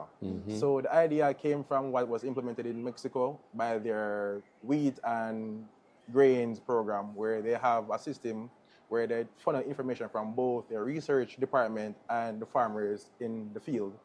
And what that did is that they basically have a repository of information that could better be suited for what the people of Mexico need. And since that idea kind of makes sense in an aspect to where you're getting information from both a knowledge-based sense of people who are specialized in research and development, but people are also doing the physical work out in the field that have a better idea of what the quote-unquote real world has to offer. The idea could work in Jamaica as well, because a big thing our agricultural industry is that we want our agricultural produce to be at a higher quality, increasing yields and sustainability and all that, and everything of that nature. So the proposal in Mexico won an award, so it had a strong backing. So the idea was that if it could work there, and the concept is that it's not about just plugging the system from a location and then just implement it in another place. That's not the idea. Right. Because what's best for Jamaicans, only Jamaicans It has to would work know. here as well, right? Yeah. So the knowledge management system basically boils down to the research and development team that we have locally feeds information from the farmers as well, and they do their research and development as a collaborative unit. Right. Excellent, excellent. Is there any particular crop that you see yourself focusing on? I mean, you're close to some of the agro parks in Clarendon. You're from Clarendon? Yes, I'm from Clarendon. And I know they have a lot of groupings of farmers out there. Is this something that you plan to introduce to them as the winner? Well, well, all right. In all honesty, I never really talk about this publicly, but I am interested in doing a farm-to-table business. Right. Would work as a subscription service, more or less. Right, okay. So, like I say, it's the first I'm really talking about it out in the public. But so is this like testing the waters for that? Well, ideally, yes. Okay. So it's So basically... this is where we break the news, folks, right? We're breaking news here today. So right? that's basically the idea that I'm working with currently. But the function of the system basically boils down to that. With the collection of information, a big thing in technology is having data and using that data to benefit the people. Right. So with that data collected from the system, ideally what would happen is that we'll be able to get big data, and that big data can be used to implement new systems and make recommendations. And the big trend now is having that data to make AI models. Excellent. So that's the big funnel. So it's bringing traditional like agriculture together with technology and integrating that. Awesome. Can I tell you, you said the buzzword there, AI. AI. Yes, because that's the big thing That's nowadays, a big right? thing. Artificial intelligence. It is. Two things I heard today. But AI innovation for good. AI for and good. AI for good. Right. So innovation, which is going to be critical, especially in the age of AI, Yes. where we'll have all the knowledge at our fingertips. So I'm happy to hear that we're discussing this. And I want to use the opportunity again to thank both of you for the great idea. Congratulations to you and your team member for winning. And looking forward to having it implemented in the field, pun intended. Definitely. Right? We're actually looking forward to a mini tutorial from Asha for the lips, but we're run out of time. But thank you guys so much listen, for the being next here. interview tomorrow, I think you could work on our co-host, right? Sure, but if you want a tutorial, I actually do a lot of content on flag-inspired makeup looks. Okay. But a tutorial on this will be available on my TikTok and Instagram, which you can find at Jamaican_Bay, B-A-E, on Instagram and TikTok. Where can we find you, Kevin? Well, my social media is I am Kevin Pinnock on Instagram. You can find me as Kevin Pinnock on LinkedIn. Most social media platforms, You're Kevin Pinnock. All right, So, thank you guys so much for being you. here at the Diaspora Conference and for talking to us. Wishing you all the best. Thank you for having us. Thank you so much. We are going to take a break and we'll be right back.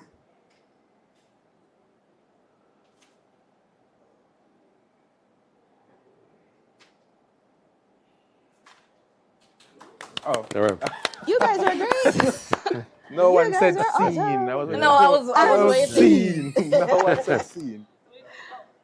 Good, good, good.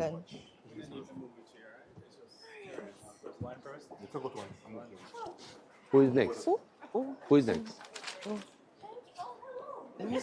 Who is next? Oh, she's a diaspora in New York.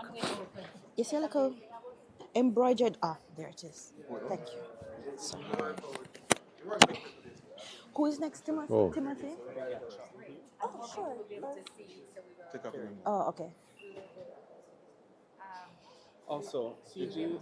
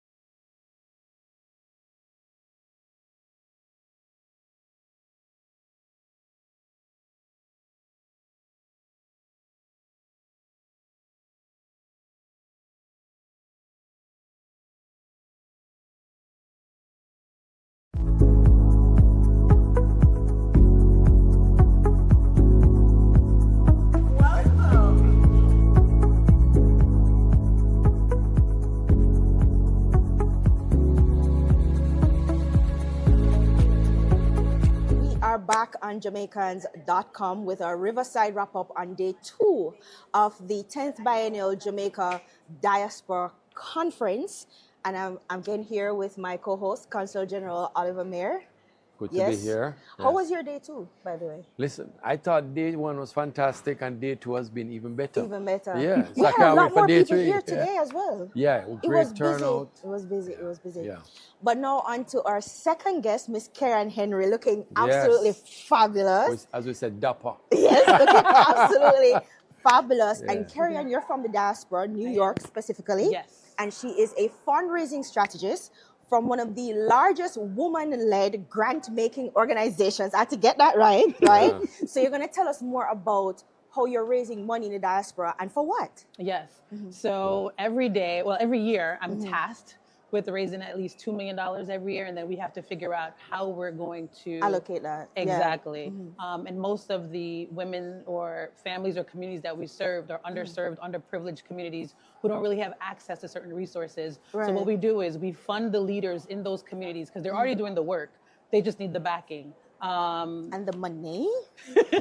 Yes. So we also help them strategize how to keep their organized. We don't fund them one time, right? It's an ongoing 5-year plan that we have because we want to make them sustainable. It's not like it's a relationship. Exactly. And so after we give them the money, okay, well, how can we help you elevate in other ways, in other areas? And I'm also the marketing director for an organization here called School Jamaica in New York. School Jamaica. It's here in Jamaica. I'm sorry, not New York. It was founded by a great musician called Desi Jones. Right. Yeah. So we're definitely now working with his son, trying to preserve the heritage and the legacy of reggae music through teaching and through teaching diaspora. It's an asynchronous, so you can do it online. Anyone can do it online. Young kids, anyone can learn, but just learn about the heritage because what we've learned is that there's no documented, how can I put it? Document of the reggae music, right? It's always been oral tradition. Like my dad taught me this, or my grandfather taught me this. So now we're just working on documenting it and make it just really bigger than ever. So and it's keep his preserving legacy the alive. culture through documentation and archiving. Exactly. You Right. got it. Yeah, Exactly. well said. So yeah, just doing that and just excited to be here and learn more about how can I give back using my skills and expertise in fundraising and in philanthropy. But I want to learn more, like where does Jamaica need the help? Is it in education? Is it building economic security for women and girls? And how do we build communities to make them thrive? So that's why I'm here, to learn that so I can do something about it.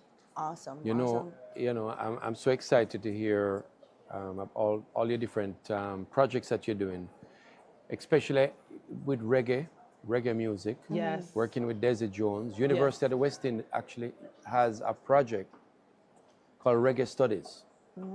So they actually have a degree program called Reggae Studies. We have provided some scholarships there. And it would be good to connect you in that conversation, the diaspora supporting University of the West Indies. Okay. But my question to you is, how do you select the organizations that get the funding from you, the grants? That's a really good question. Yeah, thank you. So I think it goes by the need, the need of the organization. I'll tell you, the first organization, I'll tell you about this one specifically. We call them grantee partners because we partner with them and we give them grants. So it's not like we're giving you money. We want to partner with you and hear what's going on in the neighborhood, in these cities. Where do women or men need help? So this one organization it's called a Call to Men. Right. And mostly we fund women, but this organization, because women's safety, we're like the focal point of their organization. They teach men how to, what's the word I'm looking for?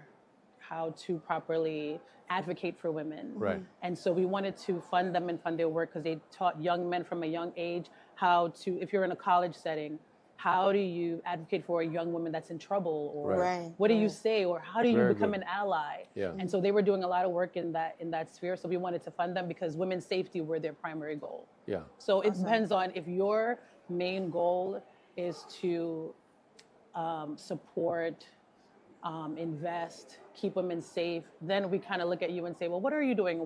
How can we partner with you and amplify the work that you're doing?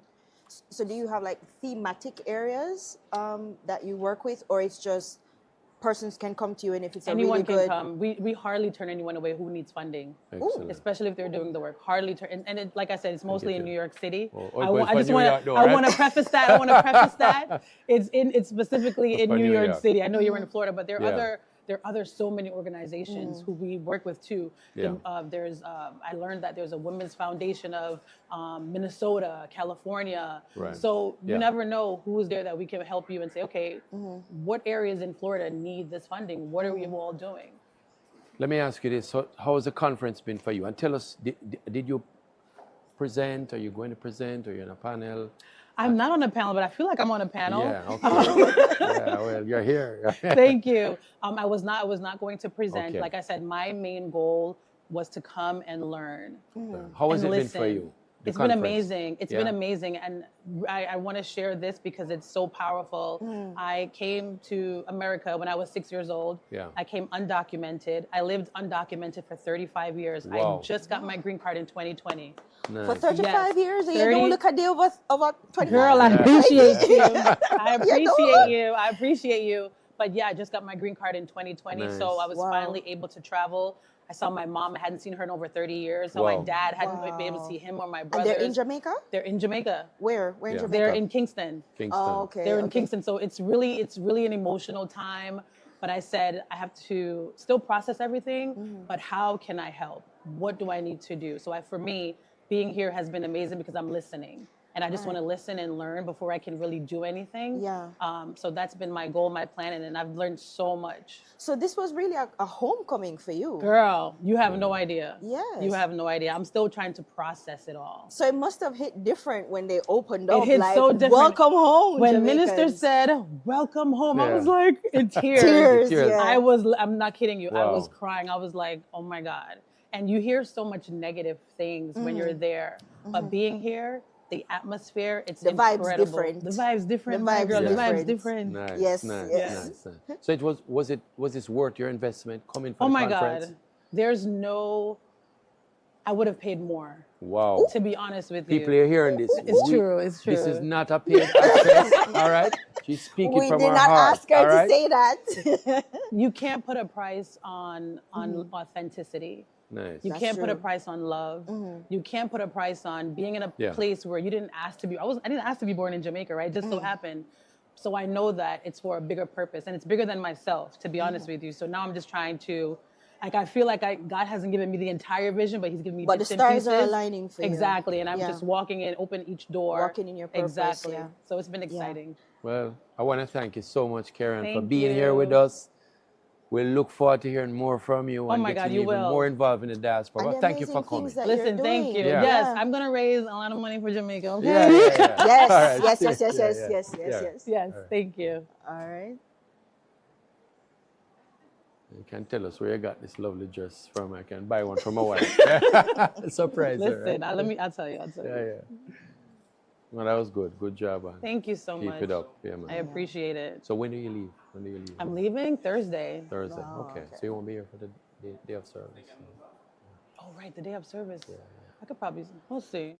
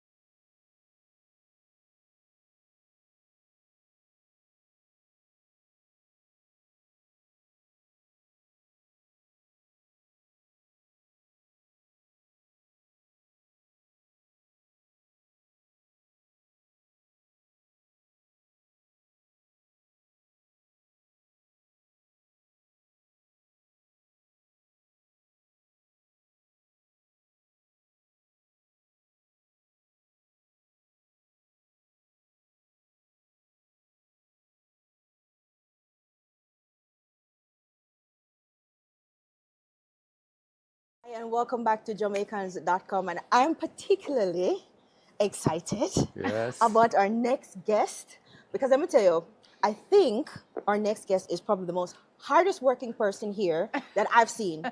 She has been everywhere. She has spoken to everybody. She has taken pictures with everybody. I don't know where she get the energy I don't know. And she looks fresh every single day, right? Comes out looking fabulous every single day. Minister, the Honorable Senator Kamina Johnson-Smith. Hi. Thank you so much for being here with us on Jamaicans.com. How has the conference been for you? It's been awesome. Thank you so much for having me, by the way. and thank you for those of you who are joining us on Jamaicans.com. Yes.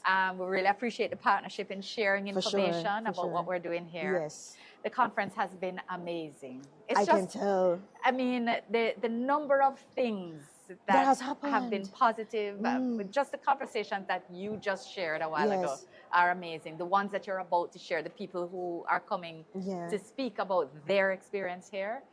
I think for people to understand that this is the smallest fraction of what the big picture of what's happening here is difficult to absorb.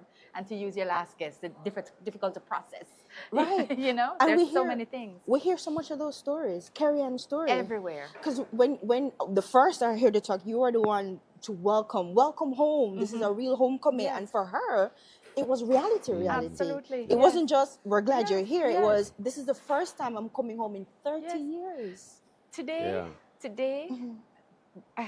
we delivered a passport to a lady who has been away for 40 years. Wow. 40 years she has not visited Jamaica at all. She has Jamaican friends and stuff, but she has not visited at all. It's her first time back, 40 years. She applied for her passport. We had a problem because she didn't have somebody to authenticate her pictures. We found somebody to deal with it. PICA processed her and she got her first Jamaican passport in 40 years. And she's so excited. I'm going to post some pictures with her later because she's literally dancing with the passport in her hand. I can imagine. And PICA's been on fire here. Listen, we had a citizenship issue. A gentleman whose daughter had her passport stolen from her in a Central American country 20 years ago. 20 years ago. And they've been trying to solve it with her having health issues and a number of very difficult situations. And we have put him in touch with someone at PICA. We have agreed a process. Right. Direct contact information has been shared, and within the month, this will be solved. A 20-year-old issue. 20-year-old so issue. we're having emotional and profound moments, homecomings, but we're also dealing with issues that need to be solved for Jamaicans who live overseas and are here benefiting from government at your service. For sure. What has been the biggest moment for you? As I said, she has been all over the place, talking to everybody. But what are, not biggest, the most memorable so far? I've had a whole lot of big moments. Because there's one day to go. But what has been so far the most memorable moment for you? PM speech today. Yeah, it was very good. PM speech today. PM was very good. Very touching. PM shared not only the facts about the transformational work that is taking place, which is very important for our diasporans who have left 20, 30, 40 years ago, not so much in touch, maybe seeing some of, the disinformation, misinformation on social media, or not really connected, and therefore still carrying in their heads a 40-year-old or a 30-year-old, 20-year-old image of Jamaica. Even a 10-year-old image of Jamaica is an old image of Jamaica. For sure. Based on what is being done. He shared the work. He shared the context. He shared the policy and the vision to make Jamaica be her best self. Right. And he shared it in a way that was engaging and sensitive to the interests of the diaspora. Yeah. So I felt, for me, it was impactful because I could hear what I have heard the diaspora wanting to hear. Yes. You know what I mean? For sure. So that was amazing for me. And it was.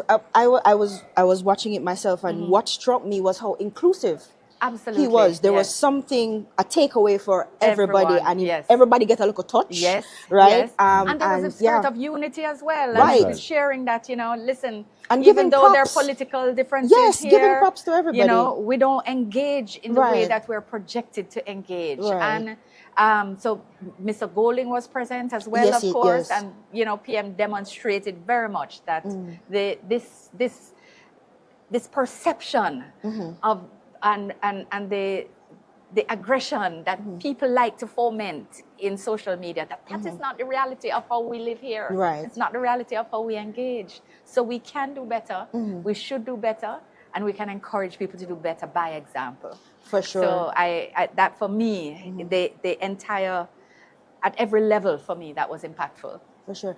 Yeah. The conference, for me as well, and what I've seen, it facilitates a lot of networking. Absolutely. You have Jamaicans from across 17 countries coming and converging here. Yeah. A lot of network is happening, a lot of business. Can I share a couple that It's I've happening. heard about today? Yes.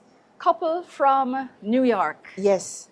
They're in construction. He's an architect. He's been around for a while in the business, now deciding to buy land and invest in Jamaica. They bought land, 25 acres in Clarendon. Right. We will hear more about it because they're serious and they're on their process. And this is from the conference. This is today. Happened. Based on what they heard. He had come before, but he has been following, been engaging, wants to be a part of what is happening in Jamaica. Has taken a decision that now they will invest 25 acres. Building land has a sustainability concept. Met a delegate from South Africa who is here talking about his new sustainable product built from hemp and limestone. Wow. A new building technology. Wow. Hemp and limestone. So he made this connection here right at the conference. So they have just met and they are now like, wow. they're walking everywhere to they say, so we're responsible for him now because we are now working together on this project. And there's another, just amazing. So many stories. Another one with a gentleman who does community projects to uplift children who are victims of trauma. And he has met with a lady who teaches a curriculum in dealing with trauma and counseling and how you do psychosocial interventions. Wow. So they have connected now and are looking at how she can support his projects. So amazing. It's amazing. And you know what's interesting about that? We had an interview with Minister Hill, and we're sitting at the Ministry of Industry, Investment and Commerce booth. Thank you, Minister of Industry, Investment and Commerce. Thank you for lending us your fabulous booth. But in that interview, Minister Hill spoke about coming back, investing, buying land, right? So people we see this playing out every day at the conference. And then, so these are I call them newbies because these are all first-time attendees, right? But then we have the ones, our diehards, diasporans from long time. This scarf was gifted to me by Mrs. Beverly Lindsay of the Association of Jamaican Nationals in Birmingham. Wow, UK. They started this organization with her first £100 to give Jamaica support to recover from Gilbert. 1988. That's decades. The organization was started to help fundraise for Jamaica to recover from Gilbert. With her first £100. And she put in the first £100. Wow. Created an organization, and she's still here. And still she's going. still coming to conference. That's amazing. And so, I was so happy to wear this today. She's here. Right. You notice the colors. And it goes well. Thank you very much. Yeah, that's right. So to say that we have full circle people, those who have been with us forever and those who are just starting their journey. And all of the energy, it's all centered around love for Jamaica. And that's the connecting factor. And what's not to celebrate about that? In this conference, youth features heavily in this conference because we can't talk about developing Jamaica and, getting Jamaica to where she needs to be without talking about youth. Yes. So why was that such a major feature for this conference? Because we see a lot of young people. Asha was just here. Yeah. So why is that such a Because we major... get it. We get it. You understand. We get that young people are not only our future, they are our now. It's not just words for us. We have to be intentional about it. Right. It's why we determined to create a Global Jamaica Youth Council as well as the Senior Council so that they're not an adjunct. They have their own agency to make sure that the things they want to do, the things they think are important, are put to the front. It's why we ensured they had a plenary their own plenary in the major room. And Yes, it's why, on the big stage. Yeah, absolutely. And it's why we brought in youth leaders from about 5 national youth organizations, or tertiary students, secondary students, Prefects Association, or National Youth Advisory Council, our youth parliamentarians, so that they too can understand the connection and they can now build on that, engaging with our youth council. And they were well represented here. Because so, they have the energy and the ideas to change, and they have the way to sort of get rid of some of the baggage and build afresh, build the Jamaica that we really want to see. For sure. Yeah. Minister, one final, before you go. Of course. Tomorrow's the finale, the grand finale. Yes. What can we expect for day 3, final day of the Diaspora Conference? Well, we have the Governor General's Award, where he is in the spirit of mutuality, because remember, we're not only here as takers, we're here about mutuality. Reciprocity. Right, and this is why wealth creation and not sending barrel, this is about mutuality. But his awards will celebrate diasporans who do great work in their communities. For sure. So it's not only about what they do here, they're community leaders and community servants where they in their country of residence. We also have the 2 portals that we're going to launch, the Jamaica Diaspora Engagement Model, which is an investment portal for diasporans. They've been asking for it for years. How can we get the information directly curated for us and about services for them? And a registration portal that will allow them to share information for networking. How do we find each other? How do we support each other? How do we build each other? Yeah, this is the thing. So that's community. Yes. So we, the government of Jamaica, are doing these things to support diaspora engagement, diaspora growth, diaspora wealth creation, and we're doing it working with the International Organization for Migration and the Inter-American Development Bank, the IDB, as well as the EU, who have seen the work that we're doing and are working with us to do more. Amazing. Excellent. Thank you so much for talking to us today. And congratulations. Congrats. This has been an amazing few days. It is because we have an amazing team. For sure. Ministry of Foreign Affairs and Foreign Trade. Yes. The Big up on best yourself. team, the best team ever. Right, Minister of State, Permanent Secretary, all our undersecretaries, all our protocol people, all our, everyone has been working. We have people from accounts here doing registration. So awesome. everybody all hands on deck. And it has been a fabulous event. Thank you so much, Thank you so much, and thank you for your partnership. Thank you so much. Really, Congrats, right. Minister. Thank you. Back. Thank you. That is to say. Did I also not mention our great consuls general? And by the way, the number of people.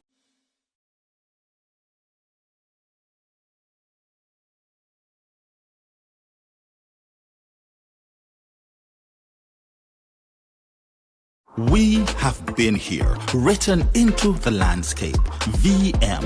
We are in the business of possibilities and know-how. From remittance to real estate, pension management, investments, business and corporate solutions, savings and loans. We are a strong, integrated group because you, our members, are strong. You are written in our story, and that's what makes us a mutual VM group. Transform your everyday. This June 16 to 19 will be a momentous homecoming at the 10th Biennial Jamaica Diaspora Conference. Immerse yourself in the conference and take advantage of the government at your service feature. Access express services to get your passport, driver's license, NHT returns, TRN, and so much more. It all happens on the spot. Register today and learn more at diasporaconferenceja.eventbrite.com. Sponsored by JN Group, VM Group, and Grace Kennedy. A message from the Ministry of Foreign Affairs and Foreign Trade.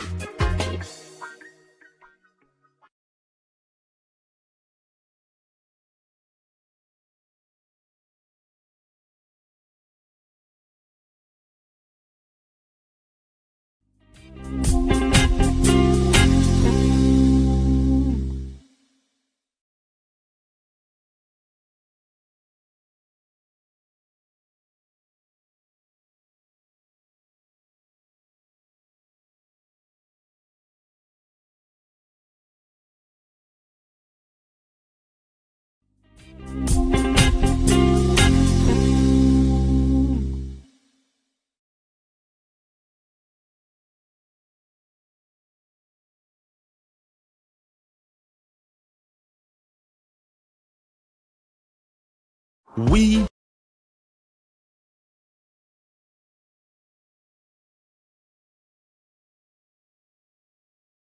We have been here, written into the landscape. VM. We are in the business of possibilities and know-how, from remittance to real estate, pension management, investments, business and corporate solutions, savings and loans. We are a strong, integrated group because you, our members, are strong. You are written in our story, and that's what makes us a mutual VM group. Transform your everyday. All right, in the cameras. Yeah. And we're looking at you always, right? Not the camera. The camera.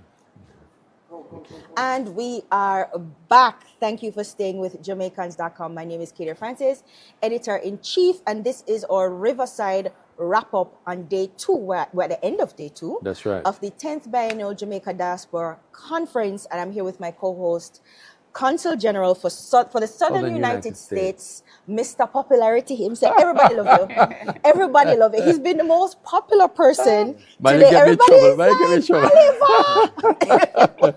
it's amazing to see. Yes. But we've had persons here from over 17 countries. Yeah. Jamaicans just converging. Yeah. And one of the delegation is from Ghana.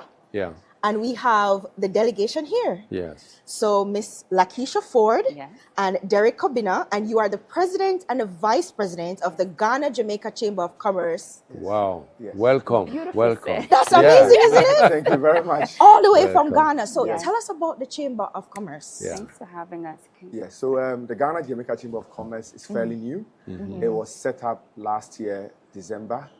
As a result, we found out that there's a lot of similarities between Ghana and Jamaica. For the sure. food, the culture, and everything. Yeah. And I think most Jamaicans see themselves actually coming from Ghana. So, but we've never had a chamber or anything formal in terms of trade and businesses. So the idea is to help facilitate trade between Ghana and Jamaica, just like any other chamber. Awesome. So of course, there's a big thrust right now for us to connect more with our roots and trying to connect more with Africa. Lots of Jamaicans have originated either from Ghana or Sierra Leone, and there's been a lot of talk of getting a flight, a direct flight from Africa to Jamaica. What is your vision of the connection between Ghana and Jamaica? Yes, so at the moment, as a chamber, we have one of our new members, Malaika Air, that we are working with them, and they are hoping that towards the end of the last quarter, there will be a direct flight from Accra to Kingston or Montego Bay. So that's something that we are working as a chamber with other partners as well, and hopefully towards the end as well, we are looking at having our first ever Ghana-Jamaica Investment Summit, where we are looking at bringing 50 of our CEOs to Jamaica for the very first time. Excellent. That's so excellent. Great. Yeah. So how did it start, the whole association? So, I'll let Lakeisha say a few words as well, but I'm a golfer and I love playing golf. Okay. So I happened to be on a golf course with the Honorary Council for Jamaica at the time, and we had a discussion proud to my previous knowledge by helping to set up the UK Ghana Chamber of Commerce. So he inquired and he was like, I think it would be good for us to obviously do something similar with Jamaica. At the time, I had never been to Jamaica before in my life. So I took a trip down to Jamaica. I was in Kingston for a couple of days. I went back. I had a chance to play on a few of your amazing golf courses. And I was like, I think we need to do this. So there's a golf connection. It's a golf connection. Nice. And Lakeisha, Alex. Yeah, so honestly, the Chamber of Commerce has been a long time coming. It culminated on the golf course. However, both of our paths converge because I've been in Ghana for 10 years. Yes, you live there. Yes, I live in Ghana. But you're born in Jamaica? I'm born in America, but to Jamaican parents. Okay. Yes, Okay. so Jamaican American, but I've been living in Ghana for 10 years. And I saw that there was essentially a gap. Of course, being Jamaican, coming home, and also living in Ghana, I realized that Jamaica's solutions, the solutions to Jamaica's problems is in Ghana. But we don't know it. So as someone who literally lives between both places, I thought we needed to, you know, get the gap closed. Yeah. So I started a platform that looked at the business opportunities between Ghana and Jamaica, and I worked directly with the Jamaican consulate in Ghana, and he was a part of my projects. So I think in him seeing some of my work, when it was time to set up the Chamber of Commerce, they said, it's like well, Ropi Nakisha. we have the Jamaican that's perfect to link with the Ghanaian to do the the Ghana-Jamaica Chamber I mean, of hear Commerce. the accent still there. Yeah. You know, get it from the parents. Yes. Of course. So really, the Ghana-Jamaica Chamber of Commerce, the time is ripe for it. You know, we talk about our cultural connections, but I always say when we speak about our connection, history and culture is at the center, but what's the future of that? What are we doing for business and investment? Where are the structures? And really, the Ghana-Jamaica Chamber of Commerce is here to answer that question. You're leading a charge. You're leading a charge. On What are some of the opportunities that you have seen already? Because you say the solutions lie in Ghana. Yes. That's interesting. Exactly. That's a profound statement. A profound statement. Yes. Yeah. Because we typically, in Jamaica, we look to the north. The US. We look to North America, to Canada, to UK. But we need to look to Ghana. Tell us more about that. Absolutely. So it's profound because there's truth to it. Yes, we have a proclivity to look at the US because it's very close, or even the UK because there's such a history there. Yes. But when we talk about the problems, you know, we have cybersecurity, as in problems, let's say in Jamaica, cybersecurity. You know, during the pandemic, there was an issue with distributing payments. Right. Of course, we have so many other things, just like so many other problems, just like a lot of countries do. But those are two salient issues that Ghana specifically has solutions for. So, for example, I talked about cybersecurity. Of course, this is also an issue on the African continent. And really, cybersecurity businesses are very sophisticated in Ghana, and some of these services could really support, you know, building up systems as service providers and partners, capacity building partners, bringing Ghanaian businesses to Jamaica to build capacity, as well as fintech. I mean, honestly, one of the main things that got me really interested in Ghana and fascinated was the innovation. I mean, they were talking artificial intelligence, building chatbots in 2015. Wow. Yes. Wow. Like 18, 19-year-olds, you know, so they've always been a little bit ahead of their time. Right, because we think tech, we think Silicon Valley, Correct. right? Exactly. Correct. But across the continent of Africa, we have seen a lot of really big innovations coming out. So, and technology is a big part of Jamaican, you know, or move forward, right? And, you know, the minister just now talked about getting Jamaica to where it needs to be, and technology is going to play a major role in doing that. So if our brothers and sisters in Ghana doing the thing, we need them to come here to help us do the thing, right? So specifically in terms of fintech, I mean, across the African continent, there's a solution called mobile money.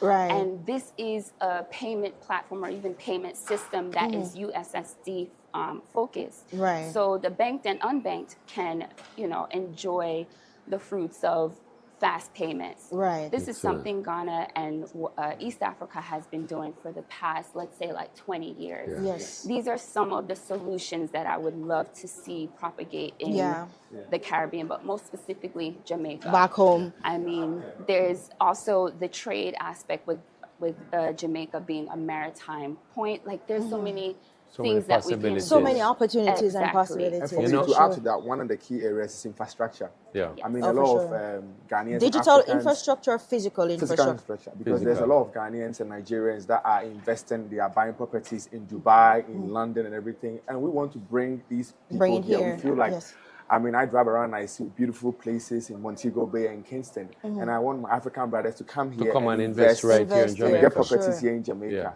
That's one of the key areas that I'm looking at as well. Bring the money, come. Yes. There's one of my favorite artists of all times is Lucky Dube. Lucky Dube, yes. There's a song that says, I'm going back to my roots. Yes. And I just hear this in the conversation, going back to our roots. For sure. Yes.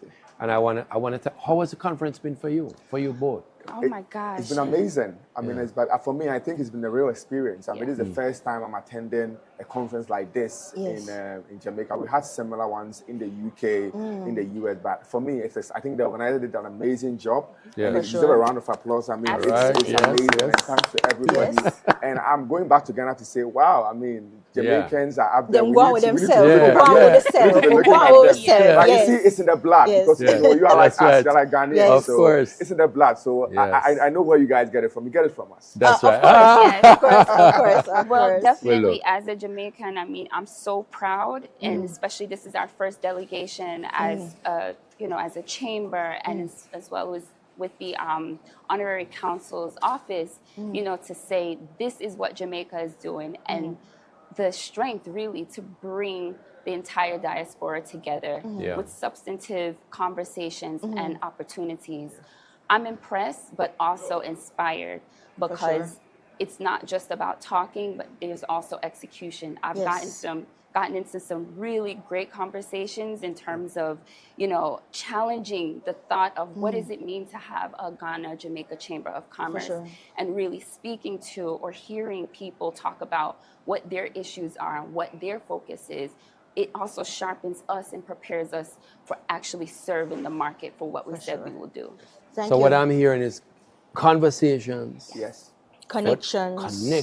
Cultural roots. And then action taking place. So it's not just talk. And then I'm going to bring them money come. You bring in investors. And that's our tagline. Access, connect, and money. Trade. Act. There you Access, go. connect, and trade. Trade. I like that. I like act. And in Jamaica, we love a good acronym. Permission to use that. That's absolutely fabulous. Thank you guys so much for doing it here. So as you heard, we do it big in Jamaica. We do it in style. That's right. Because the convention center is fabulous. That's it's a fabulous facility. And so I'm not surprised you were impressed. It's a fabulous facility. It's a fabulous event. Thank you guys so much for being here. And listen, you have inspired me to do one thing. I'm going to You're go. Not going to sing? No, I'm going to go pick up a golf. Take up golf. Get ready. Get ready for the investment forum. For the next one. But listen, thank you so much for coming. Thank you. Yeah. Are we happy about this partnership? Because we're serious about connecting more with Africa. With the so this is very important that you are here. You're part of the process. And we'll work together. We'll keep the connection going. I'm looking forward to hear more about the Ghana Jamaica Chamber. Absolutely. Thank you guys so much. Thank you. All right, guys. We're going to take another break, and then we'll be right back. Thank you. All right.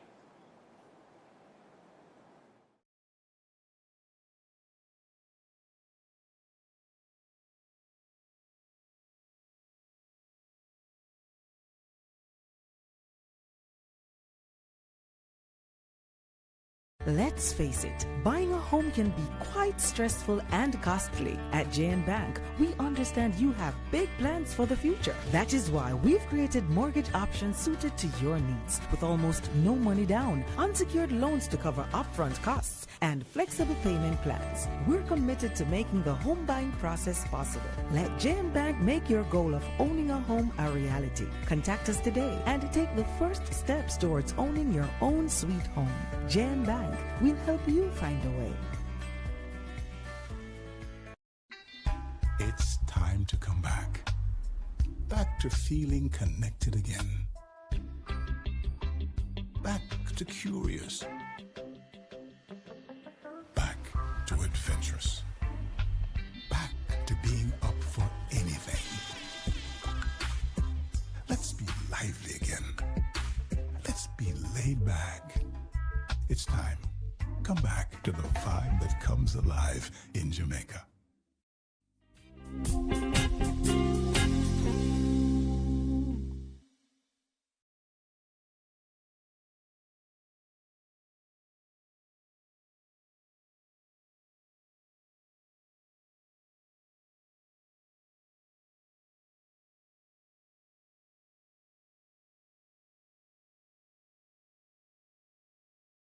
Let's face it, buying a home can be quite stressful and costly. At JN Bank, we understand you have big plans for the future. That is why we've created mortgage options suited to your needs, with almost no money down, unsecured loans to cover upfront costs, and flexible payment plans. We're committed to making the home buying process possible. Let JN Bank make your goal of owning a home a reality. Contact us today and take the first steps towards owning your own sweet home. JN Bank. We'll help you find a way.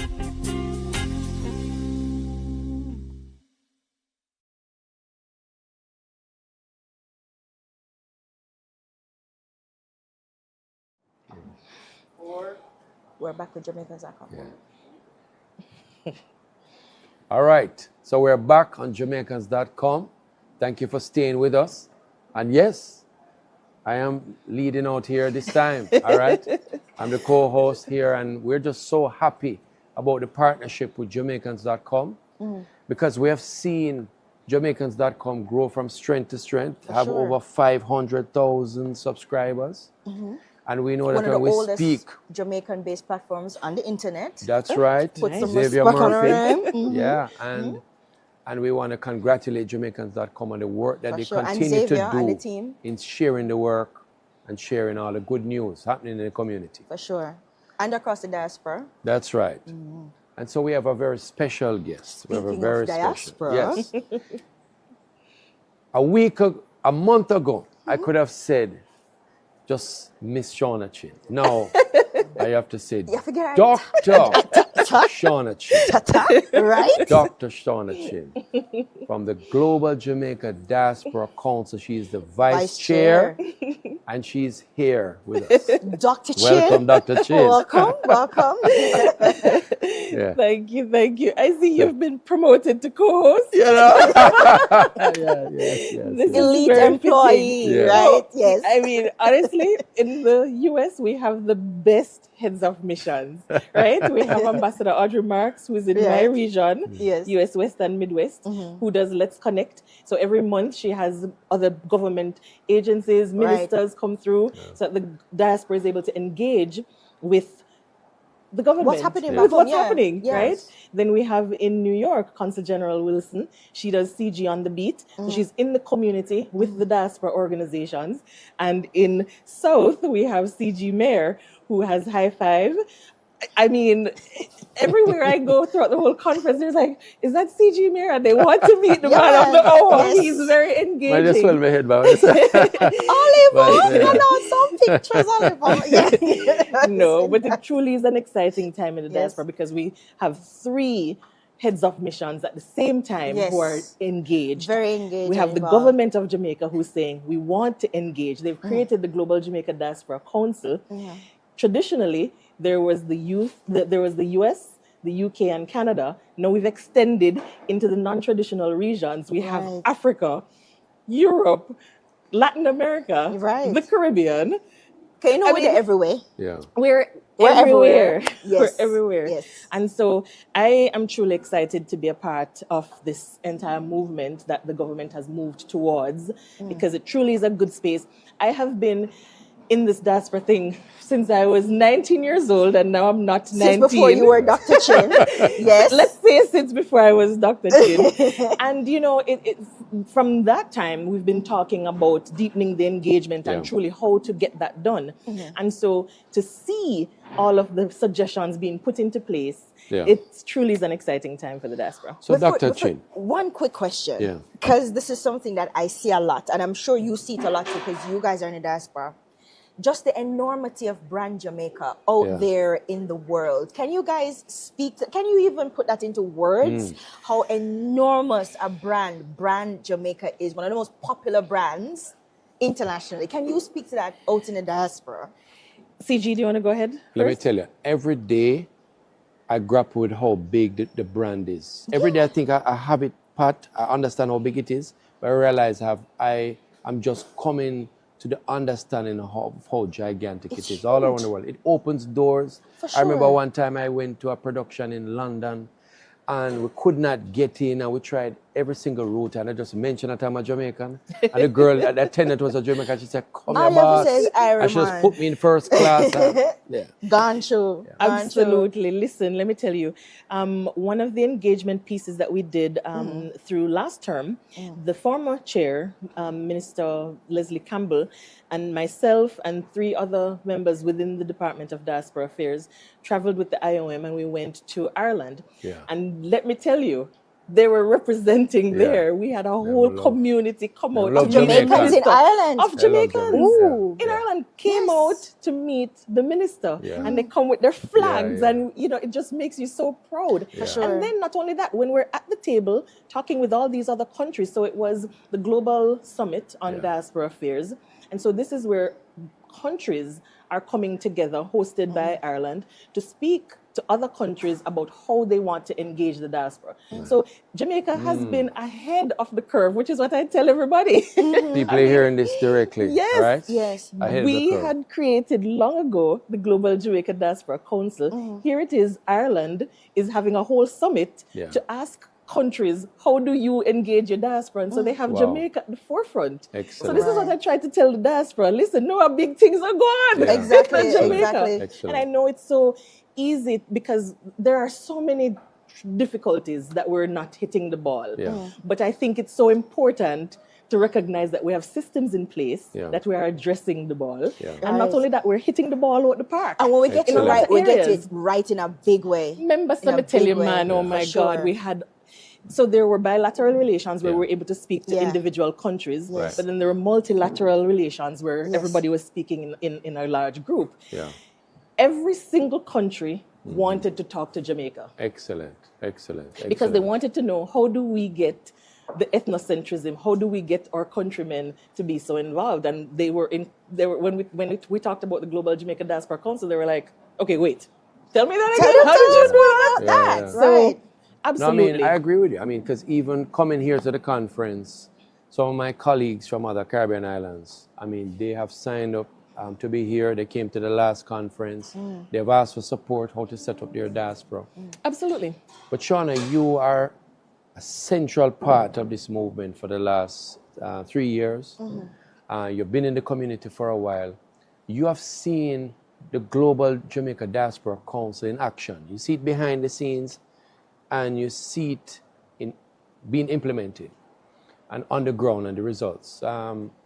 What are some of the significant advantages you have seen since its transition to the council? Well, now that we have the non-traditional regions, an advantage to me is that now you have eyes and ears on the ground that are able to open Jamaica to opportunities that previously didn't exist, that people didn't even know existed prior, right? So like I talked about earlier, we have a representative from the Latin America, and we have, right after conference, we're hitting the deck with the regional conference coming out of Latin America. One of the things that regional member is trying to do is to increase trade and investment. We have, in what she has identified, is that sugar is something that is not traded there. Right. Ooh, Jamaican sugar specifically. So she's like, oh, we can do that. So that would not have happened unless we had those eyes and ears on the ground. That would have not happened if we did not have, if we had not extended the Diaspora Council into these non-traditional regions. So I'm telling you, it was truly a foresight of the government to say, okay, let us expand, because Jamaicans are everywhere, right? And so I get so excited when I talk about the council, when I talk about my team, because they are incredible people who are doing such amazing work. I talk about Dr. Larty all the time because she's the representative in Europe. Our meetings, I don't know, easy meeting it up, CG. Our meetings are 3-4 hours long. Dr. Larty in Europe, she is up 1 a.m., 2 a.m., 3 a.m. for our meetings. Everybody's present and at the table, collaborating. And that is what I want the diaspora to, throughout this entire conference, to understand. There's a true collaboration happening. And you're seeing the results of it. We have David Jarrett over in Africa. He has already hit the ground with his regional conference. So such exciting things happening with really tangible advantages that we're able to see. And I'm just really incredibly proud. What would you like to see come out of this diaspora conference? I mean, you have a lot of, most council members have come for the conference. Correct. Both the youth and the council. We're heavily represented. Heavily represented, congrats. What would you like to see come out of this engagement or the conference? The most important things that we want as the council to come out of the conference is for the diaspora to understand that there's a true collaboration happening. And it's not just in Jamaica or thinking about Jamaica in one. So it's not just a government thing. It's not a government thing, it's a Jamaican thing. Yes. Good. Yes, right? Yes. And most importantly, it is where Jamaica sits in the global stage. Excellent. It's not just about us in our box. It's about where Jamaica sits on the global stage. Every country is trying to get to Vision 2030. Every country, Kenya, everybody has a Vision goals, 2030. all of that, And the United Nations has set those sustainable development goals. And as the council, our mandate aligns with those goals to try to get Jamaica to Vision 2030. And we're trying to tell the diaspora, no, Jamaica is saying, the government is saying, let us do this together. We can't do it without you who is abroad. And so if we come together to help Jamaica when 2030 does come, there's going to be where countries have to then report where they stand globally. And we want to know, where does Jamaica land on that index? How we weigh up. Right? Against and when other we places, see Jamaica's standing, we want to say, oh, we're up, that's up. Right? Yes. And we want to know that we did it together. Excellent. That's important. Right. And so our 4 2030 goals are important. I'm going to give everybody an acronym to remember it. I'm going to give you an acronym to remember it. It's like when you watch sports, ESPN. So the E is for empowering. We create empowering our people. S is to create a safe environment. P is for prosperity. And N is to create the environment which is safe and natural, the environment. Okay. So it's a good way. So ESPN. I'll remember that. That's my little way But of you know, for persons watching, what CG Mayor is talking about is, so the Planning Institute of Jamaica, or PIOJ. That's right. Everyone can go to the PIOJ's website to know what Jamaica's Vision 2030 looks like and how it aligns with those sustainable development goals that you spoke about. And so I think I emphasize and I give people the resources that they can find for themselves, because hearing me talk about it, you might be, all right, who send you, right? But these things, we want to be able to show tangible outcomes, tangible things that people can actually go and physically see. Okay, this is what Jamaica is working towards. So that way, most importantly, they can then identify on these goals where they fit. That's right. And we're not just paying lip service to it either. Absolutely. No. It's not just talk. There's actual work on the ground happening, and we can see the results. And that is what I really hope that we get to emphasize at this conference. I want to congratulate the 28 member team. We're a 30-member team. 30-member team. And I should say, because I have to big up my secretariat team. So outside of we have elected members, and then we also have appointed members in different sectors, right? And tell us some of the sectors that are so represented. There is education, and health, citizen security, of course. Those are 3 major ones. But we also have development, right? Elizabeth Mulling-Smith, she's out of the UK. We have Peter Edwards, who is our environment sector member. He's out of Washington, D.C.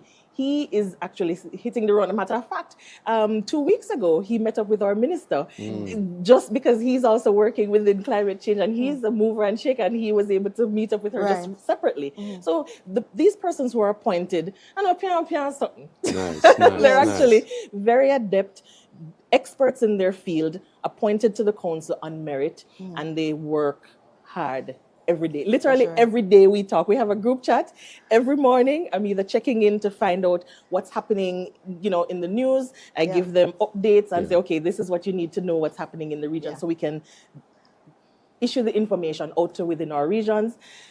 I mean, everybody stays engaged. It's a lot of work, and that's what I emphasize to other people. I get so excited about my team because we can hear the passion. And listen, Shauna, we've worked with you, and you are big on collaborations, you're big on partnership, you're big on Jamaica, you're big on all of us working together. And I want to thank you for your leadership. Dr. Chin.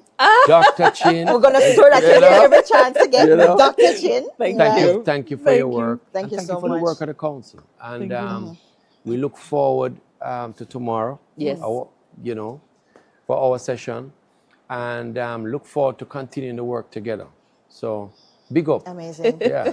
All right. That is it for our Riverside wrap-up on day 2 of the 10th Biennial Jamaica Diaspora Conference. We want to thank the Ministry of Industry, Investment and Commerce for lending us their space for today's wrap-up. And the Special Economic Zone Authority. Which and of course, I couldn't leave here without the big lady herself, Minister Kamila Johnson-Smith.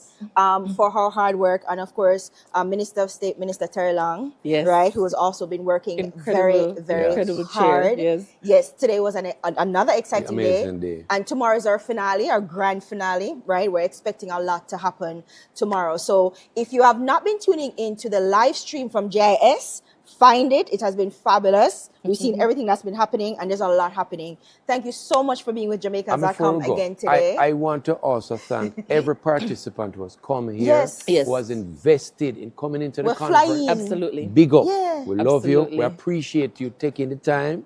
Yes. And we had over 1,200 persons. 1,200 persons. Yes. I won't say where the most of them came from. I wouldn't do that on the show, right? I won't tell you that in the US, West and Midwest. I won't tell you that. 17 countries, not just the southern USA, right? 17 countries coming back home, representing, networking, growing, all working together to get Jamaica to where we want Jamaica to be. It has been the vibes, energy, immaculate and vibes. substance. Absolutely. Of course. Absolutely. Thank you guys so much, and we'll see you tomorrow for our final Riverside wrap-up. Thanks for watching.